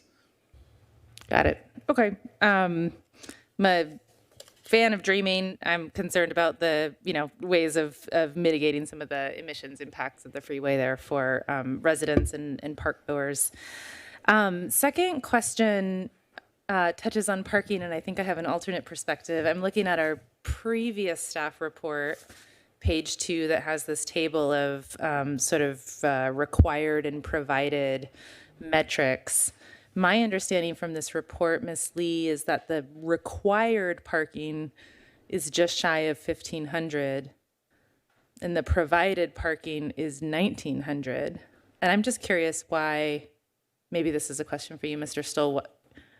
Why provide? My understanding is parking is extremely expensive. Why provide 500, 400 more spaces of parking than is required?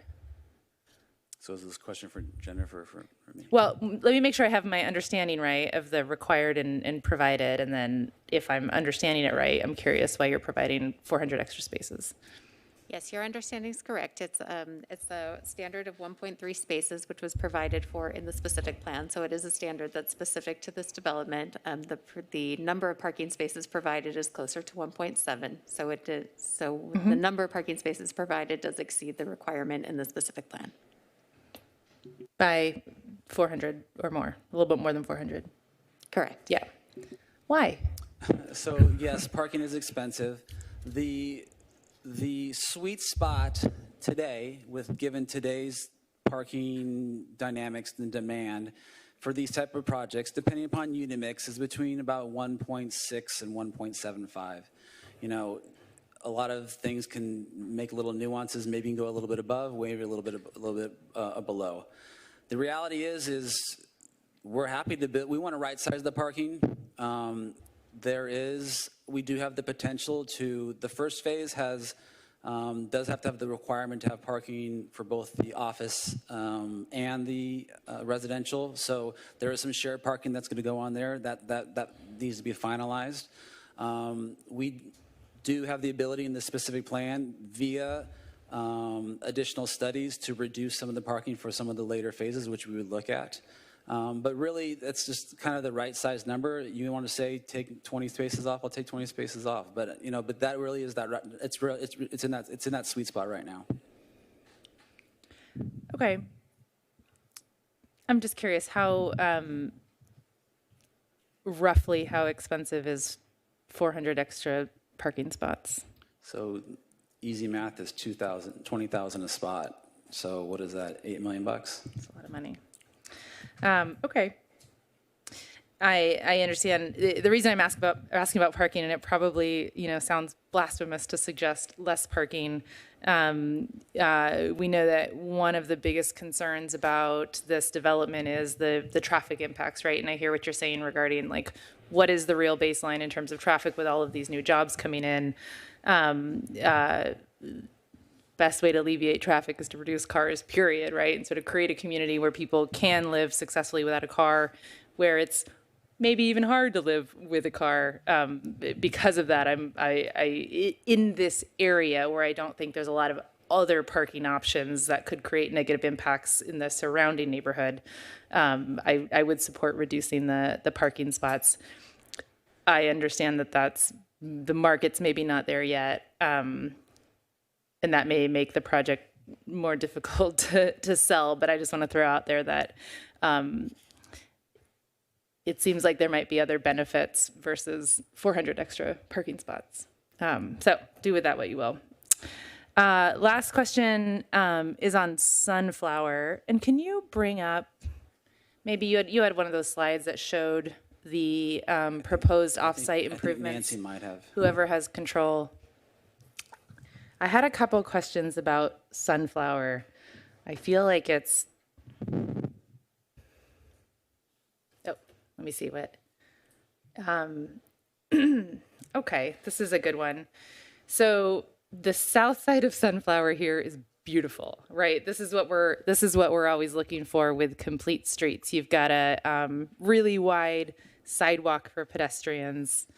You've got a wide bike lane for cyclists with a physical barrier separating the cyclists and pedestrians from vehicles, both a physical barrier and it looks like a row of parking separating anybody who's not in a vehicle from the people who are in vehicles. So I just want to everyone sort of enjoy that vision for a moment and say this is what we want to see everywhere in Costa Mesa. This is the kind of complete street design that gets families out on bikes, right? This is the kind of design that makes parents comfortable biking with their kids.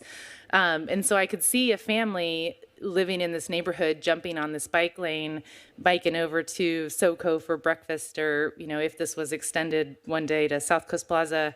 And then I look on the north side of Sunflower and I say, well, gosh, biking home is not very comfortable. So my question is, what happened on the north side of Sunflower? Why haven't we sort of mimicked the same kind of complete street? Can I let Jennifer and Nancy answer that question? Ms. Nguyen, I don't know if you want to give it a shot, but I think also I'd like to have our Mr. Seth Rahman weigh in as well as Ms. Rosales on the specific design. I actually would like to defer. Yeah. To Ms. Rosales. Lots of different. Is it? I understand that this is. I think Sunflower is a barrier between Costa Mesa and Santa Ana. There's a water easement on the north side that's really affecting the design. But Raja could probably talk more to it. I'm waiting for that voice. I mean, and the reason I raise this is because again we're hearing the pitch of creating. Bringing residential and business closer together, right, which should facilitate people using cars less and walking and biking more. We're talking about sort of creating the infrastructure here for people to feel comfortable traveling by foot or bike. away from, when moving west, I guess that is, or excuse me, when moving east, but we're not providing the same infrastructure to bring them home, and so it feels like we have a sort of an incomplete ATP project here, and possibly a missed opportunity. So I just want to understand maybe less the why and more the, what can we do, what options do we have to improve both the other side of Sunflower? Mr. Mayor, Raja, Councilor there Reynolds, you I'm here. Are you out there?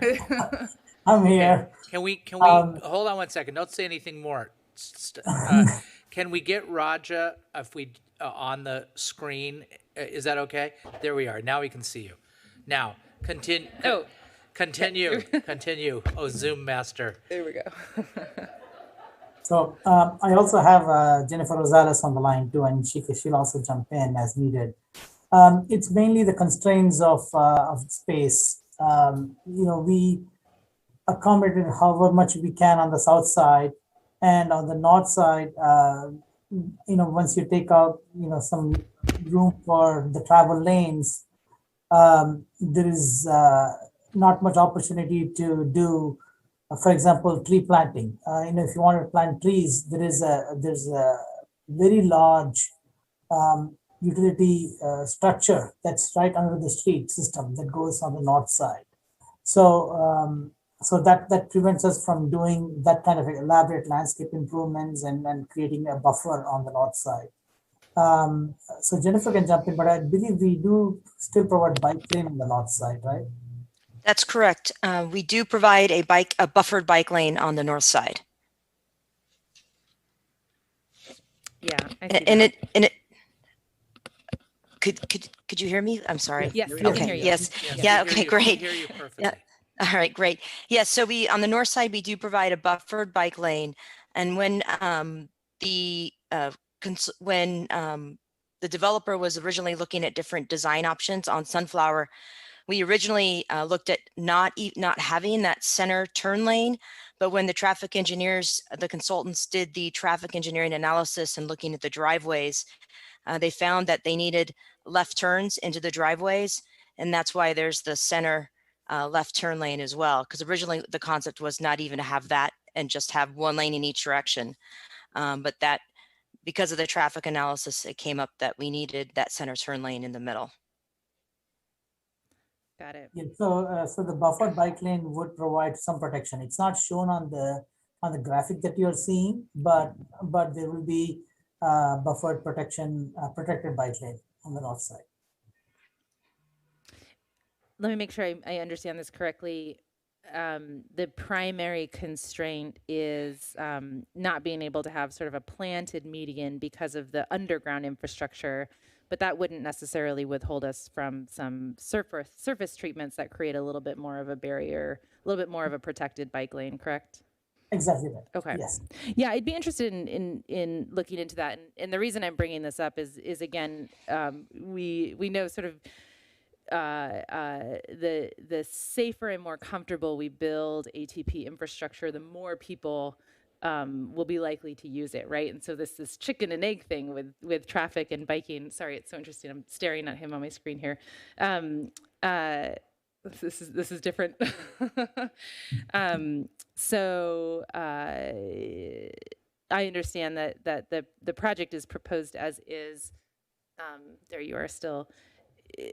Are you open to sort of continued investigation of improvements on the north side of Sunflower to make a more comfortable So the answer travel lane? The answer is we were always trying to make this as walkable and bikeable as possible, and that include both north and the south side. And the constraints we ran up against continue to be not necessarily traffic, but things like the water main or things like the width of the streets for the fire engines. So we're very happy to look at, given some of these constraints that are already there, to make it as protected as possible.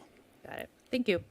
I promised only 3 questions, so I'll just add one more comment in response to one of the questions that Councilmember Harper brought up on who might use this park. Just a couple interesting perspectives. One, we do actually get quite a bit of traffic into our city from the river trail. I go to Moon Goat Coffee often, and I've actually met biking groups who travel down the river trail from Garden Grove, even as far up as Riverside, and travel down the river. They're looking for a place to stop for coffee, and I see this enhanced bikeway off the river trail into this park, into the businesses of SoCo as a real sort of enticing place to stop along the river trail and a good economic development opportunity. Also, even though I live sort of deep in the west side, pretty far south in the city, SoCo is one of the safest places for me to travel for dinner by bike. I remember realizing that I actually don't even have to cross a street to get to SoCo by bike. And so interestingly, I think one of possibly another potential big user group are folks on the west side who, instead of having to get on Placentia or Harbor, can pop up the river trail to this park. So you might not think that if you haven't traveled it, but that's another interesting perspective. Okay, thank you. Great feedback. Councilmember Chavez. Thank you, Mr. Mayor. I have two questions, one for staff, one for the applicant. I'll go with staff first. So in the development agreement with the developer, we have about $3 million in community benefits. I keep touting this for a very good reason. My district is very park poor. We have 2 pocket parks that were prior lots for homes that we made parks because there was such limited space. So I just want to get confirmation that we can use this $3 million to not only expand parks, but potentially even buy more property to make new parks. Is that correct? Yes, Councilmember Chavez, the modified wording of the development agreement as attached to this evening's staff report does include language that includes park acquisition, rehabilitation, refurbishment, or enhancement, and then gives a few illustrative examples of how that might be used. So that is correct. I would just say that we want to ensure that whatever decision is made tonight, if it's to move forward with this version of the development agreement, that we make that clear that it's the modified wording. Understood. Thank you for that clarification, Ms. Lee. And then for the applicant, so you know this before, I am very interested in having Costa Mesa residents to work on projects in Costa Mesa. Sorry, say it again. Oh, I didn't hear. I'm very interested in having Costa Mesa residents work in projects in Costa Mesa, right? I think there's a big need in my district, particularly of folks that do not go to college but need good paying jobs. So is there some kind of community workforce agreements where we're hiring locals and hiring veterans for this project? So we always try and hire as local as possible. I mean, it always helps out the job. Clearly, we are very, we're quite far away from the actual being able to build this. You can see in this room we have plenty of people who are excited for the opportunity to work at One Metro West. Many of them are local, and we continue to embrace those opportunities for all local residents. Okay. Yeah, and then this one thing for staff, as usual, I also feel like perhaps there should be some way we should incentivize people to hire locally, hire veterans in our community. I know I'm always making sure that everyone gets a piece of the pie, and everyone has a chance to earn a good living wage without going to college. And then finally, I just want to address a few comments made by Councilmember Harper regarding housing. My district is the most dense district in Costa Mesa. I can do a loop in my district in about 20 minutes, 30 minutes if I'm like walking kind of slow. So this idea that the need for housing is suburban housing, I quite frankly don't agree with that. We just need housing. I have people in my district who can't afford to move out because there's not enough housing for them to have a lower cost for entry. I know people, they just want a place to live by themselves. And I think this idea and this notion that it has to be suburban, it quite frankly, is antiquated and quite frankly, is not fitting demand. Because all my friends that have good paying jobs are living in apartments like 5 in the Anton. They're moving out to these nice places where they can have a bit of freedom, enjoy experiences, spend their money they're making because they don't have kids, because you can't afford to have kids nowadays, and using it to invest in the economy. So just want to point that out there for that reason. And then one last point that maybe I should have mentioned it, but I think I have to mention it for my district. Is it a question? I'm making a bit of statements right now. So if you want, I can make it a question. So Yeah, because I just want, because there's plenty of time. A lot of us, hold on one second. Yeah, I got it. We're going to have time to make comments when a motion's on the floor, but if you have questions for staff or the applicant. Let me see how I could word this question to staff. Okay, hold on. I got it. Well, I'm sorry, I'm sorry, You don't Mr. Harper. have, you don't have the floor. I apologize. Remember, I'll ask you a few of your questions, so I figured I'd do the same.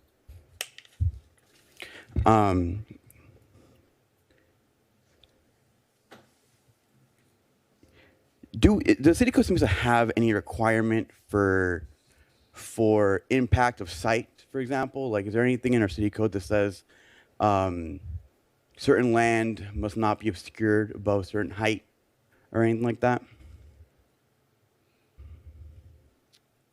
We do not have anything that is that regulatory in nature. We do have some goals and objectives in the city's general plan that discusses certain scenic benefits of the city. The sites identified in the general plan as visual resources are very specific.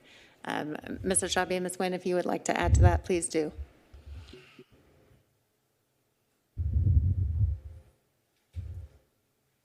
I know, kind of an obtuse question, but Otherwise, that's my response, and I can take a quick look at the general plan if you'd like a little more detail. all right, thank you. Thank you. Councilmember Chavez, the general plan requires a 4-story height south of the 405 freeway. For north of the 405 freeway, obviously, we have higher heights. There are no specific view sheds protections in the city except for properties on the bluffs on the west side. Councilmember Camaros. Or are you done? Sorry. Are you done? Did you answer everything? Okay, good. Okay, Councilmember Camaros. Thank you. Good evening, Mr. Stoll. Good evening. So I have a few questions. Are you providing jobs during the construction of this project to all of the building trades that come forth that are interested in bidding on this project? We have been speaking with all the building trades, and we will continue to have discussions with them and see if they want the opportunity to bid on it and talk business. We're happy to have those discussions. When you say building trades, that's a specific term, so I'm going to assume you're generalizing when you say that. So any of the trades, organized labor that comes forward is going to have an equal opportunity to bid on this project, just like the other ones have had. Happy to have all those discussions. So you're willing to work with all of the trades that come forth other than the ones that you already have? I'm a business guy, so I'm happy to do business with anyone that wants to put together a fair business deal.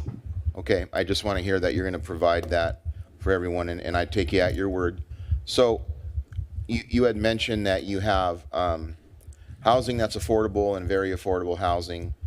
So are you going to be able to provide an avenue for, say, someone with a police officer's salary to be able to live in there if it's not affordable housing?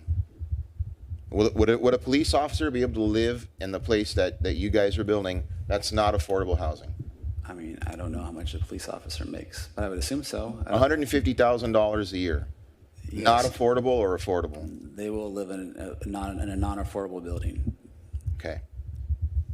So if I was to come in at $80,000 a year, would I be able to live in your community? So that would probably, for an affordable unit, yes. $40 an hour, 40 hours a week. Do the math, 80 grand a year. All I would be able to afford is one of the 106 homes. I wouldn't be able to afford one of the other 900. So we're gonna price them at what market is, and when we get this built, we'll price them at market, and those who can, there are standards. They have to meet the standards for which during applications to apply, and if they meet those standards, then they'll be able to get one of the units. Yeah. Okay, I'm asking this because my concern is the boots on the ground that are building this for you would not be able to qualify to even live there.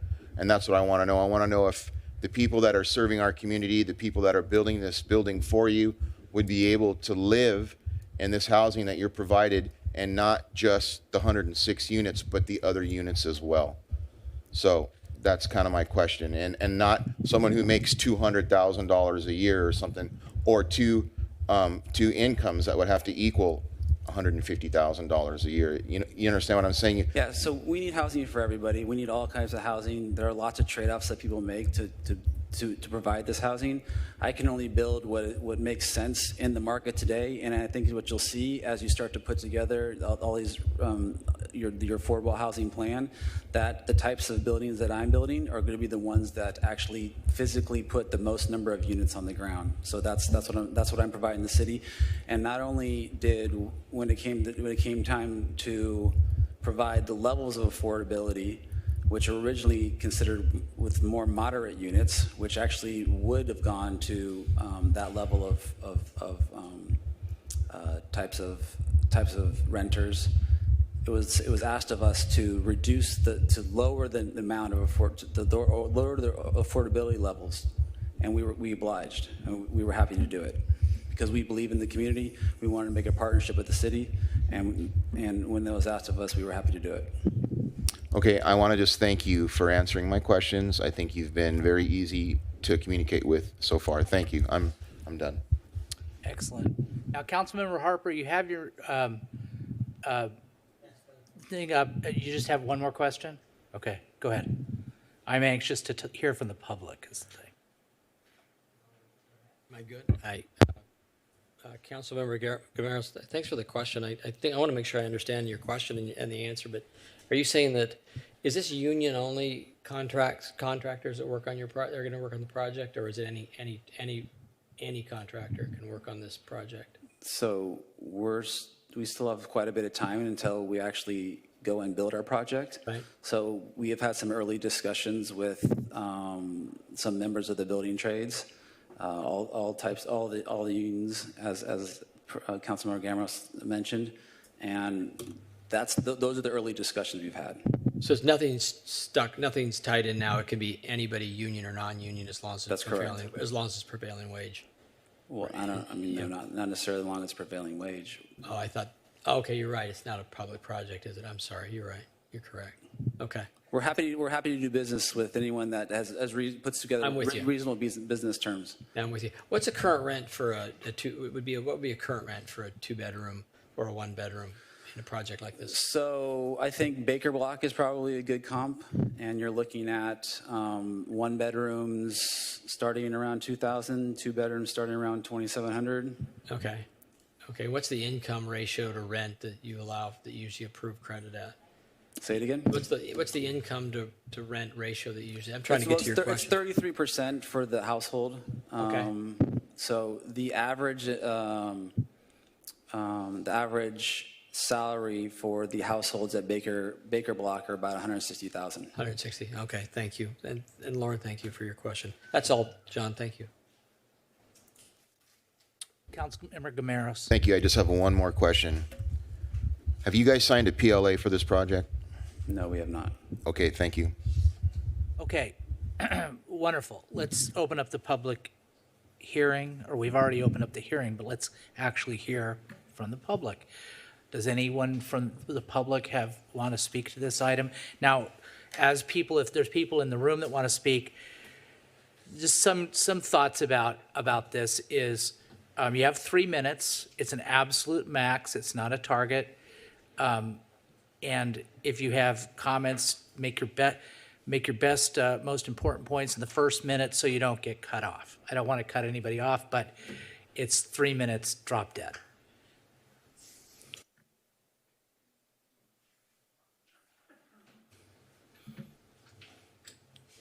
So, Yes, now, if anybody's Mr. in Stoll, the chambers, if you would like to. you go. line up. Anybody from the chambers, line up at both sides, and we'll go from on my left first, and then we'll go to the right till we're done with everybody in the chambers. We'll call people in from outside, and then we'll go to Zoom. So, Ma'am, you have the floor, and you have 3 minutes starting now. Thank you so much. I came here because I have been studying this project since last year. And I have been to the block party that they had. I spoke with Brent privately, and I'm learning. And last week, there was a city leaders meeting provided by Trellis and Love Costa Mesa. And Ian from Trellis made a very, very good point. Homelessness is a big issue in our city, and shelters are just a temporary Band-Aid. We need housing. So this project is a great idea because it does provide the housing that we've never had before to this extent. We have 8 years to provide the number of units that is required by the state. But when it comes to the numbers, when you look at the prices, besides that 106 units, who from the homeless shelter who is transferring into the real world can afford $2,000 for a one-bedroom? I'm a small business owner, and I can tell you, $2,700 for rent, you might as well buy if you can. It is not feasible for that purpose only. The other issue that I had, I'm still learning, and I still would love to learn, and I told Brent already before the meeting. I've been getting calls and text messages since 10:30 last night about a mass text message that's been going around. I live in District 6, but this is from someone that lives in Newport Beach, and this is the text message. Good afternoon. This is Athol, cannot pronounce the last name, council rep with Local 714. There's going to be a very important city council meeting in Costa Mesa tomorrow at 5 p.m.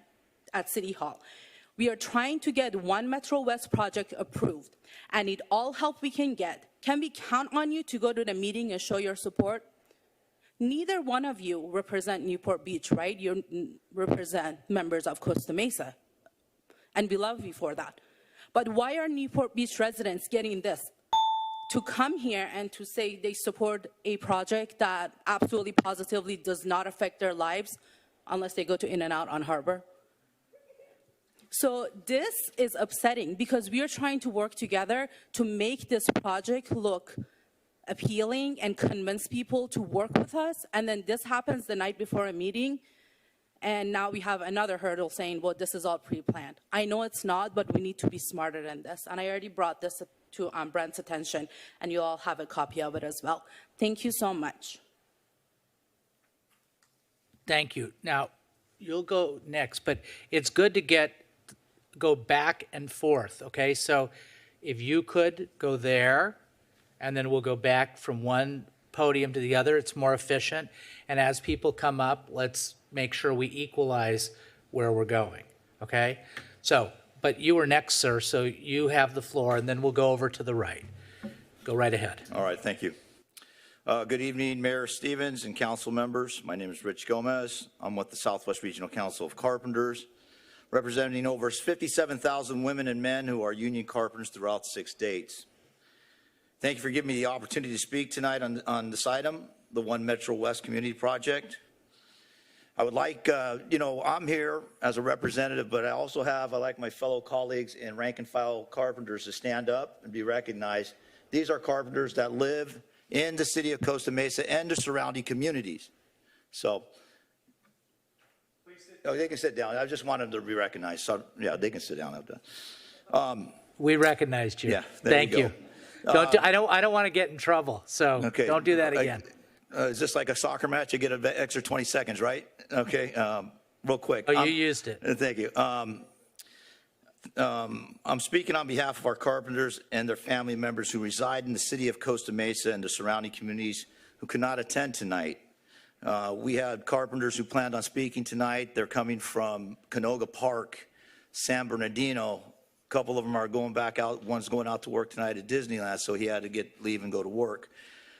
So we are asking the council to approve the EIR for this proposed One Metro West community project. This project will create a number of good paying jobs for our members and other building tradesmen and women, which is so important for our collective future and to the Costa Mesa's economy. This project will revitalize and boost business for the SoCo Costa Mesa OC Mix Center and other local businesses. Our carpenters are paid a livable wage and are provided benefits to the carpenter and their immediate family members. This in turn provides community wealth. How does this provide community wealth? Well, we are a self-funded organization. We do not rely on city, state, or federal government, so we are not a drain on the community. We appreciate Rose Equities, One Metro West for reaching out to us and our contractors and valuing what a skilled and trained workforce can provide to the community. This project will provide an opportunity for Costa Mesa residents and graduating high school students who choose not to go to attend college or a university, an opportunity to pursue a professional career as a union carpenter or tradesman or woman, earning while they are learning through our state certified apprenticeship program. This is a 4-year program that they would graduate with 33 to 36 college units from either our college's Rancho Santiago Community College. So they can continue to live in their community that they grew up in. These millennials, you have to give them an opportunity to live in their communities that they grew up in and not lose them to outskirts, other counties. All right, thank you. Now, no closing. Next. Thank you. First of all, I just want to say that this looks like a fantastic project, and I urge you to approve it. But going into a few of the specifics, I just want to agree with Councilmember Reynolds when she said that maybe this is a bit too much parking. I would encourage the developer to look at less parking spaces, and so that we don't just have a bunch of parking and it doesn't cost as much.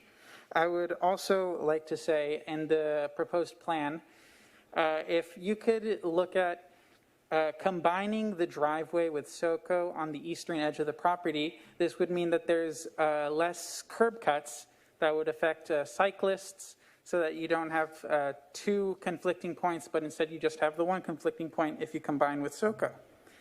I want to say that this project encourages a lot of active transportation, and I really like that. There are bike lanes on Sunflower that are protected. The northern edge, I hope we can install bollards instead of just having a buffered bike lane. I saw that there might be an area for bike share. That's amazing. A bike repair area. That's amazing. Bike lockers. I only know of one other place in the city with bike lockers at Pacific Arts Plaza, and a lot of bike racks in what seems like every single building. And this would really encourage people to not drive and just bike or walk to work or to shop or wherever they want to go, or school even. California Elementary, Tewinkle, and Estancia are all really accessible by biking or walking.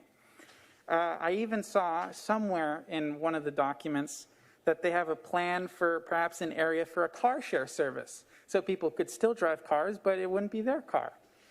I also want to say that I really like that there's going to be a large park, open space area with public art, and it will help with the Arts and Culture Master Plan. I like the affordable housing. I wish there was more, but we don't have an inclusionary housing ordinance. And I also wanted to say, hopefully, in the future, we can improve the western edge of Harbor Boulevard so that people can walk down it and then go to In-N-Out. Thank you. Thank you. You have the floor, sir. Good evening. My name is Idle Brunswig. Previously stated that text message that went out. I am the sender of that text message, and the purpose of it was to get tradesmen that live locally. I am a resident of Costa Mesa, to get them involved and to show them that we are actively trying to get jobs in a community where they live. And that message was sent out to all Costa Mesa residents to get them to come out so that they can work where they live and earn a livable wage. And that's all I wanted to say. Thank you. Thank you. Sir, you have the floor now. Sorry. My name is Francisco Gomez. I am a part of the Carpenters Union, and I also live in the area. I am a resident of Santa Ana, but I grew up in that area because I used to ride my bike through that trail. I shop at that Costco that's right down the street, and my parents love that In-N-Out, especially because it's brand new and everything, and they love going there. But the one main focus with me is I love to work local. whenever I get a chance to. Right now, I'm currently at UCI. It's heaven right now.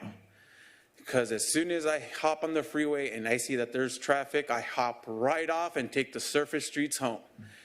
It's a blessing right now. A project like this will keep me home. It'll keep my money local, especially if if it's that close, I'm spending my money in the surrounding areas. Whether if I go buy something for lunch, buy something for dinner, whatever the case may be. But the main fact, keeping me local is also giving me time with my family. A lot of our work is in LA.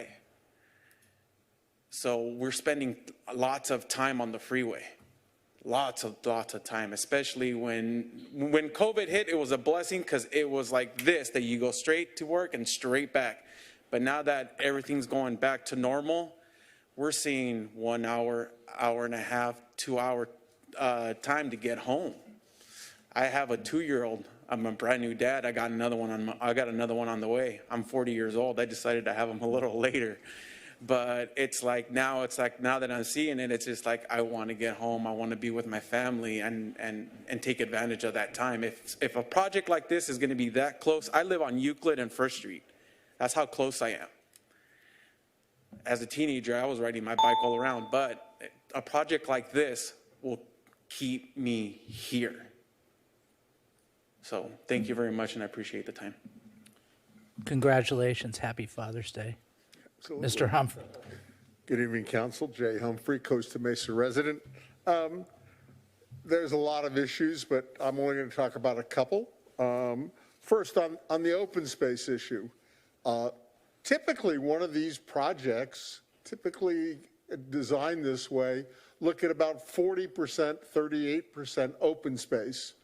And this project, with including the park, is at 31%. So it is substantially down from what would normally be used in this kind of a project because of the residential side. They say that they're giving us parks and more open space. The reality is the amount of open space is just a little bit bigger than what is currently on that piece of property, and the park is the parking lot. So consequently, what you're looking at is no net benefit on open space from a much higher density of use on that project. Secondarily, they aren't giving up the ownership of that piece of property as a park, so the city doesn't really get a park, because somewhere in the future, legislatively, a council, different members could in fact decide to let somebody build on that park, and it goes away because it is not deeded forever to the city. So think about that process and making sure that the city, even with an easement, we have seen how many pieces of property easements have gone away simply by legislative action. Secondarily, parking. They have parking of just over 1 parking space per bedroom. So if you assume that at least a third of the place is kids, maybe you're going to be parked okay. Otherwise, we're going to share parking with the commercial side. And you brought up a great point. What about the park and everything else? It's a city-used park, but no place to park there unless you use up part of their parking. The interesting loss of parking to give us a park. The vertical landscape, we've been real successful with those kind of things. Look at the Cadillac dealership that promised vertical landscaping, and you see what that looks like. And last but not least, this project's going to come to fruition in the future. All that park, by the way, is going to be used for staging for their construction, but in the future, there's going to be mostly electric cars because of the mandates by the state and everything, and there's no way for those folks to recharge their vehicles on site. They're all going to have to go somewhere else. Ma'am, you have the floor. Hold on one second. There you go. Okay. What I want to mention is that when we had this hearing last time, the Carpenters Union submitted a very, very comprehensive report on this project, and their feeling was it was not adequately being built. It didn't have a proper EIR. Other documents and whatnot were not appropriate. And if you look in your last thing, you can see it was a very comprehensive report. Well, now they're coming forward because there's a semi-promise of a project labor agreement, a sort of a carrot and a stick. All of a sudden now they're supporting that because they are hoping that they're going to get this project labor report. And first of all, I want to thank Councilman Harlan for recusing himself. I'm sorry that Councilwoman Reynolds didn't do the same thing because of the video you did. And the video was sponsored in particular by One Metro West, and it was a video of what they wanted. It wasn't a video about the city, and it was like an overt act of approval by you by being in that video with them. And I'm also sad that Councilman Chavez didn't recuse himself because of his open comments about why, and this is going to ultimately be about why.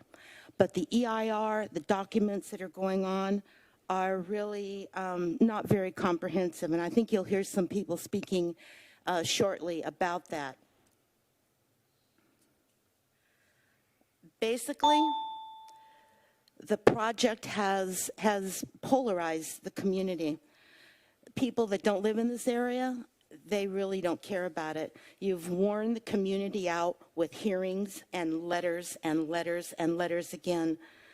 I think this project needs to have some deep thing. We don't know what we're getting. We don't have any pictures. We don't have any absolutes on this. Everything is, well, we could do this. We could do that. Nothing is in particularly set in stone.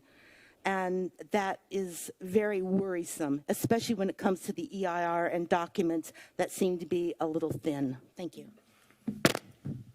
Thank you. You have the floor. Good evening, Council. I'll keep my comments a little brief since it's late. I just wanted to echo Ms. Abraham's comments earlier. We were both reached out by One Metro West as community leaders, if you will, to attend the block party that they had. I attended, Ms. Abraham attended, and I walked up to Mr. Stoll and I had a conversation with him for a few minutes and I addressed some of my problems. I let him know as a candidate last year I strongly opposed One Metro West. Talking to residents in District 2, many of them told me that they were going to support me simply because I opposed One Metro West. Nothing to do with homelessness, public safety, small businesses, nothing. So I was very thankful for him to address my concerns, and then he had to go and mingle and everything like that. About 2 days later, he emailed me and asked if we can meet for coffee. So we did the following week, and so we met for about an hour and a half, and I asked him some of my concerns, some of them being some that Councilman Harper has asked or said earlier. I told him about the added traffic on Harbor, the low-income apartments percentage, the rent-to-own options, if any, the amount of union labor involvement, whether those who actually work in the retail area in the surrounding One Metro West area, if they would really be able to afford to live with the rent costs. Being in property management, I told them that I have a background of doing marketing surveys and whatnot. We even got to the point of the closest grocery store, whether it was Super King's Market in Santa Ana or Vaughn's on Adams in Costa Mesa. So I was really impressed by him addressing my concerns. Some of them I agreed with and some of them I disagreed with. But I appreciated the fact that he reached out to me as a resident who ran on this issue last year and just, again, addressed my concerns. So I'd like the public to know that if you have any concerns, to reach out to Mr. Stoll or Councilman Gameros or Councilman Harper and, ask any questions that you may have, since, not to give you two more work specifically, but because it's in that district and close to Harbor. So thank you all very much. Thank you. Okay, so ma'am, you have the floor. Looks like you're our last speaker. Oh, there's another speaker. Okay. Okay, I just want to let you know that this is the second time that I got a late notice for public notice. Then I got two notices on the same day. It was apparently sent on the 3rd. I received it on Monday. I got a 9-day notice. That's an illegal notice. It's supposed to be a 10-day notice.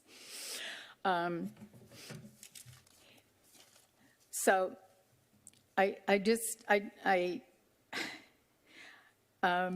excuse me, I used to do this so easily, and now I'm so nervous. It was insufficient because there was no clue and there was no mention at all of where the hearing was going to be. So that was a second deficiency in this notice. By law, they're required to give you the time and place that the hearing is going to be held. So it didn't have the place. If the council goes through with the hearing, it will be an illegal hearing. Several points stand out to me. Spot zoning is an extremely bad precedent to set. Anton is a whole different animal. It was planned for big development. The spot zoning is this is a cohesive manufacturing and industrial area. There's no retail allowed except at SoCo, no residential according to the city's general plan. And that's one of the purposes of a general plan. It's to give the residents a framework they can rely on as far as what's going to happen in their city. If we might as well just throw the general plan out if we're going to allow spot zoning here, spot zoning there, on anybody's whim. The EIR this one is crummy and hastily put together. People have sent you long analytic letters. They're very good at analyzing EIRs. And this one is full of holes. It's really an embarrassment of an EIR.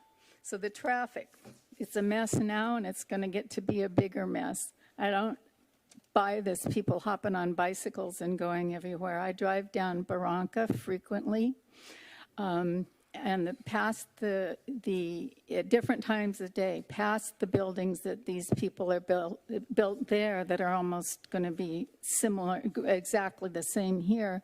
And even though there's a nice big bikeway, I never see anybody on it. It's not going to be a magic wand that gets waved that immediately turns a car-oriented population into bicyclists. There's the tax effects. The city correctly analyzed that the initial tax break is going to be even, not a plus from this. A lot of times when the new property tax comes in from developments, we get a plus. I'm sorry.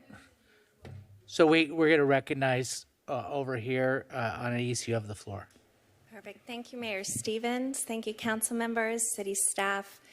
Appreciate being able to be here today. I'm a Costa Mesa resident. I'm a renter. We have a lot of homeowners that are speaking from one district and one perspective. So there's 64% of Costa Mesa residents that are renters. There are not enough places for us to rent in this city. My family works in the restaurant industry. I have a lot of friends that have had to leave this city because there are not enough places to rent. So we need housing. We have a mandate from the state for 11,760 housing units to be built in our city of Costa Mesa. This is 1,057 units to be built in an identified area that is not disruptive, not displacing residents, but instead revitalizing the north of the 405 neighborhood that I dedicated 8 years of my professional career to. So SoCo and the OC Mix, what do they have to say about it? The tenants are thrilled. They need traffic post-COVID, and the restaurants and retailers, Portola Coffee was one of them, who wrote a letter of support, just over the moon at the thought that there will be more traffic to their locations, but also places for their employees to live. We have IKEA that has 600 employees. They would do food distributions, and most of their employees would have to drive an hour and a half to get back home. So I believe in housing for our community. I believe in listening to the renters. And if you were to ask Costa Mesa Buzz how much for a rental unit for a 2-bedroom, I'll tell you that it's $3,000. You can't find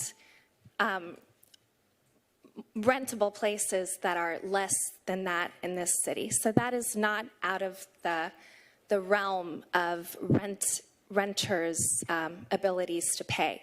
So I'll say I'm honored to also represent and work with One Metro West over the last 8 months. I'm so happy that SoCo and the OC Mix supports this north of the 405 neighborhood revitalization. I think that this is, like Brent said, the right place, the right time, and the right project to build housing for our community in Costa Mesa that sorely needs it. So thank you. And let me see what else. So parking, there's 1,200 parking spaces at SoCo and the OC Mix. And you'll have some people park, some people walk to the park, so there is sufficient parking for this project. And I want this to be a place where All right. Ma'am, you have the floor.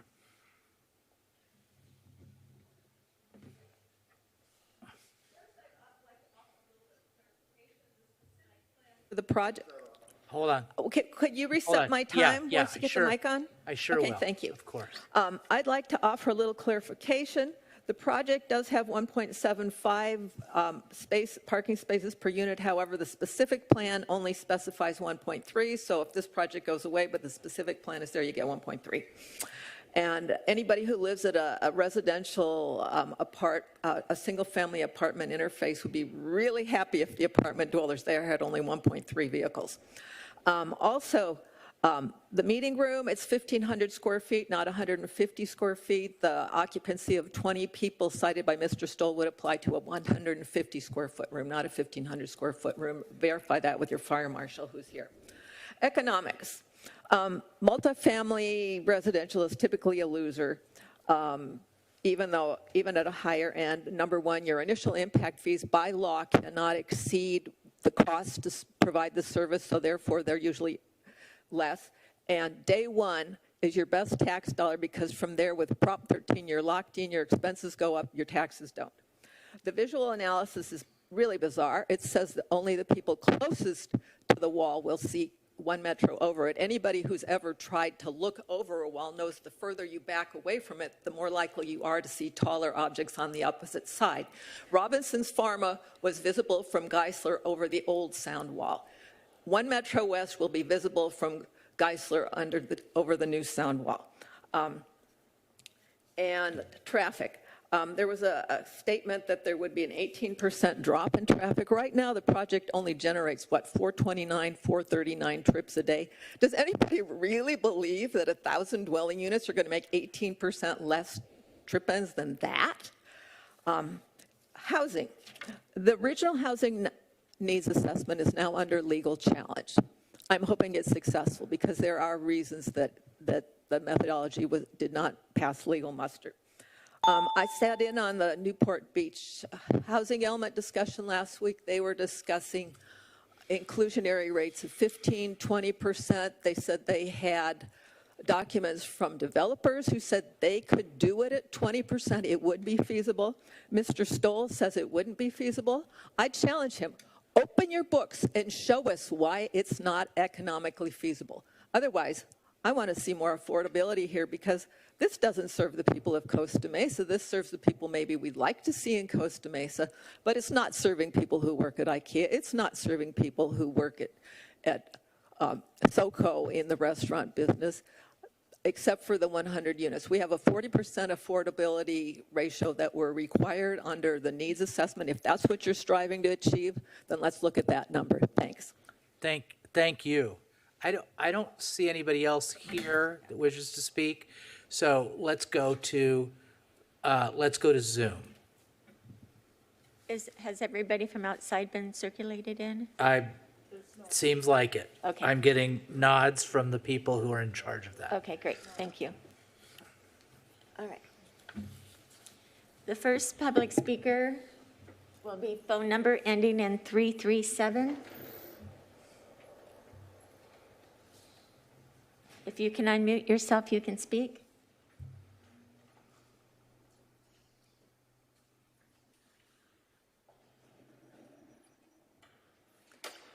Three, 337, push *6. Yes. It's happening. Go ahead and speak. You have the floor. 337. You just muted yourself again. Unmute All right. yourself. Unmute. Can you hear me? Now we can. Yes. Go. Okay, great. Sorry about that. Okay. Good evening. My name is Vanessa Yee, and I was asked to read the following letter written by Mr. Tucker Hughes, and he's the CEO of Anduril. Dear Mayor Stevens and council members, Anduril, one of Orange County's faster growing companies and member of Costa Mesa's north of the 405 neighborhood, would like to submit this letter in support of the One Metro West project, the mixed-use community proposed by Rose Equities to replace the current Sakura paper manufacturing plant at 1683 Sunflower Avenue. When we move our new headquarters into the press, the former site of the LA Times printing facility in Costa Mesa, we will become one of the county's largest office tenants. Our investment into the north of the 405 neighborhood will result in over 2,000 new employees and hundreds of millions of dollars of positive economic impact coming to Costa Mesa in the next several years. Having a community such as One Metro West growing with us, less than a mile away, will be an ideal complement to our investment. Anduril attracts and recruits new employees both locally and throughout the nation. Orange County and Costa Mesa's lifestyle is a big part of that attraction. Our employees value new challenges, growth opportunities, and live-work-play balance. Our search for new headquarters brought us to the north of the 405 neighborhood because we know it can provide these elements. The area already offers great shopping, recreational opportunities at the Santa Ana River Trail, and easy freeway access to the beach and mountains. The new housing and new park provided by One Metro West with its pedestrian-friendly design will help round out our neighborhood and will no doubt be home to many of our employees. Our lease of the press includes 450,000 square feet of office space, and we are planning a 190,000 square foot research and development facility expansion. Anduril's growth and success will be driven by our investment in our employees, and this starts with our new headquarters. There is no doubt having great neighbors like One Metro West will be an integral part of Anduril's and our employees' long-term success, which is why we support the project. Sincerely, Tucker. Thank you. Thank you very much. Who do we have next, Madam Clerk? Christine Knopf, please. Yes, ma'am, you have the floor. Hello, good evening, Council. Thank you, Mayor Stevens, for hearing my comments. I just want to show my support for One Metro West. And I also want to remind the City Council that for years and years, affordable housing advocates like myself have been told by the City Council that you would approve a project if a developer chose on their own accord to include affordable units. We've been told this is the reason that we aren't able to have an inclusionary housing ordinance. And I want to point out that this project is not just offering moderate affordable, but low and very low income projects. And it really sets an example for other owner builders who would take the initiative to get us closer to our RHNA numbers. I think if every development was engaged in the city and took responsibility for a portion of affordable housing, we would see better housing and better provision for everyone in our city to be able to collaborate and enjoy life here together. I want to acknowledge that there are transportation impacts, and I want to commend to the public the plans of the Biking and Walkability Committee and how they've been working together with this project as well. I think there's really creative things happening in our city. And when we talk about having 2,700 new employees and coming into the neighborhood, if we aren't prepared to house them, we're going to greatly increase our traffic. If we have housing available, people will walk and ride bikes. This idea that people won't do this is just simply false. My family I have children. We use one car and we bike around the city. And I know other families that are moving toward that and doing that as well. People who have secure housing in our city and have had that for a while might not be aware of the actual crisis that we are in. I'm not talking about, people who aren't working or that kind of thing. I'm talking about working professional people and families who are struggling to buy or rent a place. This idea that we could never reach our arena numbers is, to me, just not a reason that we wouldn't start. We have to start somewhere. Would provide 108 families affordable place to live.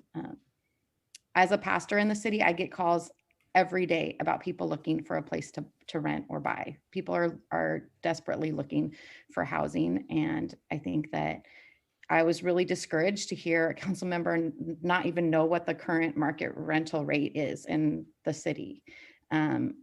People are up against a lot, and I want to encourage you to approve the next steps for this development without delay. Citizens have had opportunity to speak to this development, and we've heard how Mr. Stoll is willing to meet with people, and I think that Rose Equities has participated in our community for years, and I don't see any reason to delay this project any longer. Thank you. Thank you very much. Next speaker is John Hanna. Yes, sir, you've got the floor. John Hanna. Mr. Hanna. Mute myself. Can you hear me now? We can. Yeah. Good evening, Mr. Mayor. It's where I'm at. It's at 11:30 at night. I'm on vacation, but I'm John Hanna. I'm a 57-year resident of Orange County and former Costa Mesa resident. Tonight, I'm speaking on behalf of the Southwest Regional Council of Carpenters, representing almost 60,000 carpenters in the Southwest United States.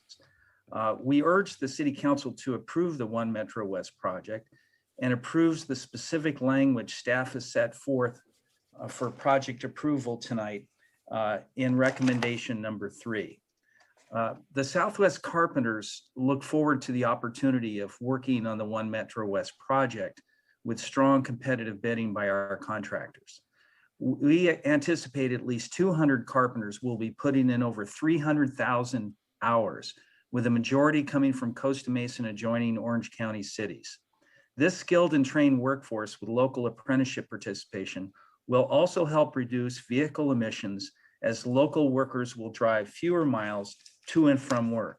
That's one reason why previously we had raised some concerns, but we fully anticipate now that we will have a number of carpenters on the workforce, and hopefully other skilled trained workforce from other trades also, which will help reduce emissions. This year, the South Coast Air Quality Management District concluded that the use of state certified apprenticeship programs like the carpenters, operating engineers, and other building trade programs, or a skilled and trained workforce with a local hire component, can reduce vehicle emissions, as will be the case with the 200 carpenters that we anticipate working. And there will be even greater use of other skilled and building trade apprentices in construction crews at One Metro West, which we hope, which will result in even greater reductions in emissions. The use of skilled apprentices will also allow young Costa Mesa residents the opportunity to earn a living wage and work close to home. Local carpenters are eager to get started on building improvements, parking structures, and One Metro West will allow more young people in Costa Mesa, including young carpenter apprentices, to be able to stay in Costa Mesa. Please support this project. It is the right idea, the right neighborhood, and the right time. Thank you very much. Thank you. The next speaker is phone number ending in 811. Yes, 811, you have the floor. Radio check. You're on. We can hear you. Thank you, sir. Thank you, Mayor Stevens, Council. My name is Jeff Pettis. I am a citizen of Costa Mesa for the last 10 years. I'm a board member of CMRA and the communications director and formal council member. And I heard tonight that the petition that we sent out was mentioned from somebody And that was nice that it got part the way where we wanted it to go. It sounds like it did not make it, or from when I was reading through the staff report and the agenda, I don't think we made the deadline before noon today. We're hoping to get it in public comments and be on the record, and we did not see it. So hopefully this serves as being on the record for our petition. I want to be clear that this is not about for or against One Metro West. I know I'm over the target because when we're out there talking to the public, I had a lot of people say, "Hey, you're just a pro-developer guy. This is a veiled attempt to get this built." And I heard the other side say, "You just want to kill the project. You suck."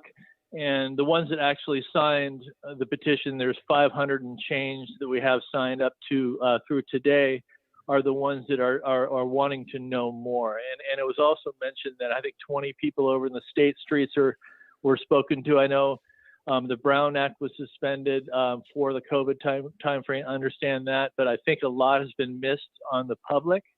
And we're here, and this petition is simply to protect the integrity of Measure Y. Most specifically, from my perspective, it would be to ensure that the ballot language is accurate and correct and true to the voter. And if the voters vote yes, then we're about yes. If the voters vote no, we're about no. We want to make sure the voters understand what they're voting on. So again, it's not for or against. Please put this the petition that was sent, and I hopefully can get on in the actual minutes of the meeting, and we would appreciate that. And this, just to be clear, this is the I think also the Citizens Advisory Committee was spoken on to as well. Glad to hear that the developer is amenable to having that, and that would simply be it would be comprised of citizens that are they're attached to each district, and the ones that are heavier for One Metro would have more representation, and that is it. Again, not for or against. And thank you very much for your time. You guys have a nice night. Bye-bye. Thank you. Who's our next speaker? The next speaker is James. James, you have the floor. Hi, how's it going? My name is James. I'm a local resident of Costa Mesa.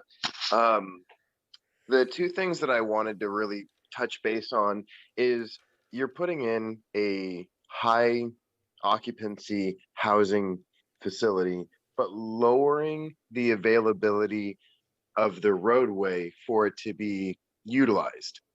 And then on top of all of that, the vast majority of residents that are biking and that are going to be using all of this is hopefully going to be people that are going to be there.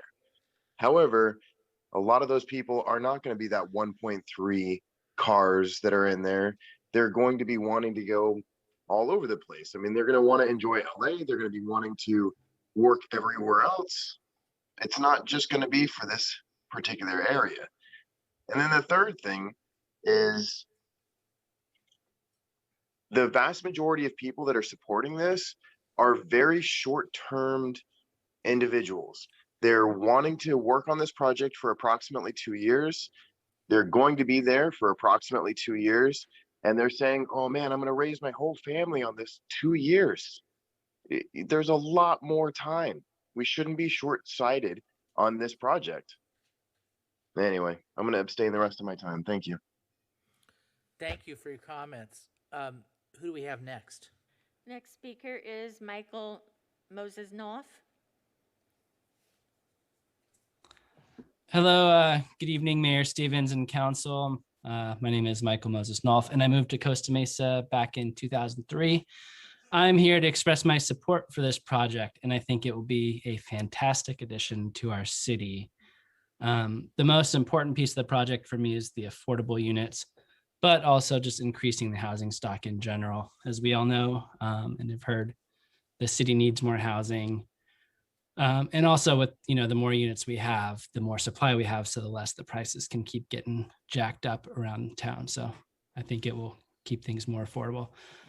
I live in the West Side, and I plan to bike with my wife and my 5-year-old son over there to the park and to eat at the local restaurants at SoCo and just enjoy that whole new spot.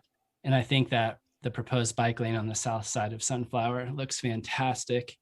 And I do hope something similar can be worked out on the north side, even if it does have to inconvenience vehicle traffic because more people will be out walking and riding.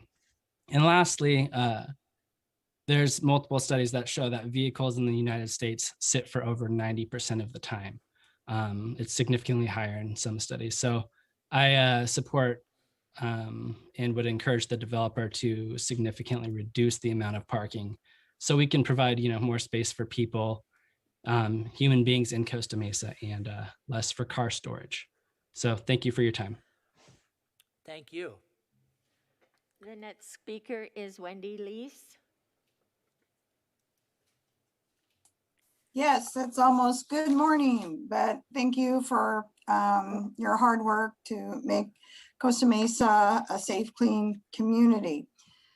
No one's really talking about Measure Y, and I was one of many residents who went door to door collecting 7,000 signatures about 6 years ago, because we saw that there was a lot of dense development with not enough parking, generating traffic happening in our city, and we just wanted to have a say in any future development. So I guess I'm surprised that you would be considering a general plan amendment and a zone change in the EIR before the developer puts this on the ballot for the residents, the citizens of Costa Mesa to vote. Because by your approving this, it really does show that you're in favor of this project rather than being neutral and letting the residents decide. I don't like the fact that it has a net physical deficit, that the rents are high and it's break even for the city. I'm a little concerned about some of the projections of employees or that are going to work around there and to fill up all the units. I'm asking you to really respect the 70% of voters who voted for Y, and let the developer put the project on the ballot and let the Costa Mesa voters decide. I don't like the fact that the EIR has the word significant, unavoidable impact, no feasible way to mitigate it. And also, finally, please lobby against AB 1322, which seeks to override city councils and the will of voters. Thank you for your attention. Thank you. How are we doing? Do we have more people on Zoom? Yes, we do. Okay, let's hear from them. Russ P., you may speak. Russ, you have the floor. Hi. Hi, Russ. I'm Russ Purcell. I'm a longtime resident of Costa Mesa, and I'm lucky enough to live right across the freeway from this development. I'm a retired professional geologist with a master's degree. I worked in the environmental field for the last 35 years, and I spent many hours reviewing their EIR. My conclusion is that the EIR would be unacceptable in almost all situations. It's inadequate and incomplete, doesn't support many of the statements made throughout, and they also provided some very unethical procedures. I could go into that, but I don't have the time. But I did pass this by 3 of my colleagues, and they all agreed with me that there's total conflict of interest in parts of the document, and I won't go any farther with that. The sad thing is that all these were pointed out to the Planning Commission, and they just said, tough, everything's fine with them, and they rubber stamped it. I'd like to mention the unavoidable adverse impacts: air quality, greenhouse gas emissions, and transportation. What the applicants say, hey, that's the way it is. Tough luck, people live with it. We don't care. Also, according to CEQA, the EIR has to present alternatives to their proposed project. So their alternative reduces the project by 212 units. However, if they have to go to that, they're going to eliminate the open space, the park, the street improvements, and the bike path upgrades. Why? If I don't get my way, somebody's going to pay. That's what it says to me. Latest literature from the block party says 93 school-age students will come out of 1,057 units. You've got to be kidding me. These are just a few examples of the attitude of the developer. And my conclusion is people who will do anything and say anything to get what they want are not the kind of people I want in Costa Mesa. One Metro West is not the right project, not the right place, and not the right time. Thank you. Thank you. Who is our next speaker? Kathy Esfahani, please. Ms. Esfahani, you have the floor. Good evening. This is Kathy Esfahani. I am a very long resident of Costa Mesa and have been advocating for affordable housing for lower income folks for many years. Through all these years, we've succeeded very little. Despite the tremendous need that exists in our city, there have been very few affordable units built. What we have needed all along is an inclusionary housing ordinance. And lacking that, we're not getting the housing built. What excites me about One Metro West is that they are providing 106 affordable units for low and very low income families. They are doing it voluntarily. As I mentioned, we've lacked an inclusionary zoning ordinance all these years. But despite the lack of an ordinance, One Metro West is voluntarily building this housing, contributing it to the residents of Costa Mesa.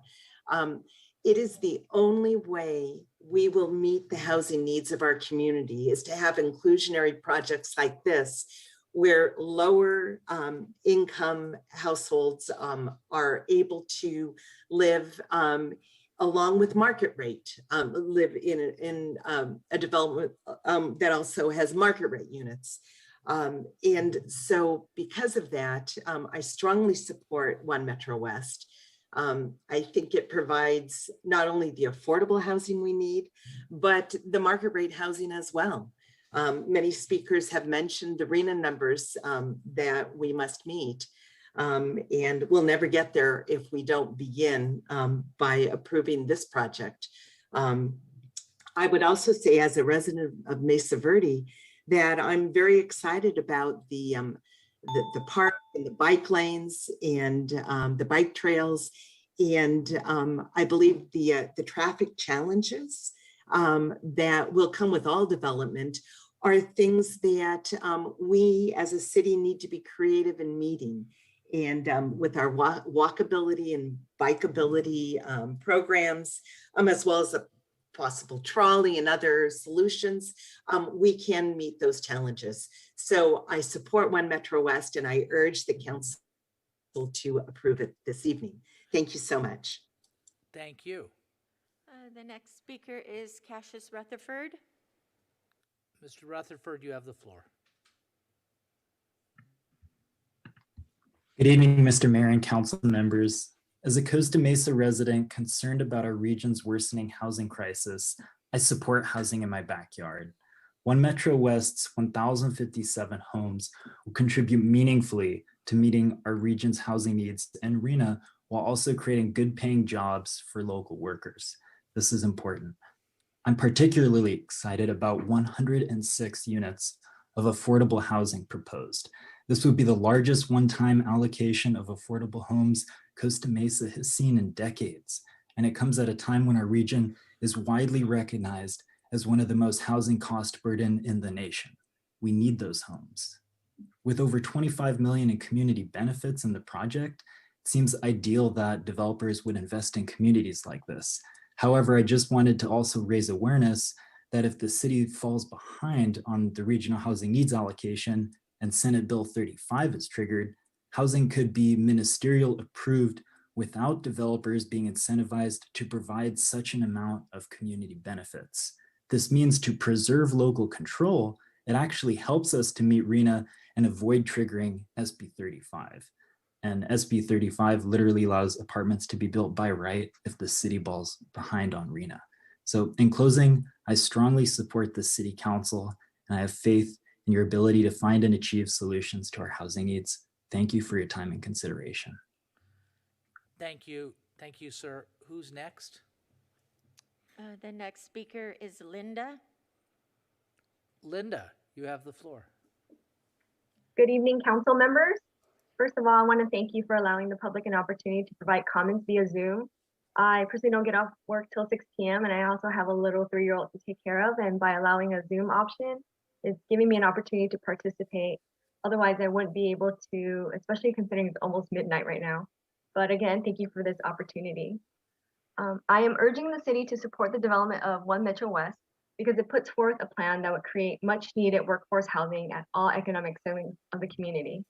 More importantly, One Metro West is displaying commitment and leadership as a builder owner in addressing the city's unmet housing needs for lower income households. A few months ago, an extension for a development agreement came before the city, and that applicant maintained that they were not amenable to including affordable housing in their agreement. While the city does not have an inclusionary housing ordinance, One Metro West could have followed the same path of this not amenable applicant. Instead, One Metro West has taken the position of a long-term community partner and has voluntarily included an affordability component for lower income households. One Metro West will also help the city's upcoming housing element update and count towards the city's exceptionally high RENA allocation of over 11,000 units, especially for the lower income RENA categories. Of the proposed 1,057 units at One Metro West, there will be a set aside of 67 very low and 39 low income units. Currently, the city has very few readily available land for residential development, and the city has not been very successful in building affordable housing for lower income working households. From 2014 to 2020, only 30 permitted units were issued at low and very low. With such few units, there is a dire need for more affordable housing. And with One Metro West voluntarily providing 106 much needed lower income units, we should really support projects like this because it's a model and should set the standard for any upcoming residential projects that is being proposed in the city. We encourage the city to please recognize and engage with community-minded builder owners like One Metro West, who share a vision in creating a thriving, inclusive, and a more balanced jobs housing Costa Mesa. Thank you for your time. Thank you for your comments. Who do we have next, Madam Clerk? The next is phone number ending in 869. Okay, 869, the floor is yours. Hi, good evening. So while I was listening to Mr. Stoll's presentation and watching the video, I thought to myself, wow, what slick bullshit. I'd love to live in a world like that where unicorns fly and they crack chocolate muffins with sprinkles. Oh, I almost expected Jesus, the world peace, to pop out of there. And it's thick on the shellac, but thin on the EIR and some of the actual things, and we can't live on shellac. That's my first point. My second point is I love unions. I support unions. I support bargaining power. I hope the unions get something in writing, because otherwise they're going to get screwed without any kisses, because we know how corporate power and big companies and developers feel about paying a fair wage when push comes to shove. I'd like to address Councilmember Reynolds' comment. I'm not sure if she was talking about if she lived in Cambridge or in Boston. I personally didn't have a car until I was 28. I didn't have one in high school. I then moved to the Bay Area, lived in San Francisco that had a fantastic public transit system. Then I lived in Paris, I lived in London, I lived in Eastern Europe. All those places had fantastic public transit systems. I moved back when I was 28. I worked in an investment bank on Anton, lived in College Park. I lasted 6 months without a car, and there wasn't adequate transit. I couldn't ride my bike in a suit. It's just not really possible to live in Orange County without a car. Sure, you can do certain things on a bike, but overall, just not feasible. Also, if we're going to be building affordable housing units at this percentage, in order to meet our RENA numbers, we're going to need 40,000 units to make our affordable housing numbers. So I think we should up some of that affordable housing in, for example, this project. In terms of Measure Y, your duty until AB 1322 passes or does not pass is to support Y. That is the will of the people. So whatever crap is going on tonight about you probably approving it is just BS, because the thing that got 70% of the vote is on its way out, and our mayor that got 0 votes is there doing that, and so that's just crap. Thank you. All right. Who's next, Madam Clerk? Climate Realty OC, please. Are we getting to the end? Yes, just a couple Excellent. more. Whoops. Climate Realty OC. Hi. Hello, can you hear me? Yes, ma'am. Hi, I'm Linda Kramer. So I'm coming as myself tonight, and I apologize. I'm on the wrong Zoom, but I live in District 4, and I just wanted to give my personal story. So I moved in here in 2010, and since I moved here, and there was plenty of parking, 4 stack-a-shacks have gone up that are visible from my house, that are on my street or on the adjacent street next to me. So, and that, the tall or multi-unit buildings, and in a day, the developers sucked all the trees down. And I'm looking at duplexes on my street and knowing that all those trees are going to disappear. So when I'm hearing these complaints about people complaining about something being built across the freeway, I just want to give some perspective to that. We are already overcrowded in District 4. And if you don't want those 1,000 units built there, where are you going to build them? In my opinion, you should take more of the housing. Someone didn't protect District 4 and 5 in the past, and please don't recuse yourselves, Council Members Reynolds and Chavez, because we need you here. If anybody wants to take a drive all the way down Harbor to Wilson and make a right and try to find parking anywhere around, you will, understand our perspective. There's another huge building going in on Harbor that's going to house countless units, and there's no parking here already. So please consider that everybody needs to take their fair share. We need more housing. We need to get going. And I love the idea of this unit. I want to say one more thing too about the parking. I have asthma and I get air quality management notices. And I got one on Sunday that said the next 5 days are unhealthy air quality. So we have to reduce our fossil fuel cars. I would like One Metro West to consider, if they're not going to reduce the parking, to make the parking spaces ready for electric car charge adoption, which is much, much cheaper, exponentially cheaper than if you wait till it's all built. So in the future, when you want to add electric car chargers and encourage electric car charging, you have the infrastructure there. Thank you so much all to this council. You speak so respectfully to each other, all of you. And I so appreciate, even if you disagree, that you're all working so hard to do that. So thank you. And that's my statement.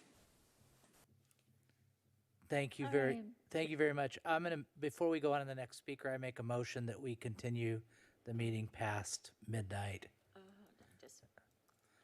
We got to activate that, please. Yes. No, it's right. You could just push. So John, and okay. So motion by me, Mayor Stevens, seconded by Councilmember Chavez. Let's call for the question. Whoops. Sorry. Can we activate?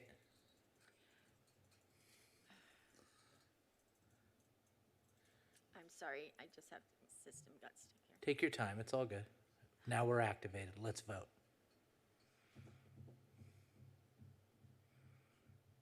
Motion carries 6-0. Okay, terrific. Now we can go to the next speaker on Zoom. No, you voted. 6-0. Oh. She had you down, I guess, right?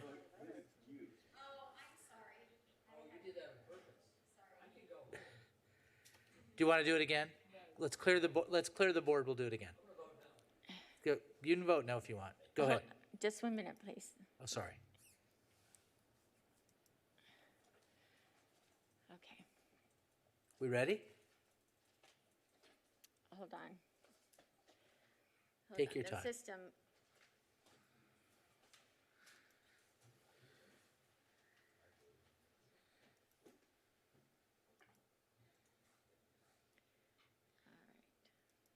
right. Now you can. Wonderful. All right, council members.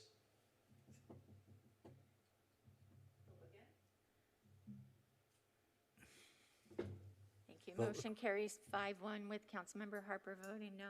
Okay, excellent. All right, that motion carries. So let's keep hearing from the public. All right. This will be the last speaker, and I believe it's somebody else in the same household, Boris Greasley. Mr. Greasley, you have the floor.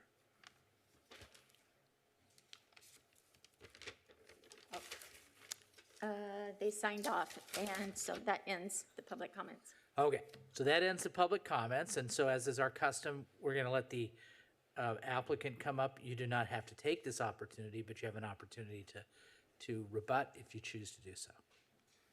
Brief. And did I say brief?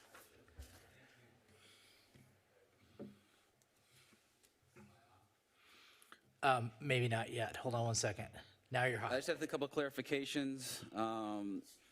One, the statement about the parking in one bedroom is not one bedroom. The demand is 0.89 parking spaces per bedroom, and we're providing 1.24 spaces per bedroom. There are 40 parking spaces available, public parking spaces along Sunflower. There a question about the number of students. The number of students, which is 93, was provided by the school district. It wasn't our number. As it relates to greenhouse gases, One Metro West is compliant with the OCTA's and SCAG's regional transportation plan and sustainability strategy to reduce greenhouse gases and air quality. It's just some of the differences in the way things are studied with the EIR and versus the long-term regional planning of SCAG. And that's it. Is that brief enough? It's sufficient, yes. Okay. Okay, excellent. So we're closed. The public comment is now closed. Madam Clerk, you're going to need to clear the last vote to go after midnight. So, and then at that point in time, we'll entertain a vote for the project. Mr. Mayor, can you give me 1 minute? I need Oh, to sure. Take the time you need. Don't even stress about it. It's all good. It's just the system that we're getting used to here with all of them. Yeah, no, I know. It's all fine. Y'all want a break? Sure. Let's take a break. We'll take like I just 5. need a minute. No, we'll take a I just need 1 minute. We'll take a 5-minute break For me. if 5 minutes. 5 minutes. Okay. So come back at 12:07. Yeah.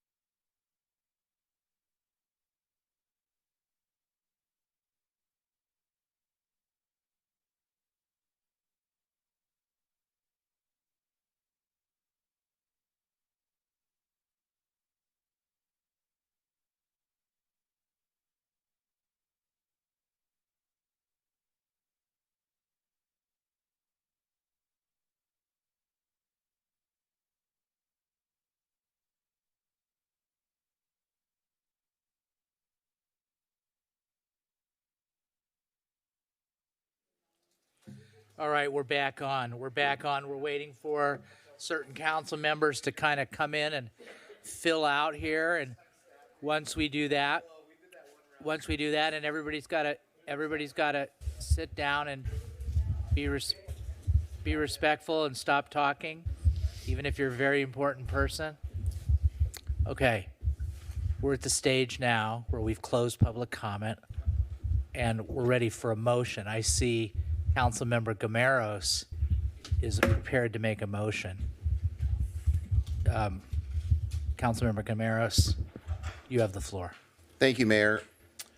I would like to move that we approve the EIR, General Plan Amendment, Master Plan, Tract Map, and language of the Development Agreement, and give first reading to the Zoning Code Amendment, Specific Plan, and Ordinance adopting the Development Agreement, line item number 3, page 1, based on the staff recommendations.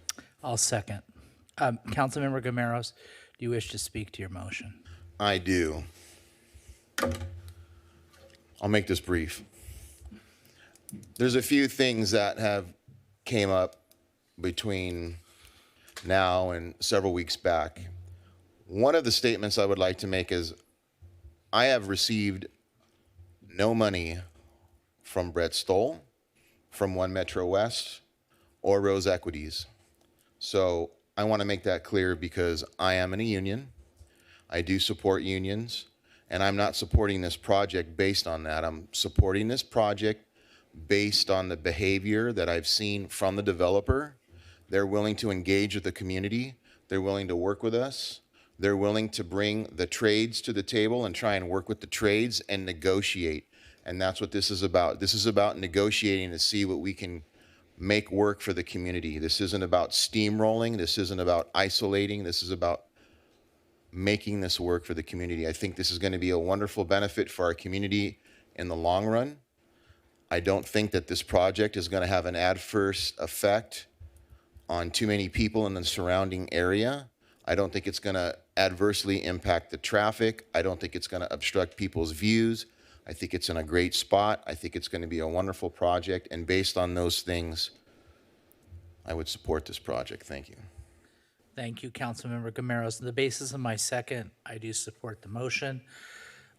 First of all, I just want to thank all the very extremely hard work of staff on this over a long period of time. Thank you to the applicant for all your hard work and patience and persistence, one of my favorite words, and your professionalism, the 3 Ps, right? The 3 Ps. Thank you for everybody who spoke, even if you spoke against the project. I respect your ability to do that, and here are the reasons why I'm voting for this. It's going to provide housing for jobs in that area. That area is very high on jobs and very low on housing. In addition to the 106 affordable units, which we haven't seen in any project, at least definitely since I have been up here, and actually since I've been following council, which was way before that, sometime in 2010 or around that when I was following all the meetings. We've never had 104 affordable units, much less low and very low on any project. It was one of the reasons why we have Measure Y, which I'll talk about later. Some of the people that will live in this project include people that work at Vans, people that work in the Measure X zone, people that work at Anduril, people that work at AAA,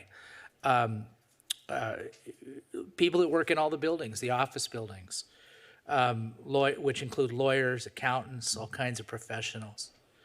One of the things that I thought was kind of interesting is one of the slides mentioned the Cape Apartments on South Coast Drive, and it said that it was built in 1995.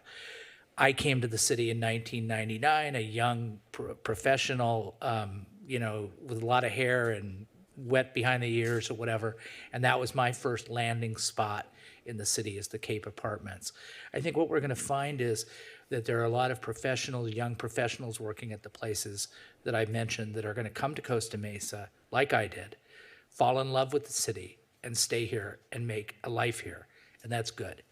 And in the meantime, they'll have a neighborhood and they'll be able to go ride their bikes and go to SoCo and all the places that we have envisioned there. Also, many people that are interested in working those construction jobs mention that, and those will be good jobs. And I really appreciate you guys are still here, and thank you very much for being here, and thank you for speaking. And those are good jobs that will be local jobs. Also, opportunities for local businesses, not only just local businesses in SoCo, but the local businesses that are going to be created on the project in both the mixed use portion of the project and in the office building that's contemplated. It's going to activate an area that's very inactive. I've spent a lot of time over there. I've spent a lot of time studying the location of this project and contemplating the vote. One of the other things I want to say is everybody who wrote me, everybody who wrote the council, I read every letter. So there was 98 letters that were written during the EIR process. I read them all. And so I've considered them and I appreciate them. The active transportation aspects of it, I think, are very strong. The park space is good. I like Councilmember Reynolds' comments about creating an area where you can get off the, it's actually excellent comments, where you can get off the river trail and then be kind of introduced into the city, particularly in SoCo and then other places. There's a lot of money. I have it written down here someplace, but I don't have it committed to memory.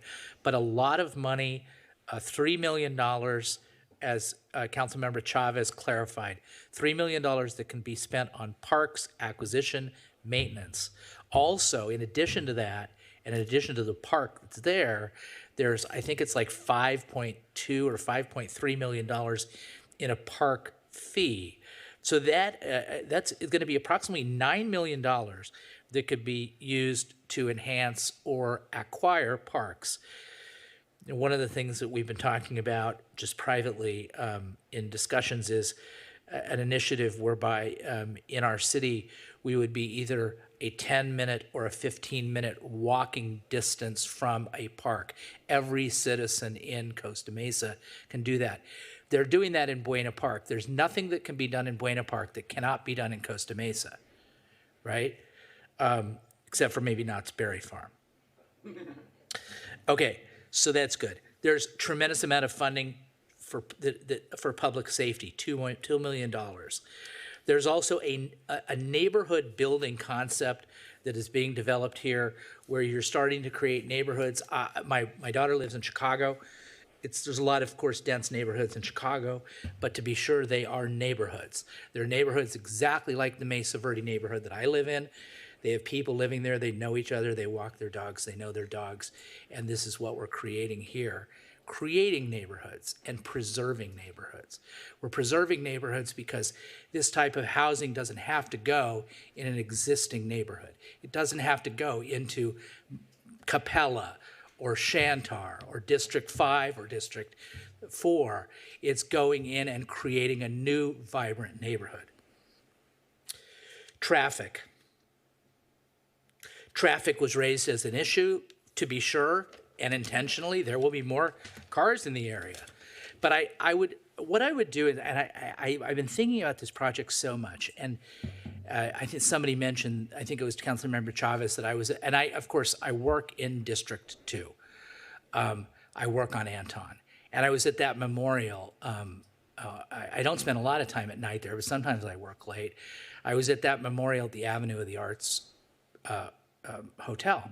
And I was thinking about this vote and thinking about this project, and I was thinking about what we learned about, and it's reflected on these slides, what we learned about the Enclave. The Enclave has like 890 units. We have then the 580 Anton that has 240 units. So if you add just those two together, you don't count Halcyon House, you don't count the traffic associated with the hotels, and there are a number of hotels there. You don't count the traffic associated with the office complexes. You see, there's a lot of activity over there, but it doesn't seem like it's heavily impacted by traffic. So I don't worry. I know there'll be more traffic, but I don't worry that it's going to be heavily impacted traffic. Now, the final point that I make is directed to Measure Y. Measure Y, by voting on this, Measure Y, we're not saying it's not going to go to the voters, but as a precondition to a vote, it has to be approved by the city council. That's in Measure Y. So we can't just punt it off and say, we're not going to take a position, go voters. It has to be approved by the city council.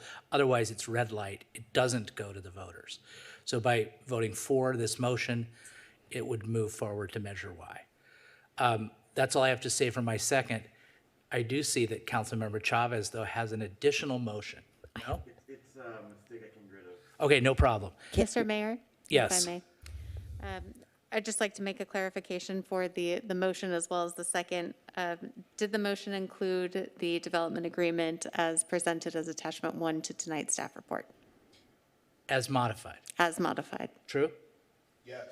Mr. Mayor, Yes. I'd like to suggest the addition of a single word. Go ahead. All right. In section 4.1.1 regarding the public open space, just to be clear, I would insert the word perpetual in front of public access so that it's clear that the public access easement over that open space is forever. Second supports that. Do you support maker of the motion? Can you push your thing so I can recognize you? Thank you. Does maker of the motion? Yes. Okay, terrific. And Mr. Is it- Mayor, I would just clarify as well that that change would also be reflected in all of the other draft documents to conform to the development agreement language, for the record. Yes. Maker of the motion says yes, and so does the second. Thank you. Anything else that the staff needs to clear up pertaining to the motion? That's it. Thank you. Okay, good. Now we'll hear from Councilmember Harper. You know I wanted to go home, right? Seriously, it's a bit of a polarizing issue, I think, for a lot of the community, this project, and there's a lot I like about it, and I'm looking at Brett Stolz when I say that. I like development, and I like building, and I like community. Councilmember, just closer to the mic. Better? Okay, sorry. A lot I like about it, and I'm honest when I say that. There's a lot in my community that I represent doesn't like about it, and that's bothersome. Either that's a lack of education or there's a reality, and I think there's some reality. I'm not going to debate Mayor Stevens, some of the points you brought up, but I do think one thing's important that and I'll ask. I have two requests to alter the motion, and one is that the motion stipulates that this yes vote is subject to Measure Y, and should Measure Y be circumvented in any way, it becomes a no vote or a null vote. No, I won't. I don't think that makes sense. I won't support that. So you don't support Measure Y? No, that's not the way it works. It's Measure Y. I understand. We vote yes. It goes to Measure Y. I don't understand. What if it doesn't go to Measure Y? I think this John, vote will never be a no vote. Let me clarify it for you. I think there's a lot of concern in the community that I hear that there may be a circumvention of Measure Y and it never gets to Measure Y, it never gets voted on. And that's a concern, and I thought I would clarify it for the public to say that this is, in fact, a yes vote subject to a ballot measure, and it's Measure Y. Can you support that? That's the law. That's the law. Okay. Here's my second request. And when I see everybody represented here, I see the developer represented here with a lot of energy. And I respect all you put into this and all the dollars you put into it. I've done similar things, but they're here. The unions are here represented. The city staff's represented. And when the city negotiates those development agreement and they draw out those dollars and it's a total of $6 million, I strongly recommend that we we identify those dollars for specific projects that benefit the community, whether they're active open space parks, soccer fields, Adams, fund Adams, Adams Avenue, maybe revitalize Gisler. And we can do that later in a committee format, but I'd like the full $6 million identified for specific capital improvement projects throughout the city. And I think the community would appreciate that. That's my second request. You can say no, it's okay. Yeah, no, for you I to don't. say no. Second does not support. Second does not support it, and the first does not, because you follow the second. I was talking to Lauren. Yeah. Yeah, you've got to ask. Go ahead. No. No twice. Do you need to say anything else? No 3 Okay. times. All right, good. Anything else, Councilmember Harper? You still, hold on, now you have to go back. Got it. Keep going. No, I think that's it. I can go home now. All right, Great. thank you. So, does any other council member wish to speak? Councilmember Reynolds. I have two clarifying questions on things that came up or that I forgot to ask about earlier. One, we received a comment that I thought was a really good one on the design, and that was the on the western edge of the property that abuts SoCo. You have two sort of parallel drives with two almost sort of redundant driveways. Is that something that if there was an opportunity to combine that driveway, that can be like sorted out in a later design phase? Or was that something that we'd need to sort of ask for now? Do you recall which comment I'm referring to? Yeah, I think there's an opportunity to include in the motion for us to amend the master plan, or at least have an option to amend the master plan to include that design option. I think there is some technical analysis we need to do to see if that's possible with our public services folks, but certainly if the motion included an opportunity for that, we would look into it. Is that something that the applicant thinks could be feasible and would be open to exploring? I don't know if that was, I'm sure there's some feasibility issues that may have already been explored, but it seemed like a good opportunity for some efficiency there. Yeah, there's some feasibility issues, and I don't have, I mean, there's backup house stuff on SoCo, and then on our side, there's units there, so I'd have to really understand the concept before we really agree to anything. But I'm happy to look at something.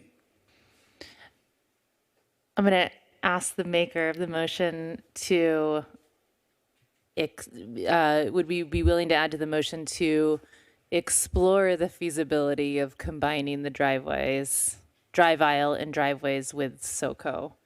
If not feasible, fine. Look into it. Council, the maker of the motion willing to add that? Yes, I'm willing to add that exploration option, but it's not going to be a final determination based on the developer's decision or ability to provide such a request. Second's good with that. Just one more clarification in all of the discussion about the value of additional housing at both market rate and affordability levels. I just want to confirm, because it's been a while since we had discussions about short-term rentals and Airbnbs, and I know we've got sort of in process a long-term ordinance or definition around that. As our rules stand today, these units would not be allowed to be used as short-term rentals or Airbnbs. Is that correct? That's correct. We have a moratorium in place that allows for home sharing, but not Airbnbs for an entire unit. So we do intend to have a longer-term ordinance come to council that will involve rulemaking. So if there was a concern, that would be the time to address it. Got it. you have follow-up on Yeah, I that? did. Just so some of the feasibility issues that there are that have been looked at are issues with grade change, the number of parking spaces at SoCo for employees, trash, utilities, the loading area for the furniture stores, and some utilities. All those are some of the constraints that are there. Got it. Okay. Thank you. I in my list of reasons that I support this project, and among the I think many benefits it brings to the city, they've already been stated. So I'll just say ditto across the way. And I do want to add that sort of my intention is with a favorable vote tonight is that this project is on the path to a Measure Y vote. I think we've heard a lot of positive response from the community. We've heard a lot of concerns from the community. It's up to the developer to continue to sell the project to our community, and I think there's a lot of merits to sell it on. So, thank you. Thank you. Do any other council members wish to make any comments? I don't see any in the queue. So it looks like we're ready to call for the question.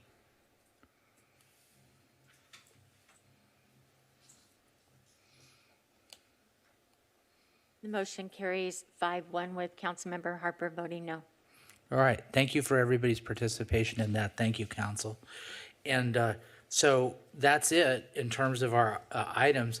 Is there any anything anybody else wants to say? It's time for the council members to provide additional comments and so forth and so on. Do you guys want to say anything further? If so, Councilmember Reynolds.